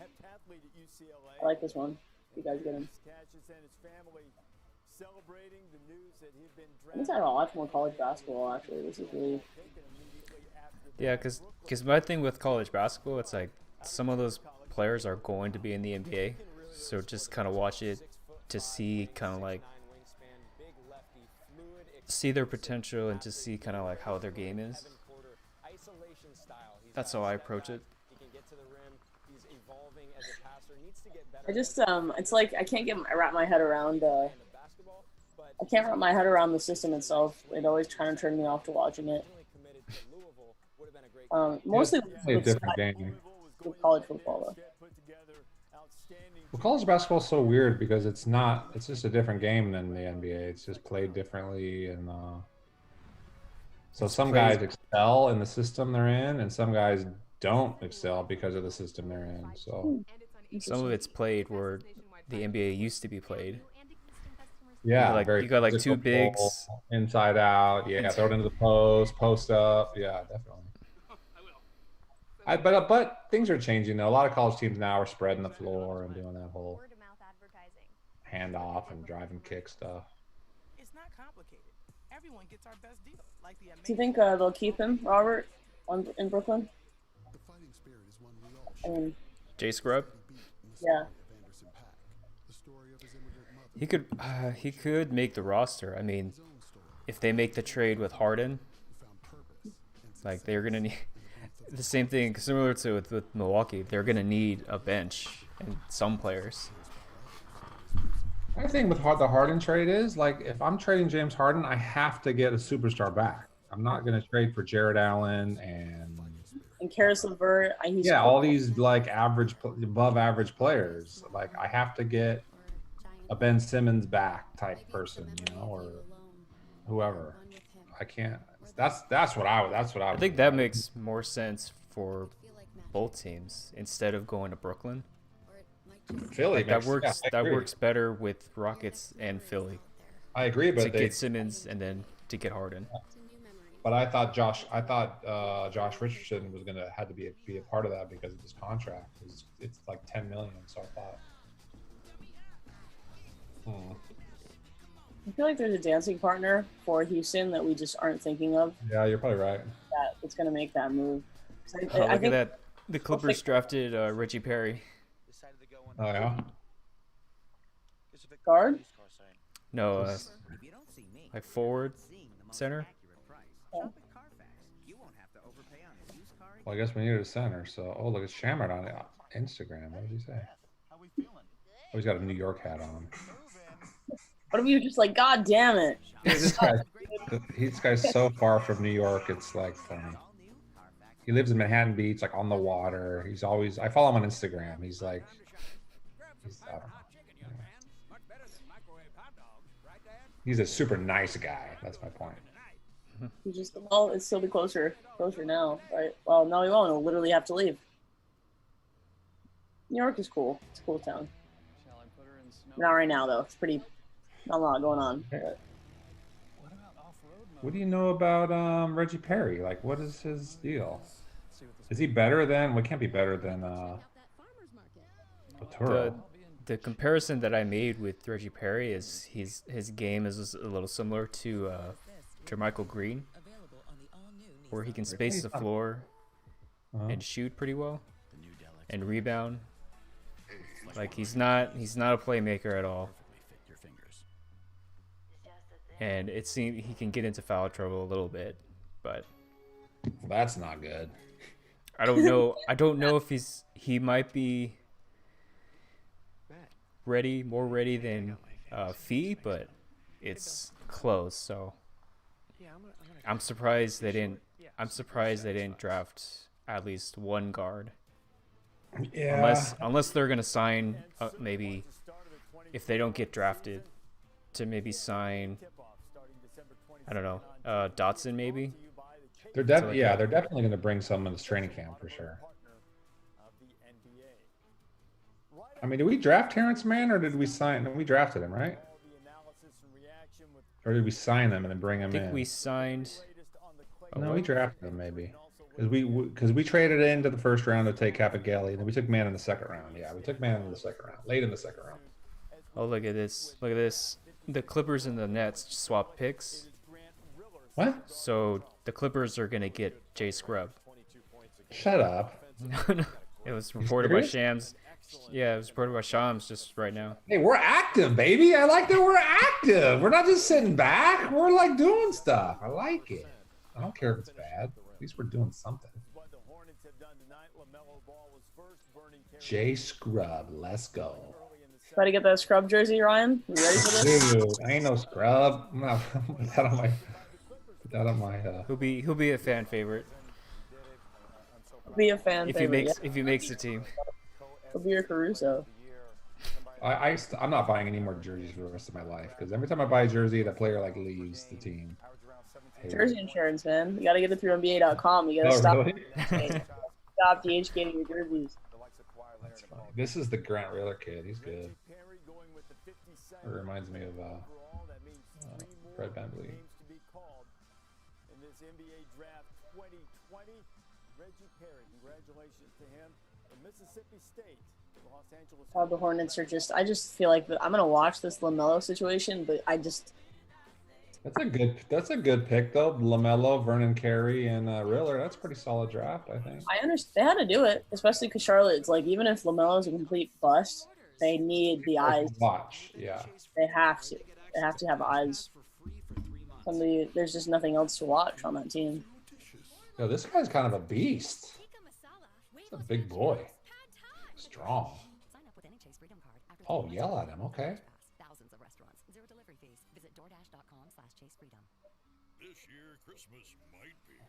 Okay. I don't know if my feed's behind. Sorry. What are you looking at? I have YouTube TV, so I was watching the feed, but I know it's like 30 seconds behind a cable. Sometimes I watch games on my phone, and I'm out, somewhere, and other people are watching the game live, and they ruin it for me.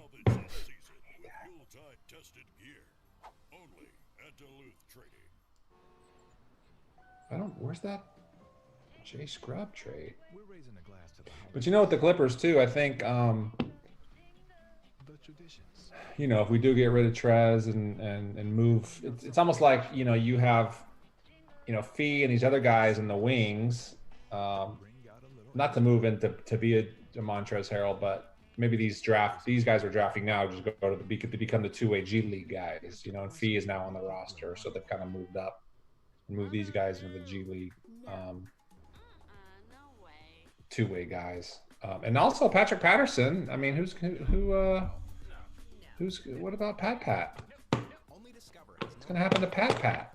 He come into the fourth just ice cold and then hit 3 threes.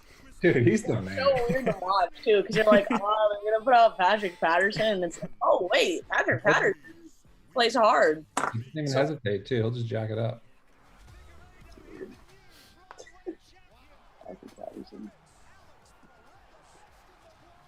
Dre Scrubb, 6'6", 220. That may be the steal of the draft. Because the reason he went to JUCO is because like academic issues. So it's nothing that's wrong with him as a player, but being like the #1 JUCO player in the country. Yeah, if you don't have the academics, you can't transfer. Yeah. Well, you can go D2 or NAIA if you have the units, but it's a lot of these JUCO kids. I recruited a lot of JUCO kids, and their transcripts are a nightmare. Because you basically have to, to go D1, you have to meet all the perfect requirements, English, math, all that stuff with the right GPA. But if you want to go D2, you have to have 12 units for each full-time semester you're in school. So if you're in school for 5 semesters, you have to have 60 units with a certain GPA. So it's a lot easier, but some guys, they just can't wrap their head around the do academic. it. They'll fail a couple classes, and then it's just like it's all downhill from there. You can only accept basketball one time. If they take basketball like 5 times, you don't accept the other 4 times. So yeah, you have to actually you gotta take actual classes. Yeah, you have to take actual and pass those classes. Yeah. And then NAI is a little different from that, but it's still, you have to have some grades. You can't just have no grades. Is the fear of going international if you're really not? Is there just that it's expensive, or like why? Like if you're at that level of like a top JUCO player and you really don't have the grades, like why not just cut your losses and say, well, let me play out of country for a while and then maybe try. I mean, you're young, come back after a couple of years. I mean, yeah, I think that will happen a lot more now because there's so many places to play. Yeah, and even the G League with them expanding and creating like a full minor league NBA system, like that could probably help a lot. Because some of these, I forgot how many, but it's like 3 or 4 top high school recruits skipping college and going into the G League to play on like their prospects team, and then to be drafted next season. But I just don't know. I heard about them doing kind of like a showcase, I think early next month. Oh yeah. But I don't know exactly when they'll be able to play like consistently. That's a shame because this time around G League was actually had a little bit of hype behind it, did not? Like you had a couple. Yeah, kids. I think they had what like either projected #1 or #2 pick in next year's draft with Jalen Green. Mm-hmm. Interesting. I think that's a great idea. At least it gives some of these players the opportunity to play for themselves, make money for themselves. You worry though with that a little bit, like I'm one of those people that's like, go to college, just do it. But I guess it's hard for me I was never projected to go #1, believe it or not. So it's also hard for me to kind of imagine what that's like. Yeah, I think the only downfall of that, I think it's good. You can make some money, but the only downfall from like a player's perspective, I think, is when you go to the G League and you're playing in front of these NBA coaches every day, they find out real quick if you can play or not. So you may go to the G League and then you're projected to be this, pick 5, and now you're pick 55 because they actually realize, oh, he's not that good. You can kind of go to college and kind of hide it, Definitely. So that's kind of, I think you have to take that into consideration a little bit. Really good point. But I mean, I guess you have to really believe in your game then, right? Yeah, for sure. And the money's probably not bad. So at least put some of it away, maybe invest. But you know what? These college teams are paying kids, so it's like. I know they're getting burned for it though, man. They're all paid. I mean, all these best kids. You think this kid from Georgia wasn't paid? You think Wiseman wasn't paid when he was in college? Come on, that's why they didn't. It's such a dirty business. It is. I mean, I'm sure they were paid, but I mean, especially somebody like Zion, where you're selling those seats for $6,000, it's like. Yeah, no, it's worth it. Yeah, for sure. For the colleges, it's heck of worth it. Yeah, it's like all the exposure you get. Yeah. So I found out recently, actually, you can't Arizona, for example. Said that. We're on YouTube. I forgot. They still. Anyway. Crank call. They sell James Harden jersey at the Arizona State store. So I got to thinking, like, how I guess James Harden specifically has a deal worked out with Arizona State. I got pretty The deep. Arizona State jersey? Yeah. With his number in college. Yeah, whatever it was. But recently, they passed a law where you can't do that anymore. Colleges can't make money based off of these players' namesakes if they played for that university. But that's relatively new. Some colleges were straight up still selling those jerseys. Like A lot of colleges will have the jersey with the number and not the name, and be like, and you'll wear it like this is James Harden 13, but doesn't have his name. Well, Alonzo, number 2. For sure. Mm-hmm. There's nothing as unique as our eyes. For sure. Which is why Essilor pioneers ways I don't see the scrubs thing anywhere. You sure about that? Verilux for super sharp vision. I got an update from Shams. I'm looking for it. An alert. I don't think I've. Strom's hit you up like personally? Yeah, he did. He hit me up like right away. He was like, "Yo, Robert." I guess he was watching the stream then. He was watching the stream. Yeah. Let's see. Why is Luca trending? Oh no, it's soccer. Never mind.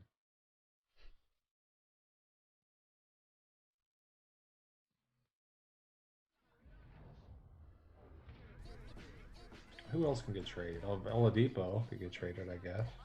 Didn't he say he wants to stay? I guess it doesn't matter if he wants to stay, but I don't know. I like Oladipo, man. It's a bummer. He got hurt last year, yeah? Mm-hmm. Came back a little too early, I think, too. Even now, playing in the bubble, it was like, you're not moving right now. I don't know why he came back that early. Like at that point, you should just sit the rest out and just get like 100% healthy. Mm-hmm.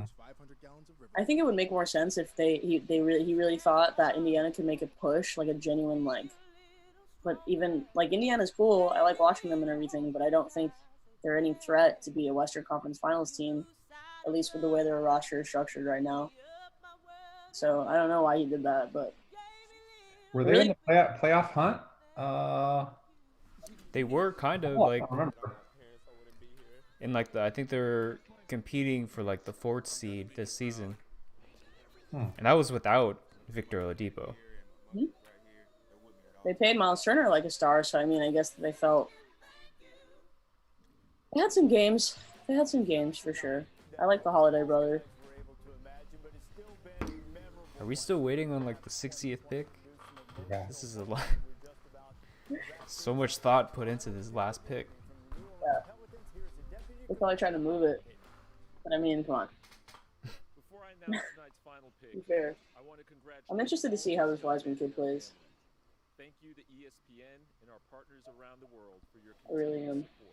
He'll get all the national televised games. The opening night will probably be Lakers, Lakers Warriors or something probably. Is Steph ready to go at the beginning of the season? You know? I think he should be. Klay Thompson thing is just crazy. That's sad. We'll see it tomorrow, though. Maybe it's not as bad as it seems. Is that it?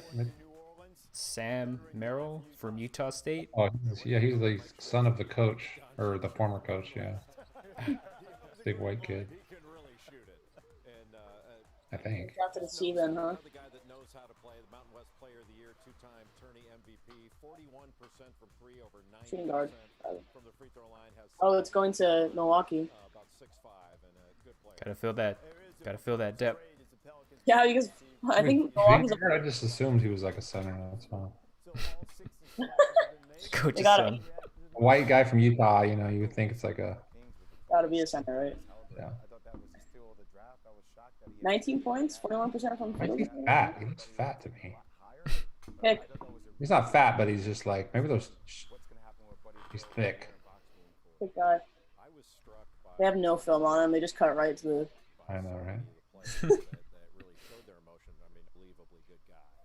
Nice hair. I like the haircut. They didn't even show him like at his house. They didn't even send him a Zoom cam. Oh, he wasn't going to be drafted. That's why they got no Zoom for him. uncertainty, not playing basketball. You wait your entire life. You work so They need better people. I like Mike Schmidt's on there. I like Jay Williams. Jay Billis is. I don't know. He's okay. Sometimes it takes her a little like. So I need some shakeup. I need some like Charles Barkley on. Not Charles Barkley, but someone like Barkley who will like ruffle some feathers. You know. So you put Charles Barkley on there, dude? No, Like, not. I didn't mean Charles Barkley. he's going off. Who he played for? Yeah. I love that show, and they do who he played for and the That's beginning of funny. the two. They have all the faces and all the teams. And then that one he played in China. Yeah. Yeah, it was a little vanilla. You're right, Ryan. This is a very vanilla little. Two, like put me to sleep already.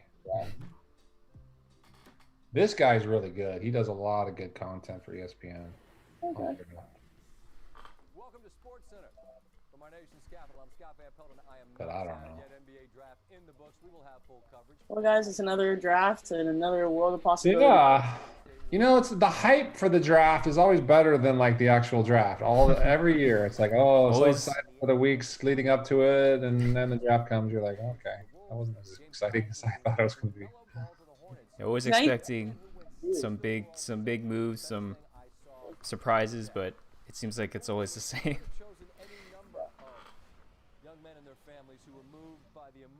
All right, guys, I'm logging off. All right. All right, see you, Daisha. Yeah. Thanks for coming on. Yeah, nice basketball. It was nice to talk to you guys about it. You too. My friends aren't super into the 60th pick of the draft. So. They said the 60th pick was the Luka Doncic of the Midwest. Yeah, exactly. All right, night, guys. All right, bye I'll bye. see you. All right, Rob. Yep. See you later, buddy. I'll Good see job. ya. And with that, thank you guys for watching. Very successful stream, I think I would say. It was fun to talk to everybody.